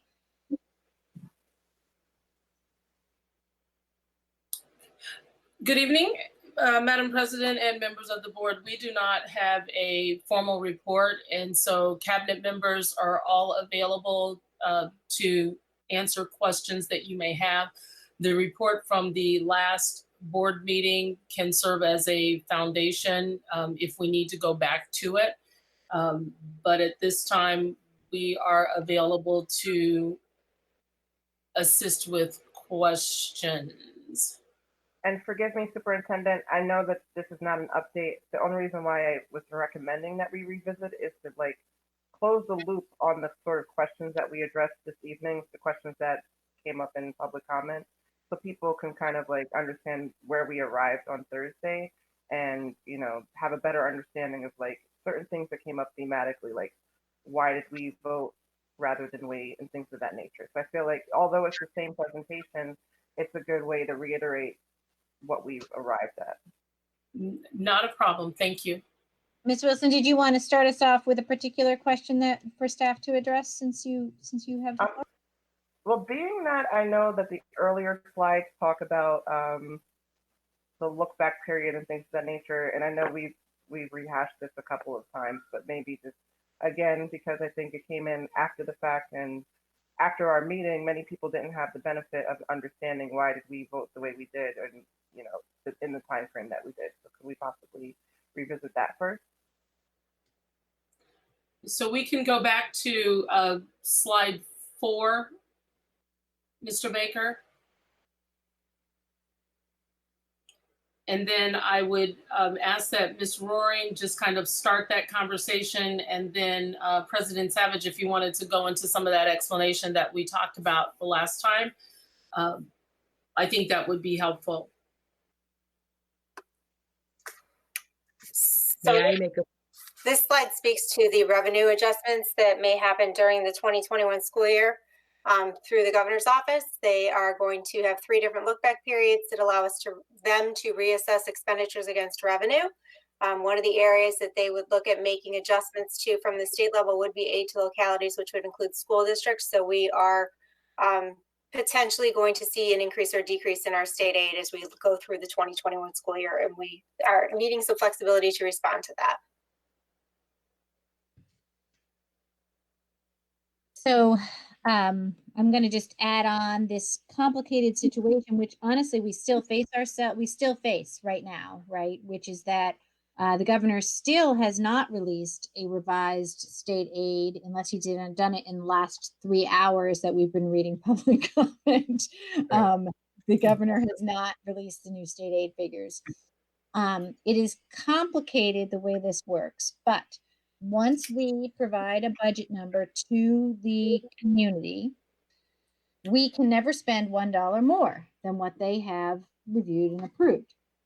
If tomorrow, let's say, if we had not adopted the budget last Thursday, and today the governor had released a reduction in our state aid, let's call it $5 million, just because that makes the math easy, we would have to find $5 million worth of cuts in our state aid. Now, we all hope, as I believe was stated by several people who wrote public comment, that later this summer, the federal government will do the right thing and provide some aid to municipalities, including school districts. So here would be the problem. If the governor had taken $5 million of state aid away and we had reduced our budget by $5 million and then presented that reduced budget to the community, that would set a cap on our spending. We would not be able to spend more than that, even if, as we all hope, the federal government gave us money. So let's say the federal government gave us $3 million. That would be great. We would not be allowed to spend it legally in New York State because it would exceed the amount that the voters approved. Unless possibly they engaged some special law or created a special law or new executive order that would address that. There's certainly some sort of hypothetical situation that would make that possible, but that would be absolutely and purely 100% hypothetical instead of where we're operating right now, which is at least in the realm of reality. We know there is a bill. It's happening in the United States Congress right now. We have reason to believe that that will happen. We have reason to believe that there will be a reduction in state aid relatively soon, as it shows in the slide. The first look back period ended on April 30th. I think folks in the community and the education community widely expected us to get a reduced state aid within the first week of May. And we're very surprised not to get that. I'm watching what our close neighbors are doing, what other school boards are doing nearby. Watervliet, the paper had it in the Times Union on Friday, had still not seen a budget because they kept waiting and waiting for the governor to release that reduced aid number. And according to the Times Union, they were going to see their budget for the first time and adopt it tonight. So while we operated quickly, we were caught in that same thing. We were waiting for the governor, then we had to have a budget, and then we're pressed onto this other side of not wanting to reduce the budget for fear of protecting our, for fear of not being able to expend the federal funds. So I know that was a bit long-winded. I tried to keep it relatively succinct. If anybody has a follow-up question for the good of the order, or if Ms. Adams or Ms. Roaring, you want to add to what I've said, I am open. Ms. Mann, I see your hand. Hi. So, Anne, I think you took something complicated and explained it in a way that was easier to understand.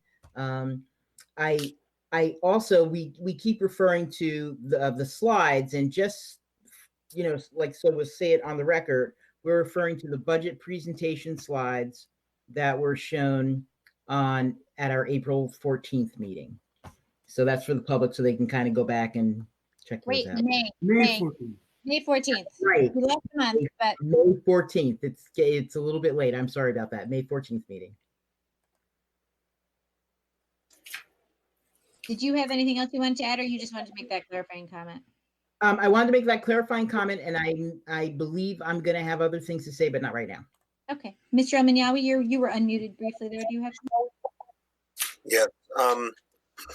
So I didn't have a question. I just wanted to reiterate a comment that was said last meeting, that once this budget is passed, and somebody can correct me if I'm wrong on this, but once this budget is passed by the voters, the administration can still tweak expenditures within it.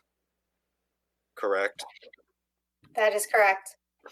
Okay, and I just wanted the public to know that as well.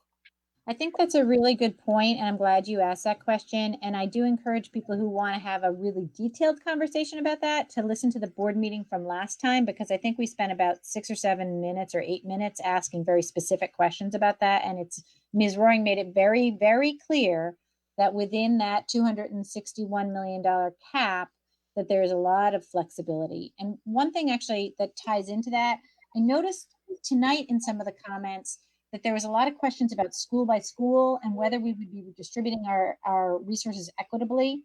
And I think some of the material that was presented by the superintendent and our staff may have been, could have possibly been a little more clear on that, because the line item, if a line item is eliminated, the positions will all be redistributed around the schools, so that it would never be the case that we would, for example, eliminate a librarian at Pine Hills, and I don't know if that's even on the list, and then not shift things around so that everybody got equitable library. But Mrs. Adams, I wonder if you could talk to us a little bit about that equitable distribution of resources after the staffing change.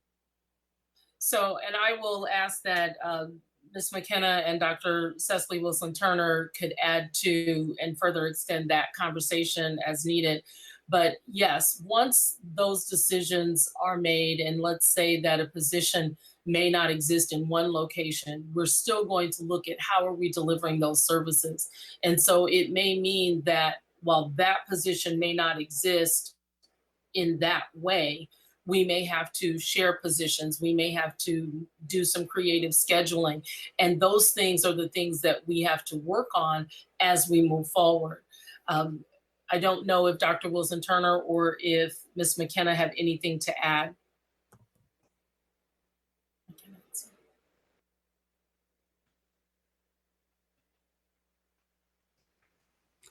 That's accurate. As we did our reductions in staffing or positions, we looked programmatically across the elementary or the secondary level based on scheduling and based on needs. And so it would not be just that we took a position completely out of a building and created an inequity between buildings. We tried to really look across buildings when we were doing reductions to behavior specialists, for example, or to instructional coaches or what other positions that we took a look at. And I think that the issue is that some of the backup presentation that had the name of a school next to an item, and people perceived that as meaning that particular school was going to bear the brunt of 100% of the reduction. But in fact, that was just a placeholder essentially, because everything will be redistributed after the fact. Do I have that right? That is correct. We didn't reduce program at any one school or eliminate, we reduced.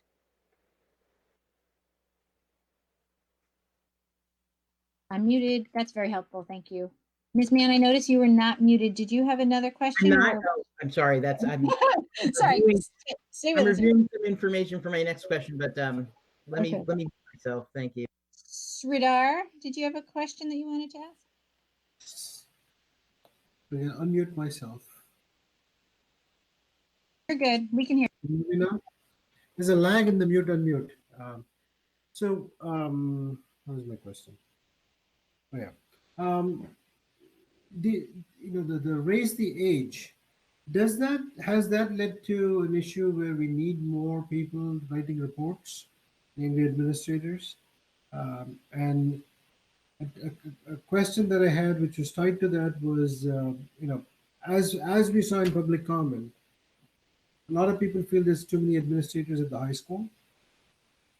Have we considered a different model where we have, just like we share teachers and stuff across buildings, have we shared principals or assistant principals across the different academies, and thereby reduced number of total administrators?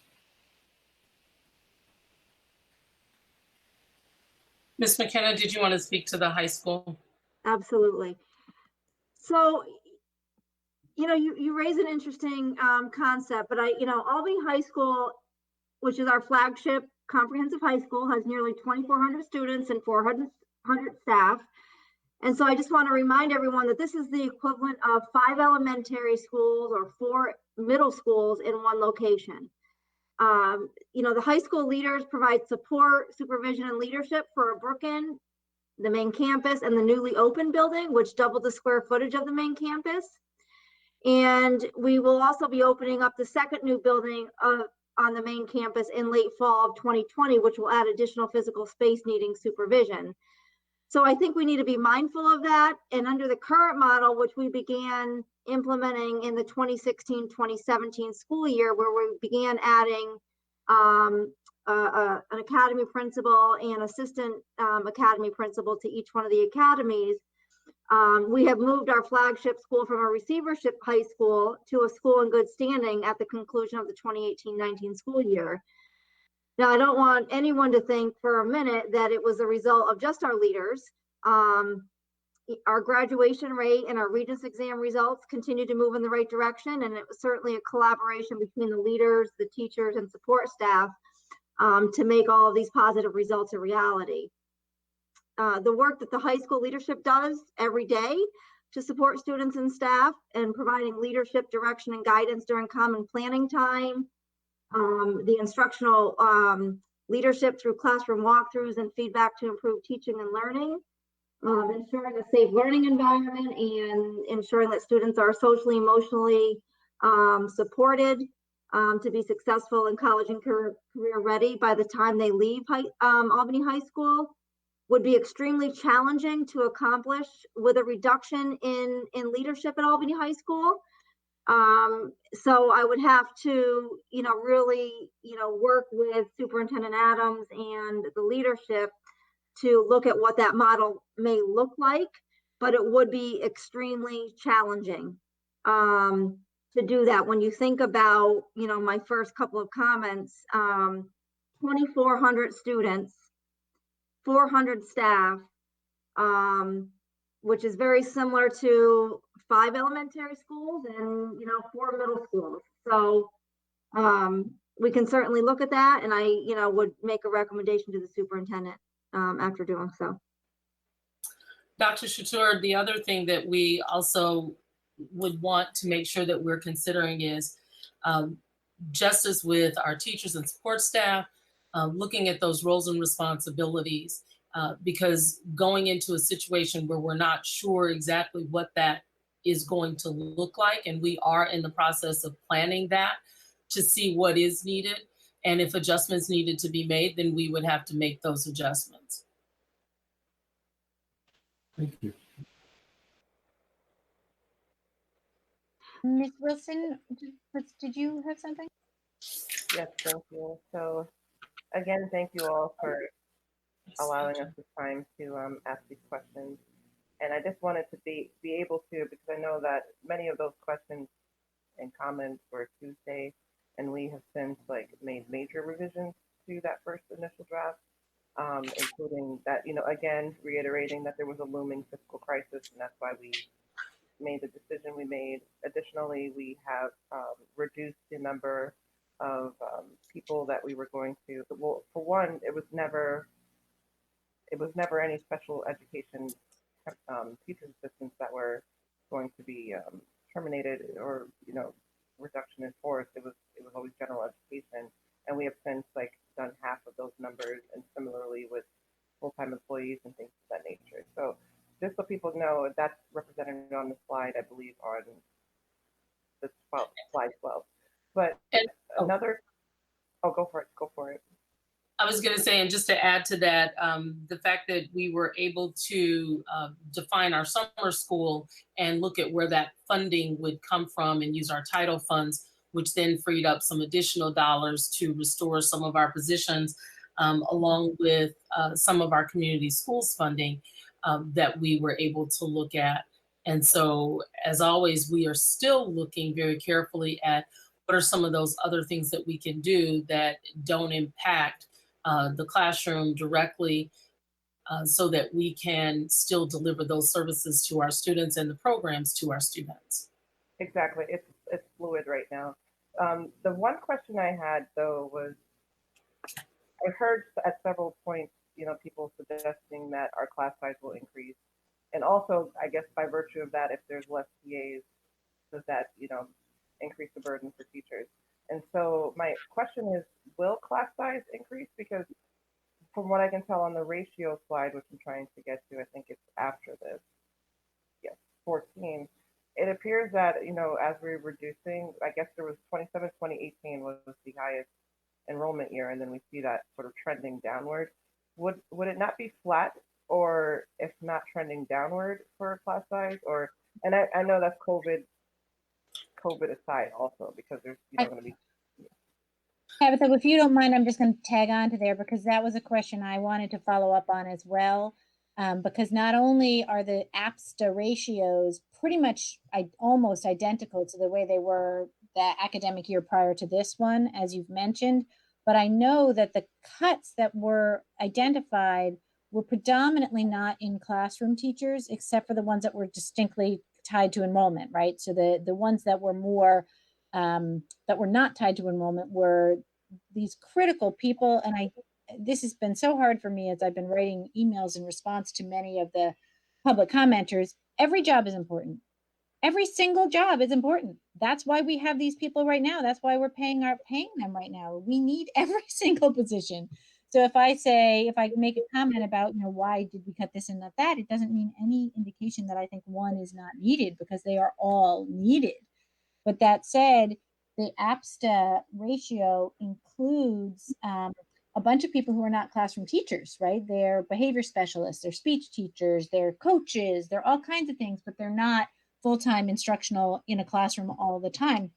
And I believe that means, in addition to what you said about the ratios, that it's actually even almost a little better than that, because the cuts have been predominantly in the non-classroom side. So I am very interested in this question of what is the real impact on class size. I would like to defer to Dr. Wilson Turner and to Ms. McKenna, so that they can speak directly as they are working with principals to look at what the programs actually look like in the schools with regard to the staffing and the student teacher ratios.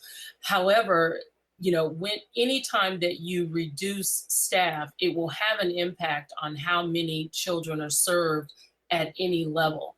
And so that exact number, there are a lot of factors that play into that, because we do an average ratio. We look at what that average might be in terms of staffing. And that is what we use to schedule students. And so where it becomes unique is how many students not just are enrolled, but actually come to school and report, so that we can see where we need to balance out enrollment. And we monitor that across the board. At our middle school and high school, when you have different classes that are offered, there may be 6 sections of English versus 8 sections of English in the 7th grade, but yet that schedule might be for the 7th grade teacher, it might be a 7th and 8th grade schedule, and they may have 2 preps. So now it still balances out with the number of students that are in that classroom to some extent. But a large part of that is monitored through the scheduling of where students are placed when they are scheduled into a class. Of course, there are always classes that might run a little bit higher. For example, core classes, because every student has to take those classes. If they are elective classes, depending on where they're offered during the day, those elective classes might run higher because of the nature of the course. So there may be, and I'm going to pick an arbitrary number, there may be 30 students in a physical education class due to the nature of the class, whereas in an English class, it might be 28 students. But I would like for Dr. Wilson-Turner or Ms. McKenna to add to that complexity of how we look at the ratios and scheduling our students. If you don't mind, I just want to I misstated something as I was talking before. It's getting rather late, but of course our class sizes are going to go down from this year, 2019-20, till next year, right? We're eliminating staff, and we don't really know yet, because we'll wait till kids come to know who's really going to be in the buildings next year, but we don't anticipate a huge reduction. But I was meaning to talk about the prior year, 2018-19 class sizes versus 2021 class sizes, right? This year, we know we have unusually small classes because we have an unusually good ratio.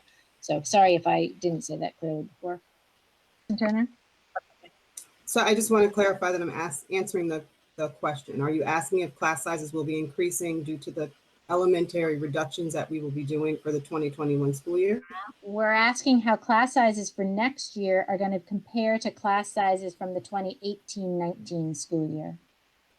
Well, inevitably, we've raised the cap of what a class size can be at the elementary level as proposed in the earlier budget presentations, so that traditionally a kindergarten classroom that would max out at 22 or 23 is going to be allowed to go to 24. And, a 1st through 3rd grade classroom will be allowed to go to 25, and our 6th grade classrooms will go to 28, when they may have hovered more around 24, 22, 20 in terms of those numbers. And by doing so, that is where the eliminations for elementary teachers come from that are presented in that number of 15. 11 of them are coming out of elementary buildings where class sizes are being increased, and thus class sections can be collapsed to result in that reduction.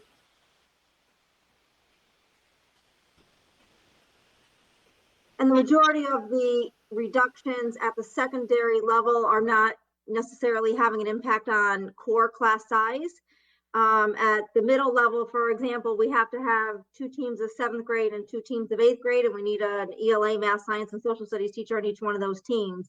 And so we will maintain class sizes at the middle level in the core areas. We will see a slight increase in encores, 2 to 3 students per section, which is not a significant increase.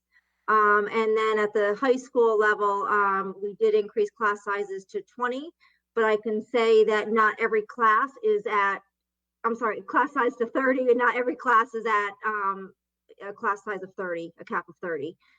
So we do have some space in those classes at the secondary level. See, I think Does anybody have anything else on that? Otherwise, I think Ellen was next.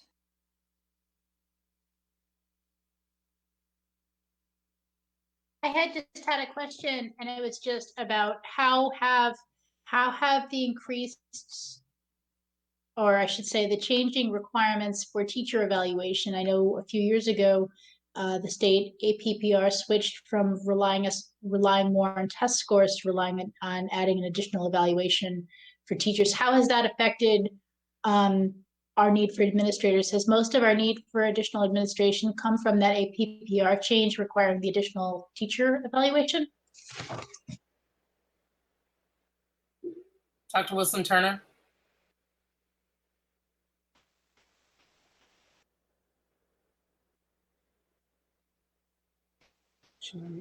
Sorry, I couldn't unmute. Some of the need for our administration has definitely come from the requirements for APPR evaluation. When we moved into, at that time it was 3012C, we moved to requiring multiple observations for our newest employees in both the teacher ranks and in the administrative ranks as a part of the APPR process. And then with 3012D, there was an added component that you had to have an outside evaluator conduct that, evaluate that second evaluation as well. So there were two different components. But I want to emphasize that administrators' roles and responsibilities encompass a great deal that have to do with not only the supervision of staff and the support of students, but also the support and development and implementation of the curriculum, the ensuring of instructional models.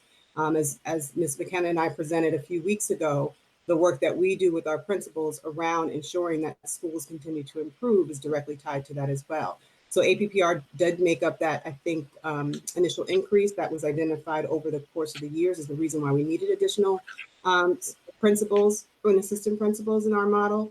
However, it is not the only reason in which those folks are needed.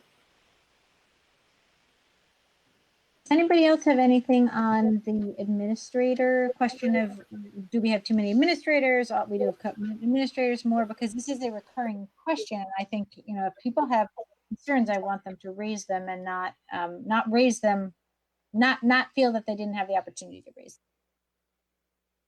Hassan, you're unmuted. Yes. Thank you, Anne. So I wanted to reiterate what hundreds of our,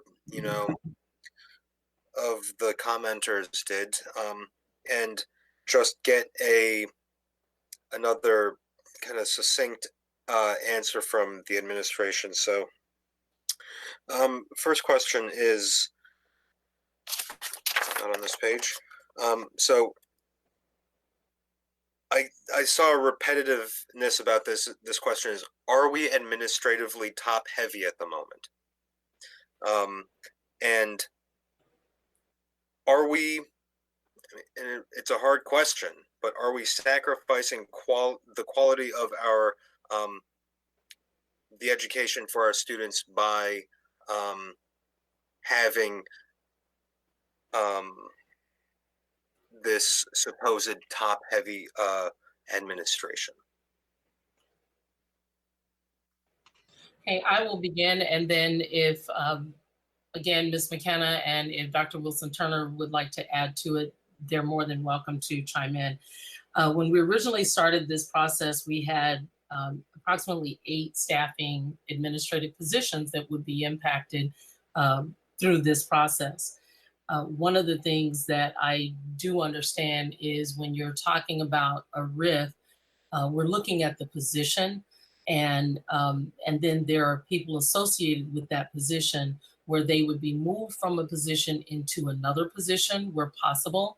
And so I am going to revert back to, this is the same process that we did for all of our units. We first looked at the vacancies, the retirements, and the resignations. And where we could backfill those positions, we did that. And so what that looks like is, if there is a vacant position, a resignation, or a retiree, there is an open position. If the position has been eliminated and that position that has been identified through attrition needs to be filled, then we would move someone from another position into that position within attrition. That then means that the person that's retiring, and I'll use that as an example, that person who's retiring is typically at the top of the pay scale. So then someone else would go into that role that may not have that higher salary. So there is some breakage with regard to the person that goes into that position. And then if that person left another position, then that is the position that is eliminated.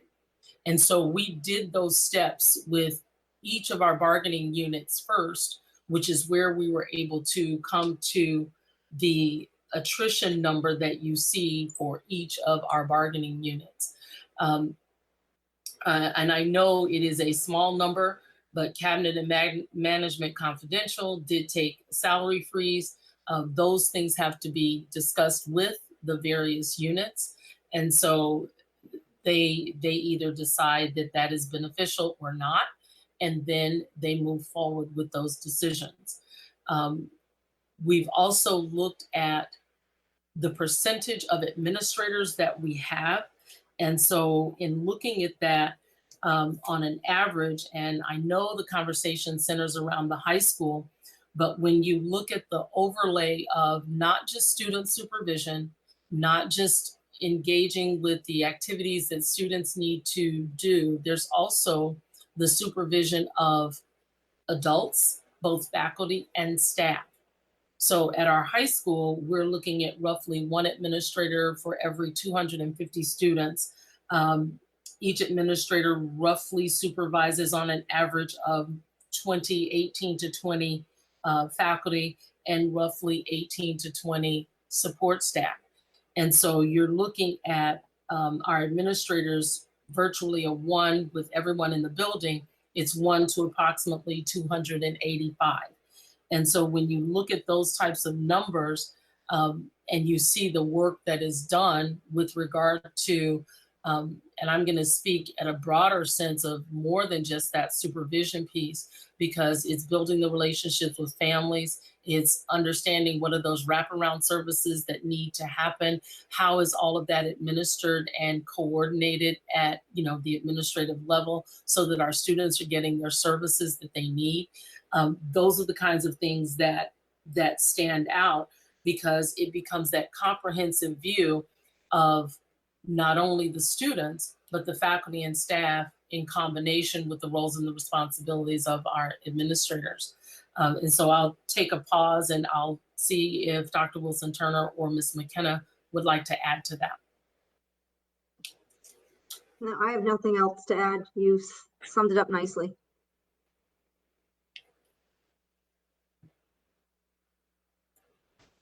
Agreed. I just want to throw in one little piece, which just for the good of the public, I keep getting people saying to me, and this is that same confusion about the backup material. You're not really cutting in a position, because I know you're going to have a principal at DCS, because on the sheet it says DCS principal is being eliminated. But of course, that's not what we're not eliminating the DCS principal position. This has to do with that whole moving of chess pieces around that the superintendent was just referring to. So I would just ask for next year, God forbid, or if we have to do another round of cuts later, if the budget goes down, or if in fact the governor does withdraw and we have to do another round of cuts, we need to be more cognizant of the way those the backup material is stated, because we never meant to leave the DCS principal unfilled, but we also meant to eliminate a position. And so it's confusing to people who just pull that up. They don't participate in the conversation. They just find that out in the world. And then they say to me, you're not really cutting any positions. And I say, but yes, we are. We're cutting 5 positions. And they say, but you're not, because the DCS principal position is still going to be there. And that's just it's just, the need to present the information in a way that is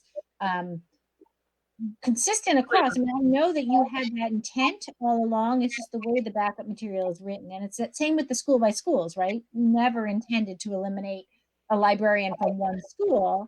it's just a placeholder. So we need to just sort of be more thoughtful about the way that stuff gets shared out, because it does create confusion, which has snowballing effects sometimes.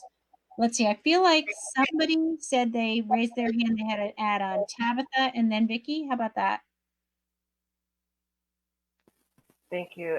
Mine is quick. I just know that we've received a lot of suggestions and ideas from the public, and one of the more insightful ones that we've gotten was whether, for example, students such as seniors or upper level classmen can use their Passport for Good volunteering hours to teach second grade swim and things of that nature. And I'm wondering, do we have room for creativity like that, even with music and things of that nature? So that's like an open-ended question that I have.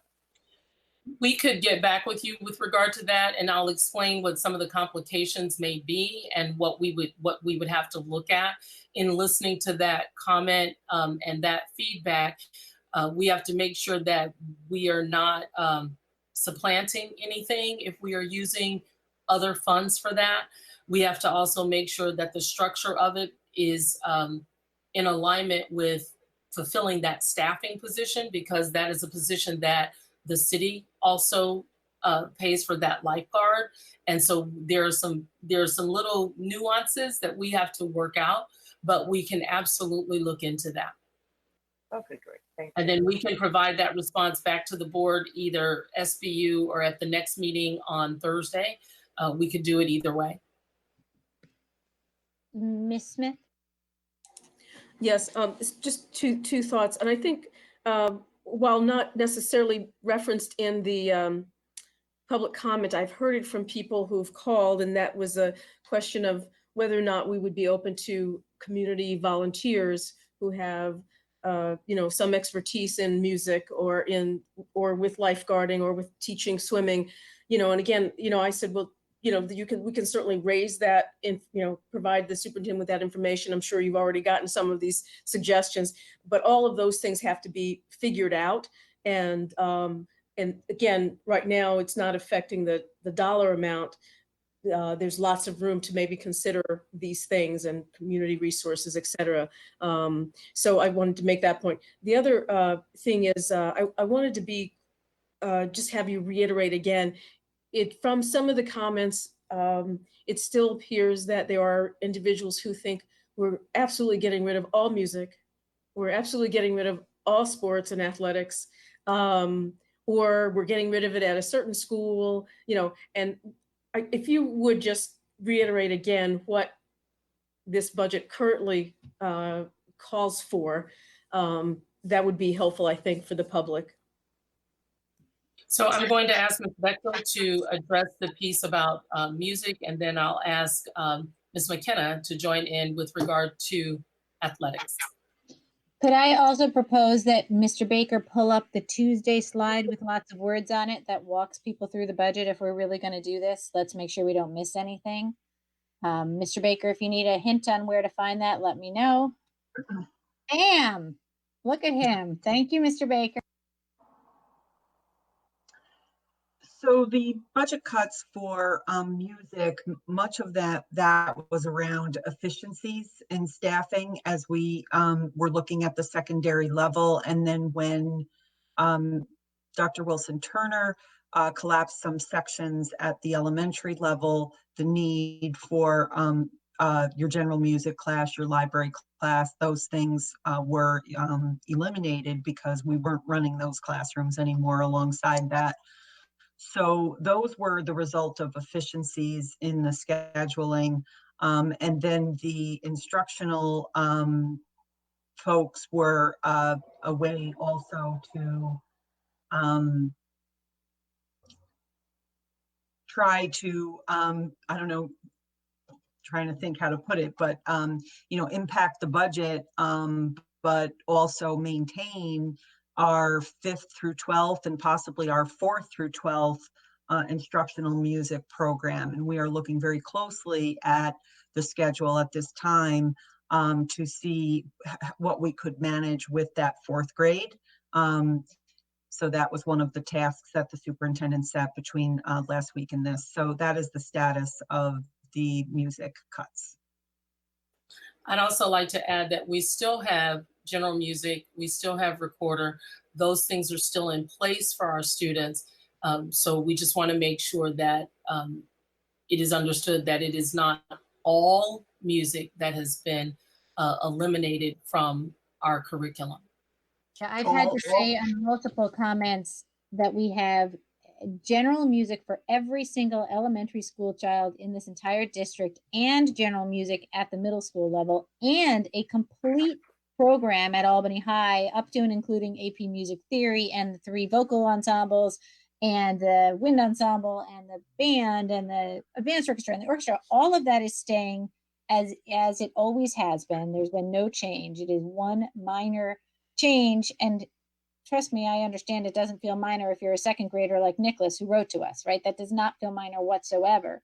But in the context of the whole picture, we're hopefully, if Ms. Bechtel can work scheduling magic, going to be a shifting from 3rd grade to 4th grade. We're still one more year of instrumental music than almost all of the surrounding community, because almost everybody starts at 5th, right? So we would strongly prefer, I believe I speak for my board colleagues, to stay just how we were, right? We would love to stay just how we were. We would also strongly prefer not to be in the middle of a global recession.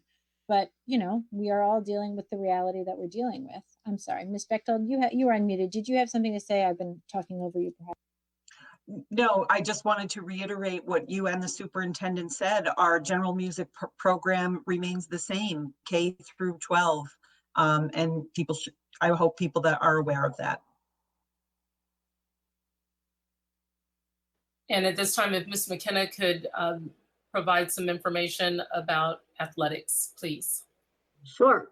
So I think what is important to know is that while we do have a reduction in the budget for 9th grade athletics, it's important to know that we still have around 58 athletic teams serving more than 1,100 students in grades 7 through 12. And what we recommended in the budget is to reduce our freshman boys and girls basketball at Albany High School and Mod 9 boys soccer. But it's important to note that the student athletes would still have the opportunity to play on teams at other levels, for example, JV and varsity. So they will still have those opportunities. We would just be eliminating the freshman boys and girls basketball at Albany High School and the Mod 9 boys soccer.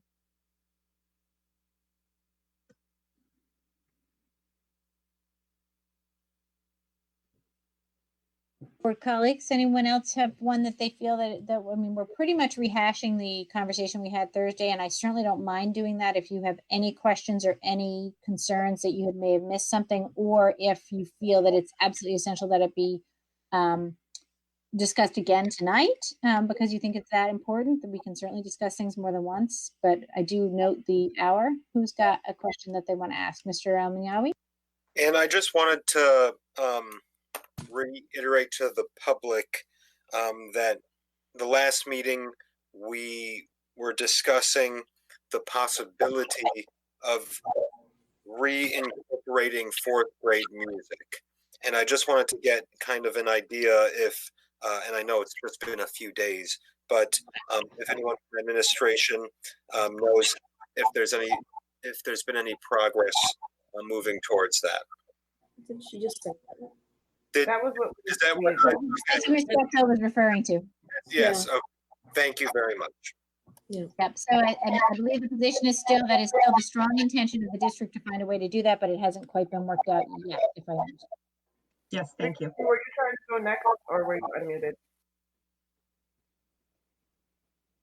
Anyone else who has another point of Ms. Smith? Are you unmuted because you want to share something or ask something? Whoops, my apologies. I'm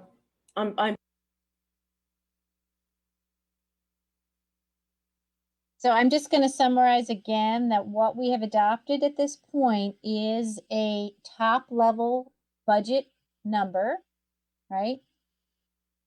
None of us know, not one person around this virtual table or listening in at home, or even the superintendent who knows, who's on the committee, knows what school is going to look like in the fall. We also do not know if the budget is going to pass or the budget is not going to pass.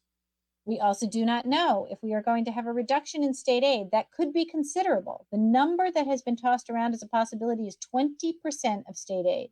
That would be an enormous, enormous amount of money. Even if it's less than that, even if it's 5%, it comes out to $6 million. Okay. So while this is an extraordinary situation, normally we adopt a budget, everybody gets, all the staff gets to their assignment. Everybody knows by the end of the school year what things are going to look like in the next school year. We're not in ordinary times. This is not an ordinary budget. And I know that the staff has worked incredibly hard to try and plan for next school year in the absence of actual knowledge of what next school year is going to look like.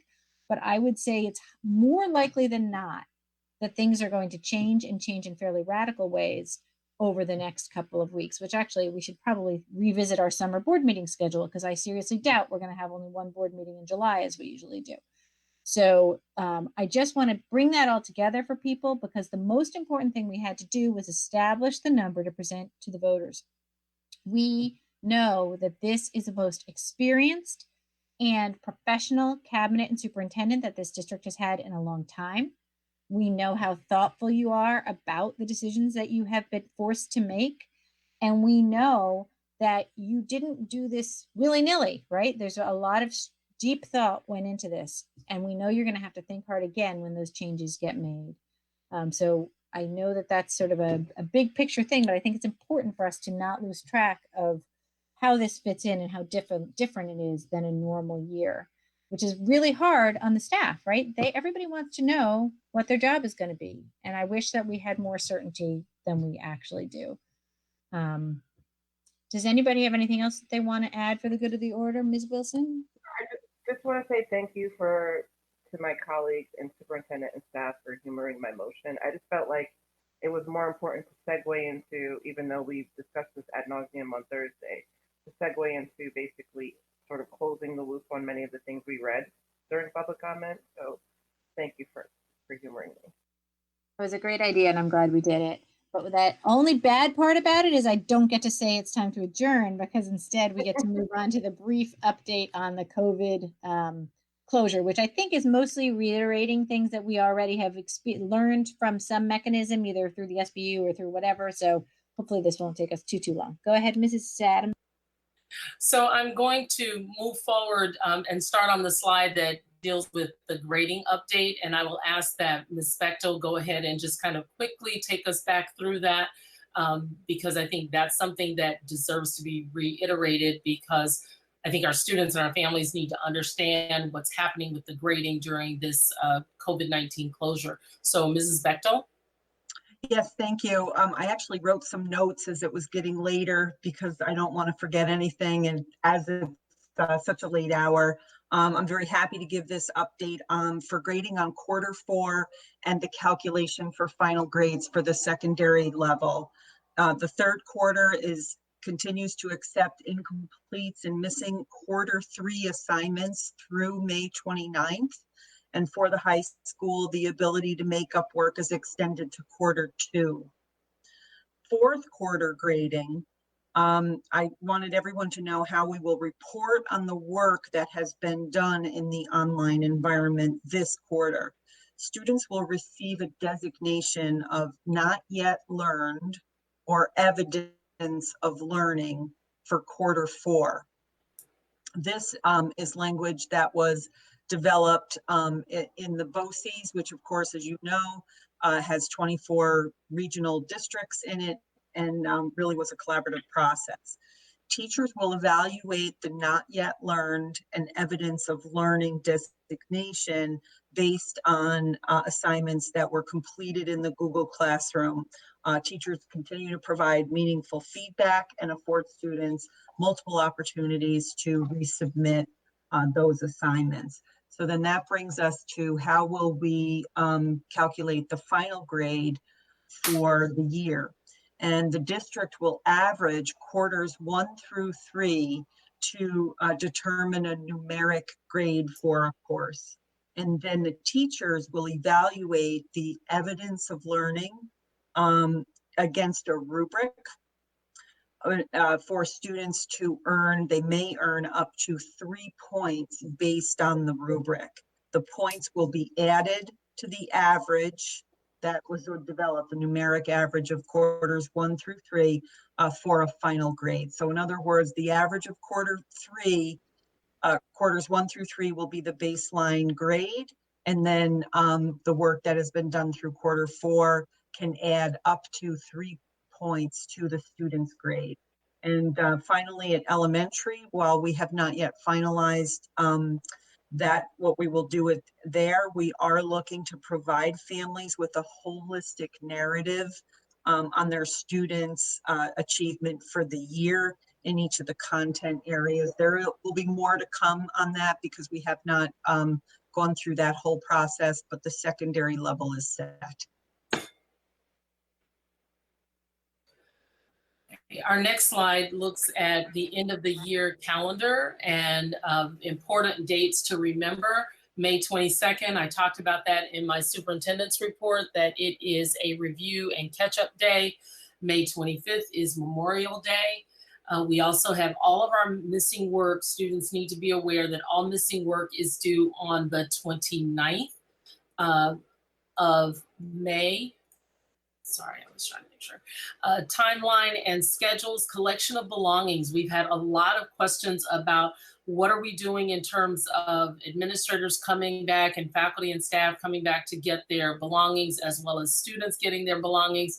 So we are looking at faculty and staff May 27th through the 29th.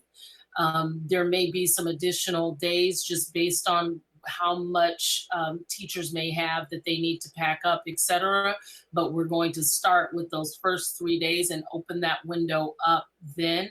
Each school will be developing their own plan based on their own needs, but we have given them a window of June 1st through the 12th so that they can establish what those schedules need to be for students, because we know that they'll have to come in shifts. We won't be able to have all the students back at the same time. So we've given about a 2-week window for that. Our last day of instruction is June 18th.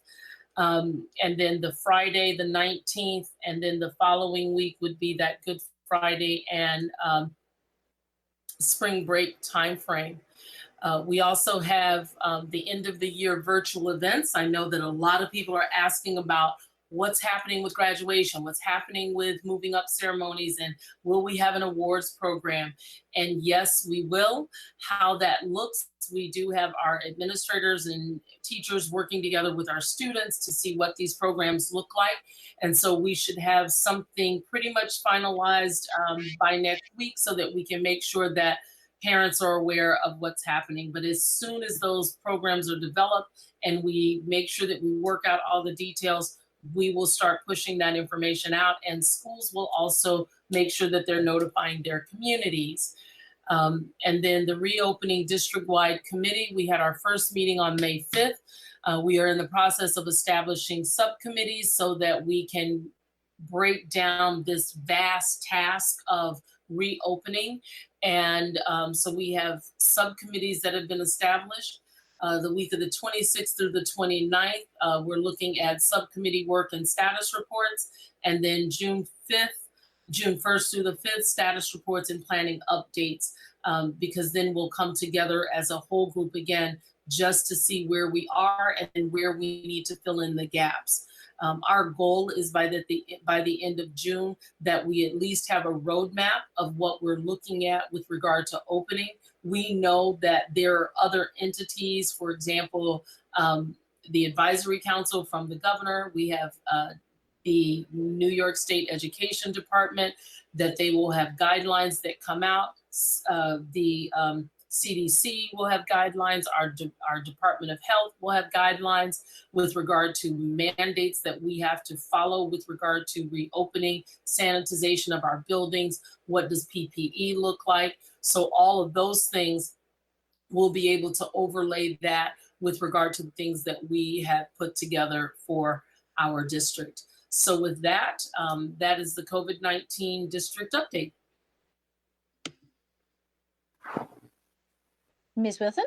Thank you so much. I have a question about reopening as it relates to facilities. Has there been any discussion about this proposed correlation between HVAC, ACs, and heating elements and sort of like it being a vector for the disease and things of that nature? Do we have more information about that and how it impacts us from the aspect of schools? At this time, those studies are still being done. We don't have any conclusive information, but I do know that it is something that is being looked at, not just at our level, but also at higher levels looking at that. And so once that information is determined, what the, if there are any hazards, then of course there would be guidelines that we would need to follow. I have a much smaller question rather than, life and safety and all of those big things that Ms. Wilson asked about. Is it anticipated that whatever the high school is planning, and I know many people are curious and looking forward to whatever it is that's being cooked up, is it expected to happen at the same date and time that we had originally anticipated for the Albany High graduation? Do we know at least that piece yet so that people could start changing their calendars around as needed? That's one of those things that we're hoping to have by Thursday, but there are some details that we need to work out with regard to what that actual date is going to be. Okay, thank you very much. Anybody else? Dr. A quick question. In the reopening scenario, are we thinking about testing employees? That is part of some of the considerations that have come out. It is not, as you know, schools are in phase 4 of the overall statewide reopening plan. And so with each phase, there will be overall guidelines that we have to follow. That has not been concretely determined. And again, looking at what does it entail. We've already started that process of looking at the touchless thermometers, looking at getting some of our orders done ahead of time with regard to masks, gloves, all those things that may be needed. So we are already in the queue for those things because, if it takes 6 weeks for something to get here, we don't want to wait until, August to start ordering. Ms. Roaring has been instrumental in trying to make sure that we are ahead of that ordering so that we are getting those materials in a timely manner, because even now, for the things that we're doing, like with food distribution, et cetera, we still have to have PPE. And so making sure that we're in a position where we're not running out is key. We've also looked at getting to the point where we have misters for sanitization in each of our buildings. We're not there yet, but we are very, very close. And so by the time school starts, the goal, provided there are no unforeseen circumstances, we should have misters in each of our buildings so that that sanitization can take place right then, and we don't have to struggle with moving equipment from one building to the next. But again, that is a goal. We're not there yet, but we are working toward that goal. Ms. Smith. Yes, Superintendent, I also imagine that you all are already on sort of protocols and things for students. I'm just sort of reminded as I'm out, doing a few things, running errands around town, there's still an awful lot of young people who are not wearing masks, and there may be some reasons for that. Maybe it's accessibility issues, not having the access to those things. But it also feels to me with this weather, people are feeling like, hey, I can just get going out there and breathe some fresh air. But I'm imagining that you're also trying to figure out what kinds of protocols and messages we'll need to develop and have ready for youngsters. And some of that I know you're waiting on guidance from others, but as well, it's like a continual education program, if you will, around. And we will have guidance documents that we will develop as part of our reopening committee, because at the end of what we develop, just like we have our continuity of instruction plan that is in that one document, we are looking at having a document that is for our district-wide. Here's our plan for reopening, but then there will be the backup material with the guidance documents for students, for teachers, for administrators, for support staff, for families. All of those things will be covered within that document.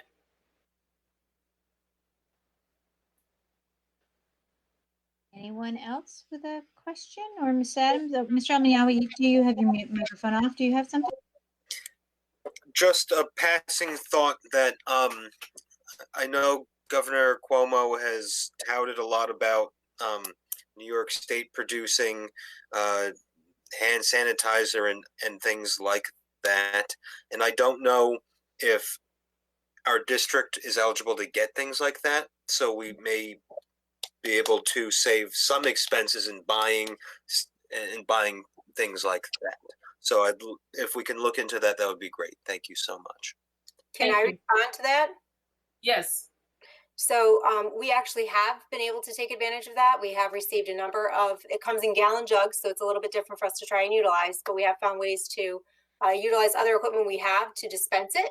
And we have been able to get several cases of that free of charge, which has helped us put some things in and around our buildings, particularly where we're doing the meal services, to ensure that everybody has ready access to those. We've also been able to work with the city to get some cloth reusable masks. So we have those options available as well. So we are following up on every little tidbit we can find is a way to kind of ease some of the costs associated with doing this while making sure we're still providing a safe environment for all of our staff. Thank you so much, Kim. I really greatly appreciate it. Dr. Chatur. On the same lines of frugality, I mean, when you think about ordering PPE, it might be it might be worthwhile to partner with some other districts or BOCES or something. So you could get to a bulk order and get some economies of scale there.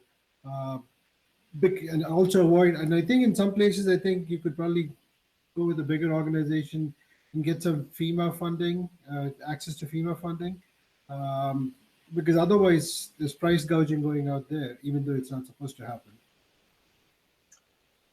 So I will add to that,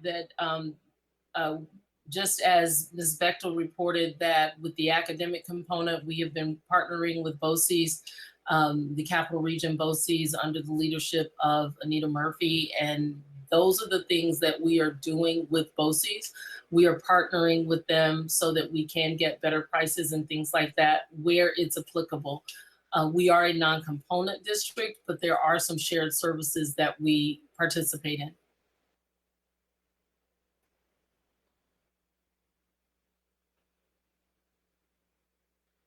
Anyone else? I have an 8 a.m. meeting tomorrow. I don't know about anybody else. Anybody else with a question about COVID, or are we ready to adjourn for the evening? Okay, may I get a motion to adjourn? Dr. Chatur has his hand up before I even started, second by Mr. Almiawi, and all in favor of adjourning at this time. That is unanimous. Good night, all. Thank you all very much. Have a good evening. I'll see you tomorrow. Good night, everyone.